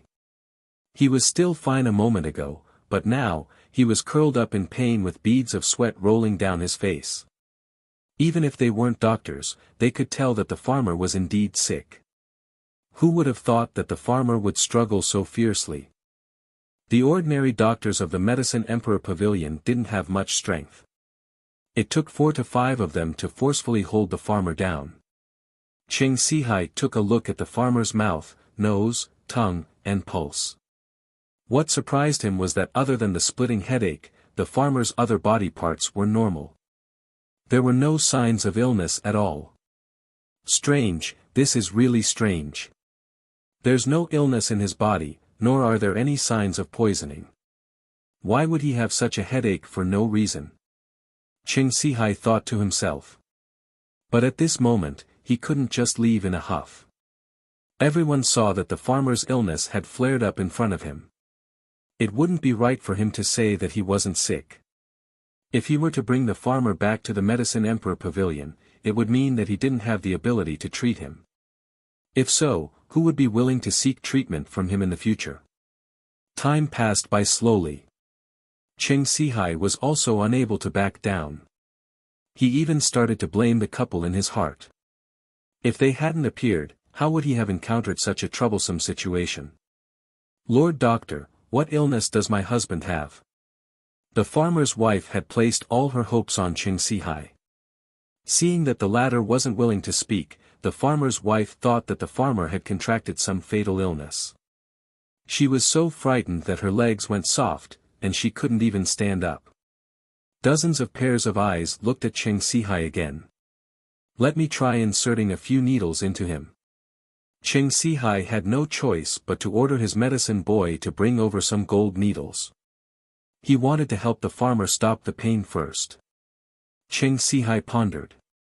The only thing he could do now was to make the farmer calm down. There were so many people around.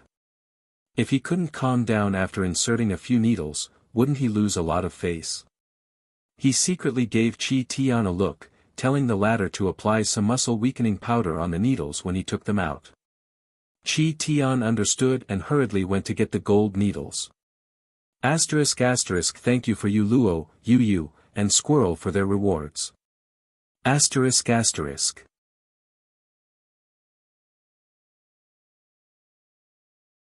Chapter 290. As soon as the gold needles were delivered, Cheng Sihai was about to perform the acupuncture. When Yunsheng saw Chi Tian and Cheng Sihai secretly exchanging glances with each other, a glint flashed across her eyes. The magic scepter under her sleeve shook slightly and a tiny thorn pierced towards the farmer from the ground. At this moment, the farmer had already lost consciousness due to the pain. At this moment, he suddenly felt a piercing pain coming from his lower body as if someone had poked him with a needle. He cried out in pain and broke free from the few weak medicine men at the side. He bumped into Cheng Sihai who was bending over to perform the acupuncture. Cheng Sihai's luck was bad. When the farmer bumped into him, the needle that he was about to perform the acupuncture ended up on his own face. Although the anesthetic produced by the Medicine Emperor Pavilion couldn't be compared to Yunsheng's unique Devil's Snare Lotus anesthetic, the effect wasn't too far off. The gold needle pierced into the acupuncture point on his face and Cheng Sihai instantly felt a numbing sensation on his face. Half of his face was paralyzed. That half of his face didn't know whether to laugh or cry. It was as if his facial paralysis was acting up. He squeaked and pointed at his own face, unable to say anything. When the medicine men and doctors of the Medicine Emperor Pavilion saw this, they were shocked and rushed forward to check on him.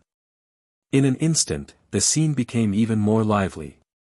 The medicine men from the Medicine Emperor Pavilion frantically checked on Cheng Sihai's condition.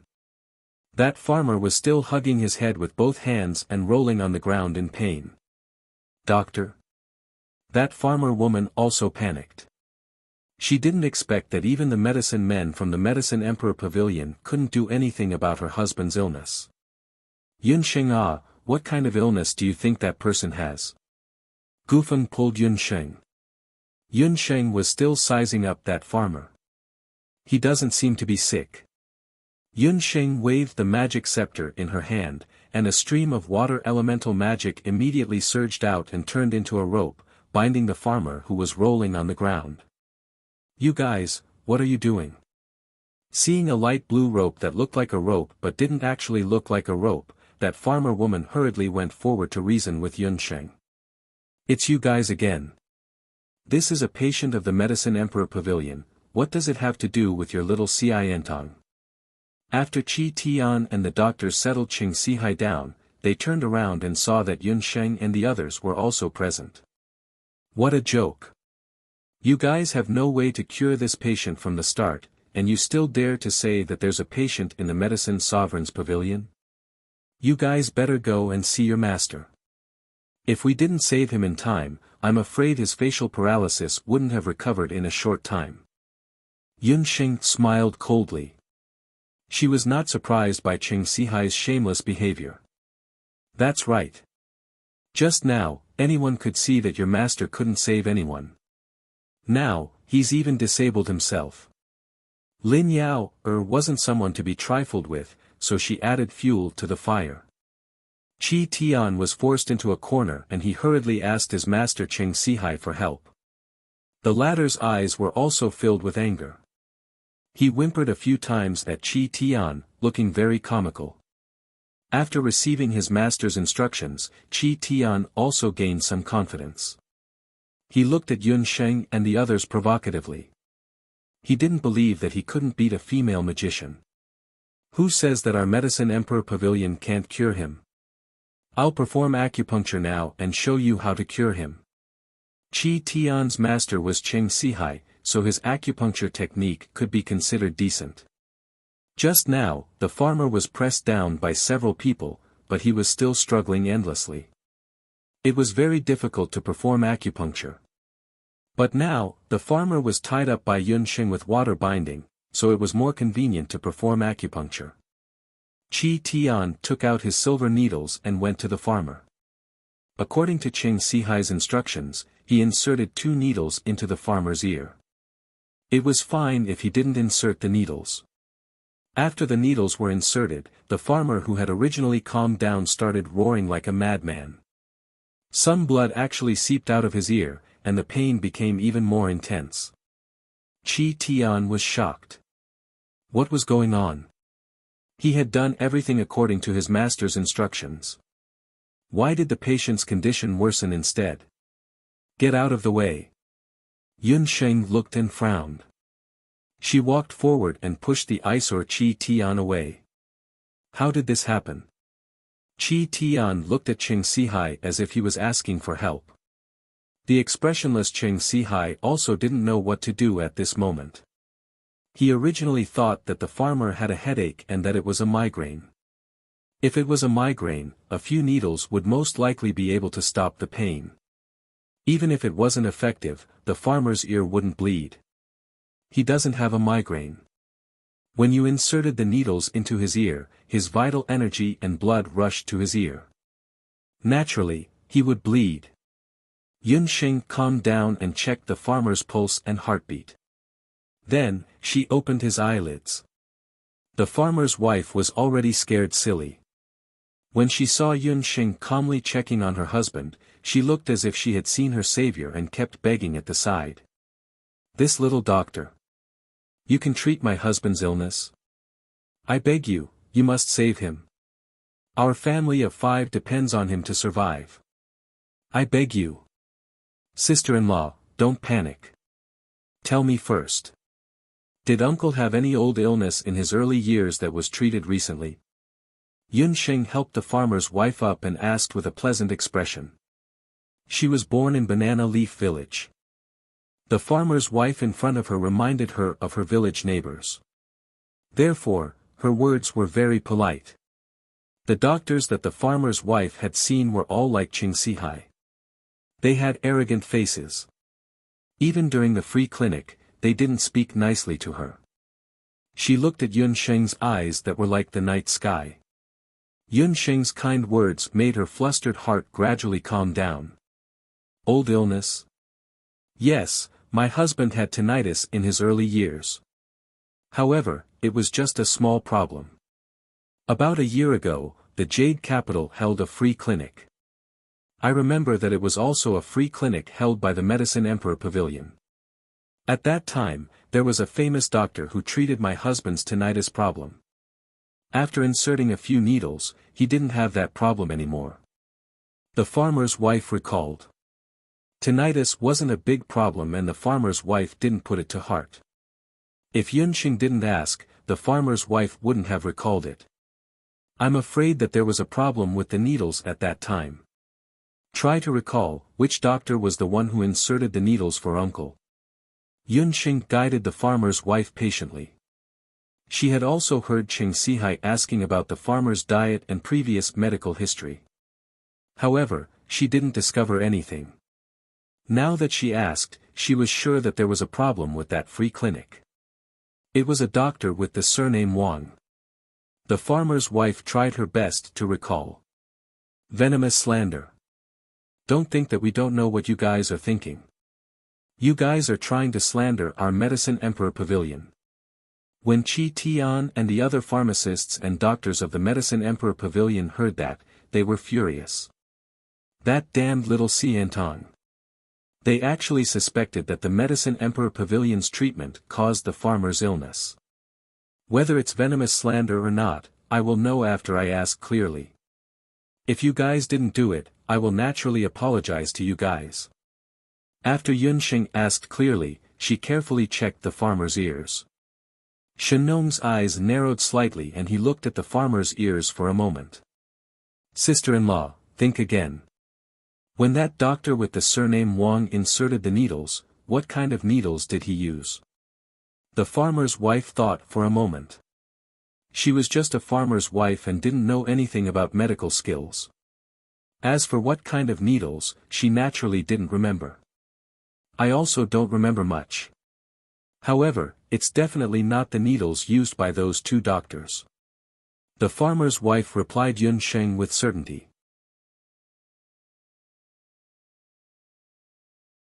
Chapter 291. The moment the farmer woman said that, the faces of the few people from the Medicine Emperor Pavilion changed. Especially the few medicine men, their faces turned pale. Earlier on, Qi Tian and Cheng Sihai had performed acupuncture one after another. Within the Medicine Emperor Pavilion, according to the rank of the doctor, the amount of needles that could be used was also different. Yunsheng had already heard about this from Dr. Fan when she went to take the examination of the Medicine Emperor Pavilion earlier on. In the Medicine Emperor Pavilion, one could only start from the rank of doctor and the needles used were silver needles. After that, it would be gold needles like Cheng Sihai's. After that, the royal doctors would use the precious purple gold needles. Therefore, needles were a symbol of status in the Medicine Emperor Pavilion. Although the farmer woman didn't recognize needles, she was certain that Dr. Wang, who performed acupuncture on her husband that day, didn't use silver or gold needles. The changes in the expressions of the few medicine men were all seen by Yunsheng. This medicine man, can you take out the practice needles that you usually use and let me take a look at them? Yunsheng stared at one of the medicine men. That medicine man bit his lips. His eyes were flustered as he looked at Qi Tian and Cheng Sihai. Needles are the most precious medical tools for a doctor. I can't just casually lend them to others. He rejected right away. However, Yunsheng smiled indifferently. With a wave of her hand, she suddenly grabbed the waist of that medicine man. By the time the medicine man reacted, the needle bag that he had hidden on his waist had already been snatched away. Men, this person actually dares to openly snatch something from the Medicine Emperor Pavilion. Take her down. When Qi Tian saw this, he immediately ordered a few people by the side to go up and snatch back the needle bag. However, how could such a motley crew be a match for Yunsheng? Yunsheng's body swayed and she nimbly dodged. With a shake of her hand, a row of practice needles appeared in front of everyone.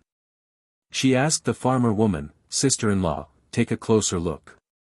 When Dr. Wang performed acupuncture on uncle previously, did he use this kind of needle? The woman leaned forward to take a look and said with certainty, it's this kind of needle. Then the truth has already been revealed. To think that the Grand Medicine Emperor Pavilion didn't even have a single physician during the volunteer medical consultation. Instead, they had herb men who didn't even have the qualifications to impersonate physicians to perform acupuncture. Herb men didn't have the qualifications to practice medicine. This was something that even the commoners knew. The row of iron needles in Yunsheng's hands were custom-made by the Medicine Emperor Pavilion. They were meant to be used as practice dummies. Everyone in the Medicine Emperor Pavilion knew about this.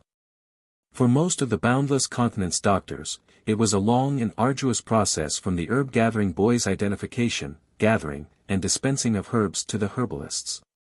With the exception of a few exceptionally talented doctors, most people started picking herbs at the age of 6. They would only become herbalists at the age of 15 or 16. After becoming a herbalist, one would need to go through 5 to 6 years of painstaking cultivation, practice medicine with a physician, and obtain the physician's recommendation before one could participate in the physician qualification examination. Of course, people like Yunsheng, who had a solid foundation in medicine in her previous life and obtained the special recognition of the imperial physician because of her craniotomy, were an exception. The imperial physician had the qualifications to directly promote doctors. However, others weren't so lucky. That so-called physician Wang of the Medicine Emperor Pavilion was actually an experienced herbalist.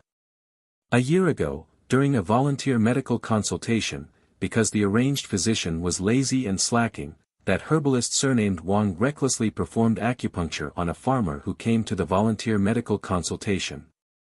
At that time, there were also a few herbalists from the Medicine Emperor Pavilion present. However, everyone thought that it was just a few needles and wasn't of much importance. No one would associate those needles with the strange illness of the farmer in front of them. Yun Xing's words were like a sudden clap of thunder, causing the surrounding crowd to explode. The panic of the few herbalists fell into the eyes of the crowd. The Medicine Emperor Pavilion, as the role model of all medical practitioners, actually allowed a herbalist who didn't have the qualifications to perform acupuncture. This was truly a huge scandal in the ancient medical world. Facing the farmer who was bleeding from his ear and the farmer woman who was wiping her tears by the side, no one from the Medicine Emperor Pavilion dared to stand out. Cheng Sihai wanted to jump out and accuse Yun Sheng of slander, but he was currently tormented by the muscle-softening powder. His face was still paralyzed and he couldn't say a single word. Qi Tian's face was scarlet red as he glared fiercely at the herbalist whose needle bag was snatched away. These are all fabricated by you alone.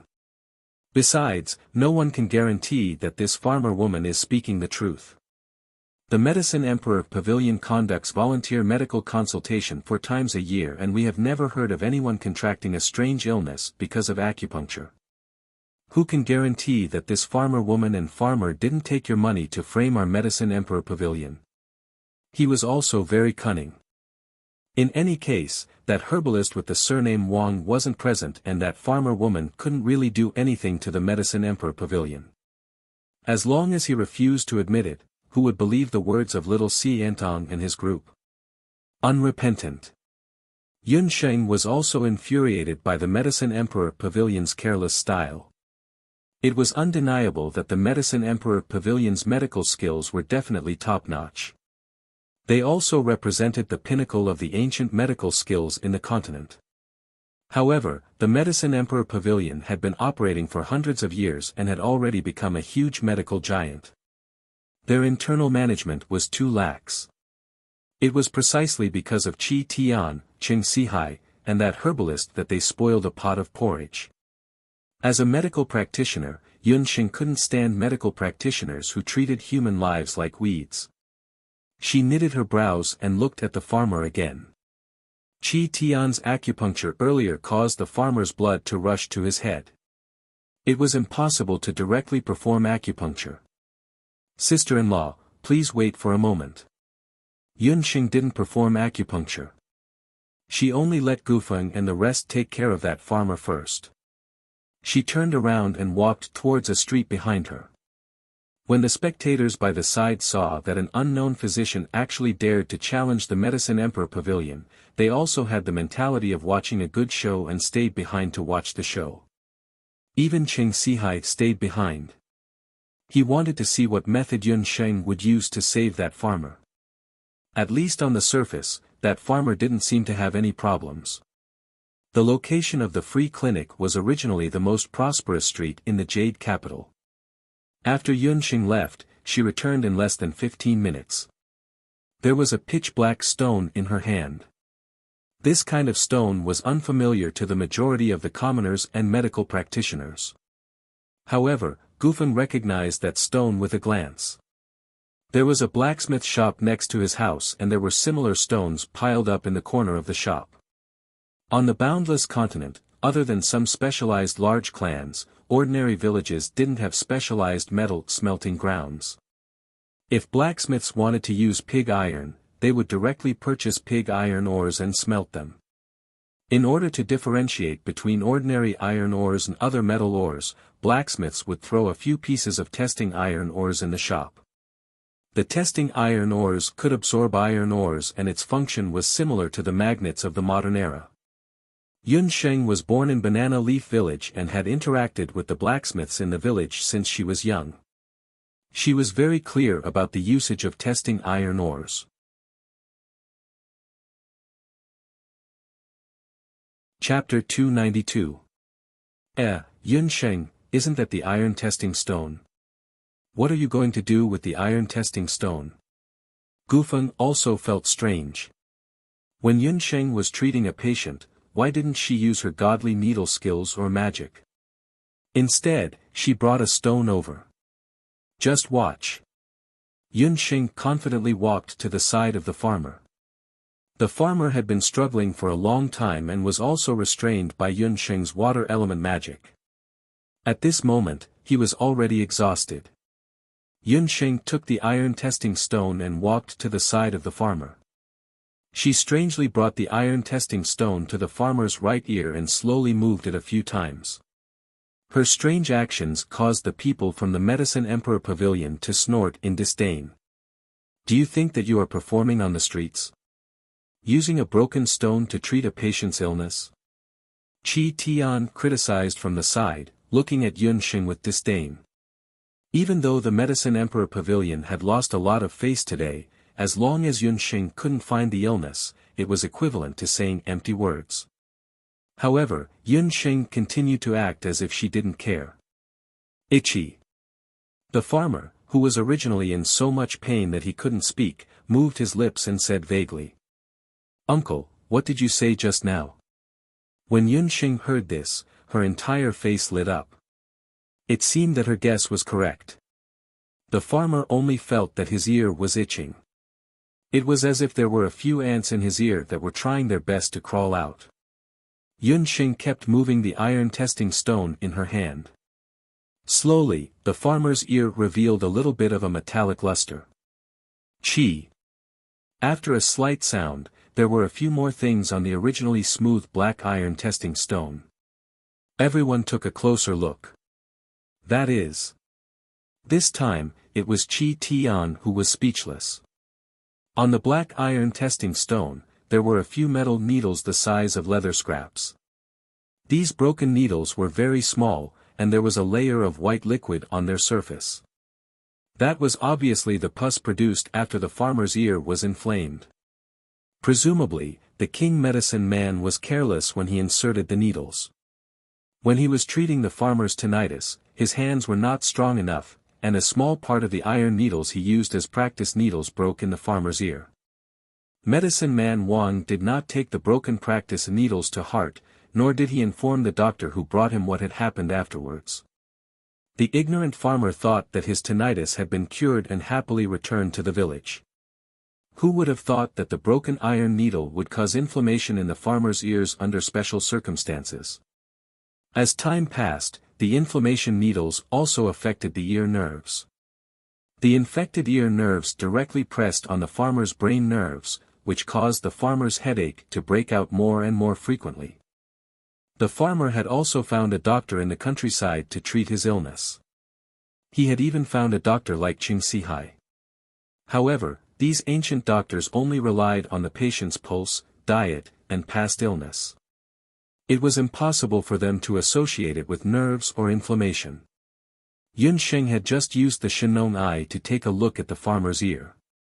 Although her Shenong eye was only at the second level and had not reached the level where she could see the human body, she was certain that the farmer's ear was inflamed. The farmer's inflammation was not that serious. In modern society, a simple ear surgery would suffice. However, in ancient times, it was a tricky matter.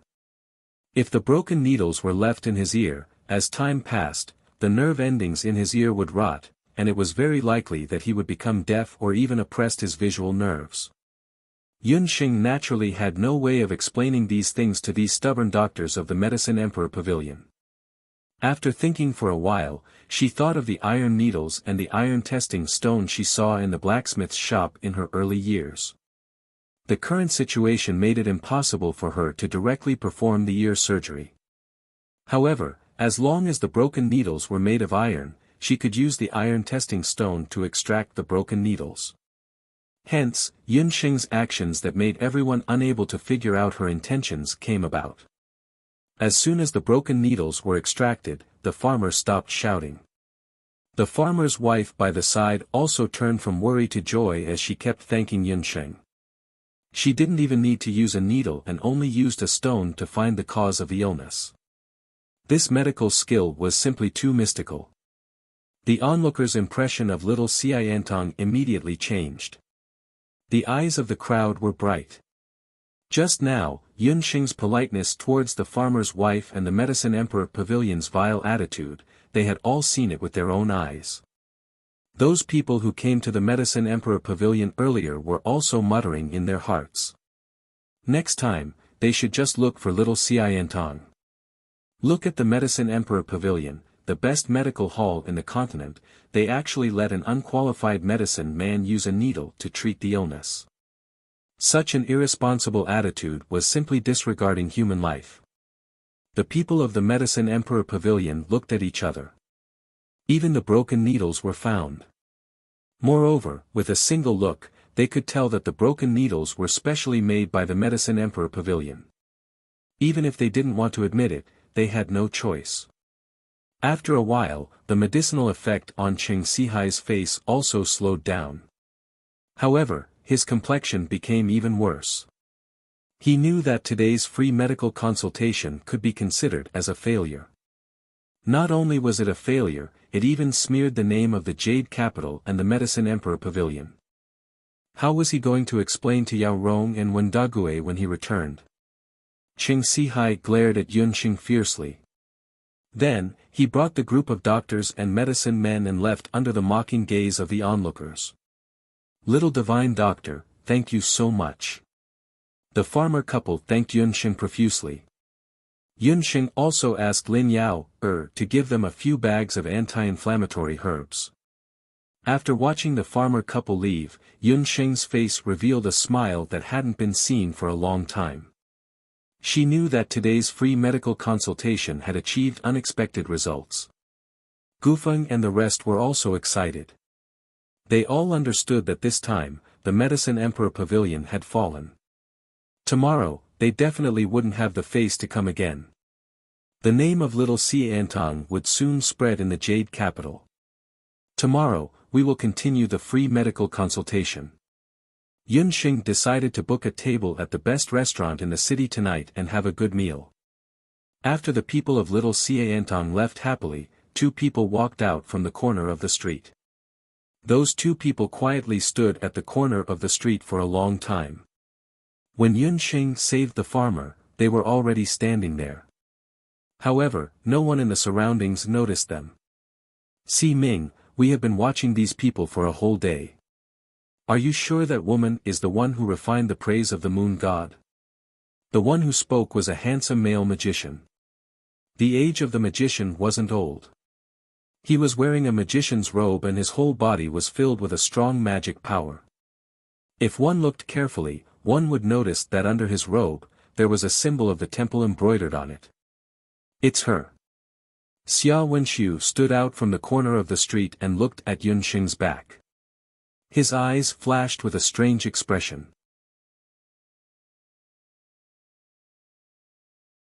Chapter 293. As Yunxing was busy with her treatment, she didn't notice the abnormality at the corner of the street. Xia Wenxiu had only suspected it before, but now, he was 100% sure that the young doctor who could refine the sacred-grade pill was the mysterious doctor who refined the high-grade magic medicine, the moon goddess's praise. A doctor who cultivated magic and was also proficient in ancient medicine. When the girl patiently asked about the peasant woman's condition, her expression was so concerned that it made people unconsciously forget about their illness. It was like a bright sun suddenly appearing on a cloudy day. In that instant, the air seemed to be refreshed. A strange light flashed in Xia Wenxiu's eyes. The worry that shrouded the peasant woman actually faded a lot in an instant. Apart from Xia Wenxiu, no one else could sense that scene. Who exactly was she? Xia Wenxiu carefully sized up the girl. At that time, the corners of the girl's mouth were raised, and a pair of beautiful dimples appeared vividly on her face. That was a girl with a strong spiritual aura. She wasn't old, but her black eyes seemed to be able to see through everything. Xia Wenxiu's heart skipped a beat, as if he remembered something. It was her, the sorcerer girl he met beside Jade Boat Village. He didn't expect her to have grown up in 2 years. Her appearance had become even more exquisite. Those black jade-like eyes and her smile were something Xia Wenxiu couldn't forget. While Xia Wenxiu was thinking, the male sorcerer Yu Ji interrupted his thoughts. But Si Ming, she really is a doctor. You saw it just now. She didn't use any medical skills at all. Yu Ji was one of the male sorcerers who had accompanied Xia Wenxiu in his early years and met Yun Sheng by chance. However, he didn't recognize Yun Sheng at first glance. Yu Ji, return to Yujing Temple first. I won't be at the temple for a while. Keep an eye on the movements of the imperial family of Zhou State. Xia Wenxiu retracted his gaze. When he realized that the other party was very likely the girl he met earlier, Xia Wenxiu's heart, which had never been stirred by anyone before, became slightly unsettled. Xia Wenxiu had a cold personality. His eyes, which could see the future of people, were attracted to someone for the first time. And that person was the girl he met in Jade Boat Village. Unexpectedly, when he met her again, the two of them were standing on opposite sides of an extremely awkward situation. Elder Si Ming had already returned to the main temple.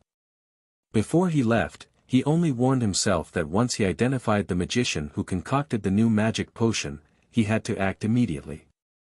Regardless of whether it was the mage temple or the mage elite camp, their desire for geniuses was obvious. On the continent, those who could be called geniuses had mostly been snatched away by various organizations.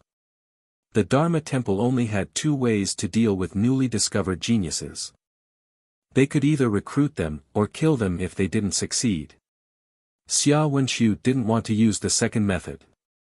Therefore, he chose to sneak into the little Xiantong. If possible, he still wanted to recruit Yun Sheng into the temple. Si Ming, are you planning to? Solitary Yu looked at Si Ming strangely. He realized that something was wrong with Si Ming today. Qingqing, this is an order. Xia Wenxiu didn't give Qingqing any superfluous explanation. His words were short, but Qingqing could sense a trace of coldness from them. This subordinate obeys. Solitary Yu's heart trembled slightly. He didn't have the slightest intention of disobeying this young Si Ming who had been famous since he was a child. Even to the younger generation of magicians in the temple, Xia Si Ming was much more terrifying than elder Si Ming. Solitary Yu once heard that when young Si Ming was only a 10-year-old child, there was once a traitor of the temple who tried to steal the holy relic of the temple. Young Si Ming didn't even blink. He just raised his magic scepter. After a dazzling flash of light, the traitor was blasted into dust. It was fine if he didn't move, but once he moved, he took his life.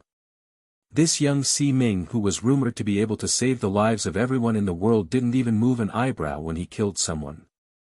After Solitary Yu finished speaking, he immediately disappeared into the corner of the street.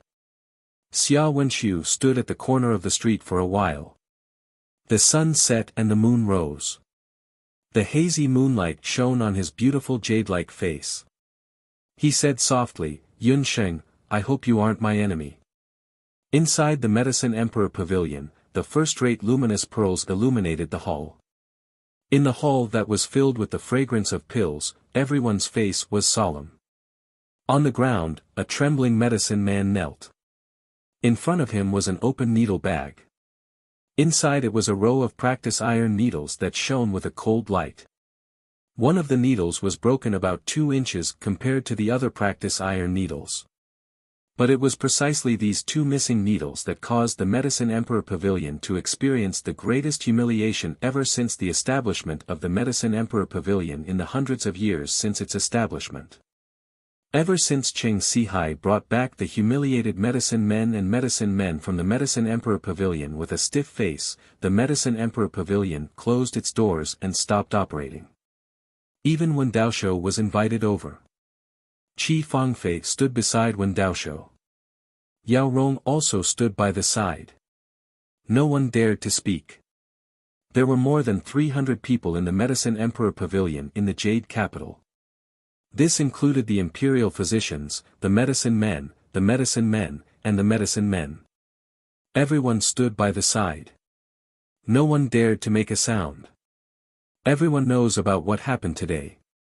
Wen Daoshou used an inquiring tone. However, there was no longer the usual smile on his face. It was a great humiliation.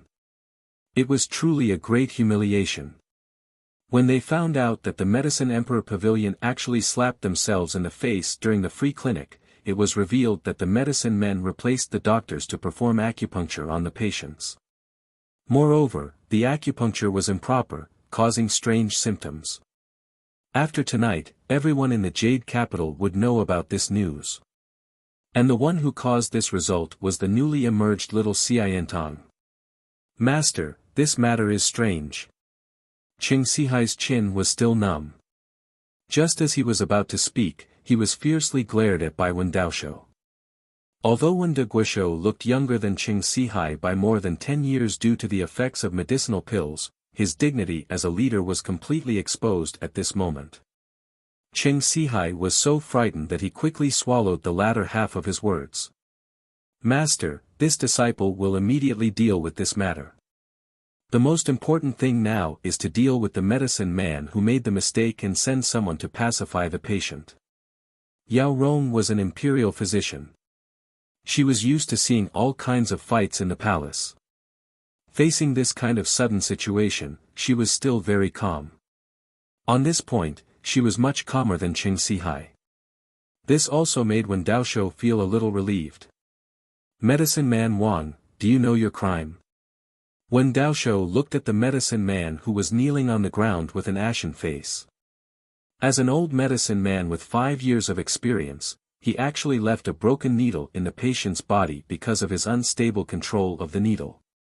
This was already a mistake that the Medicine Emperor Pavilion could not tolerate. I know my crime. Medicine man Wang was paralyzed on the ground. The Medicine Emperor Pavilion was the most authoritative medical hall in the continent. Its threshold was very high. Once one entered the Medicine Emperor Pavilion, it was equivalent to having a lifetime of protection. But if one made a mistake in the Medicine Emperor Pavilion, everything would be over. In the future, he would never be able to mix in the ancient medical world again. Thanks to you Luo, Hua Dai, and Yuan 1 for their rewards. That you're tuning into the Han Li's Wuxia Adventures YouTube channel. We're so grateful for your support, and don't forget to subscribe to join us on this incredible journey through captivating stories. Your generosity through donations truly makes a world of difference, as it's the primary source of revenue that allows me to expand and enhance this channel for you. Thank you from the bottom of my heart for being a part of this adventure.